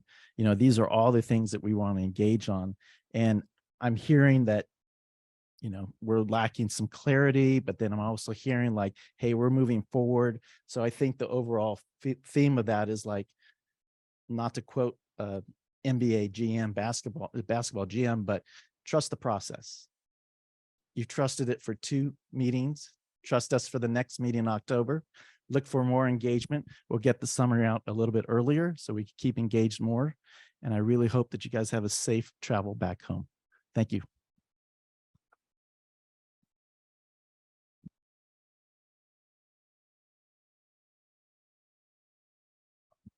Please do the evaluations. And you can just leave it there. Thank you.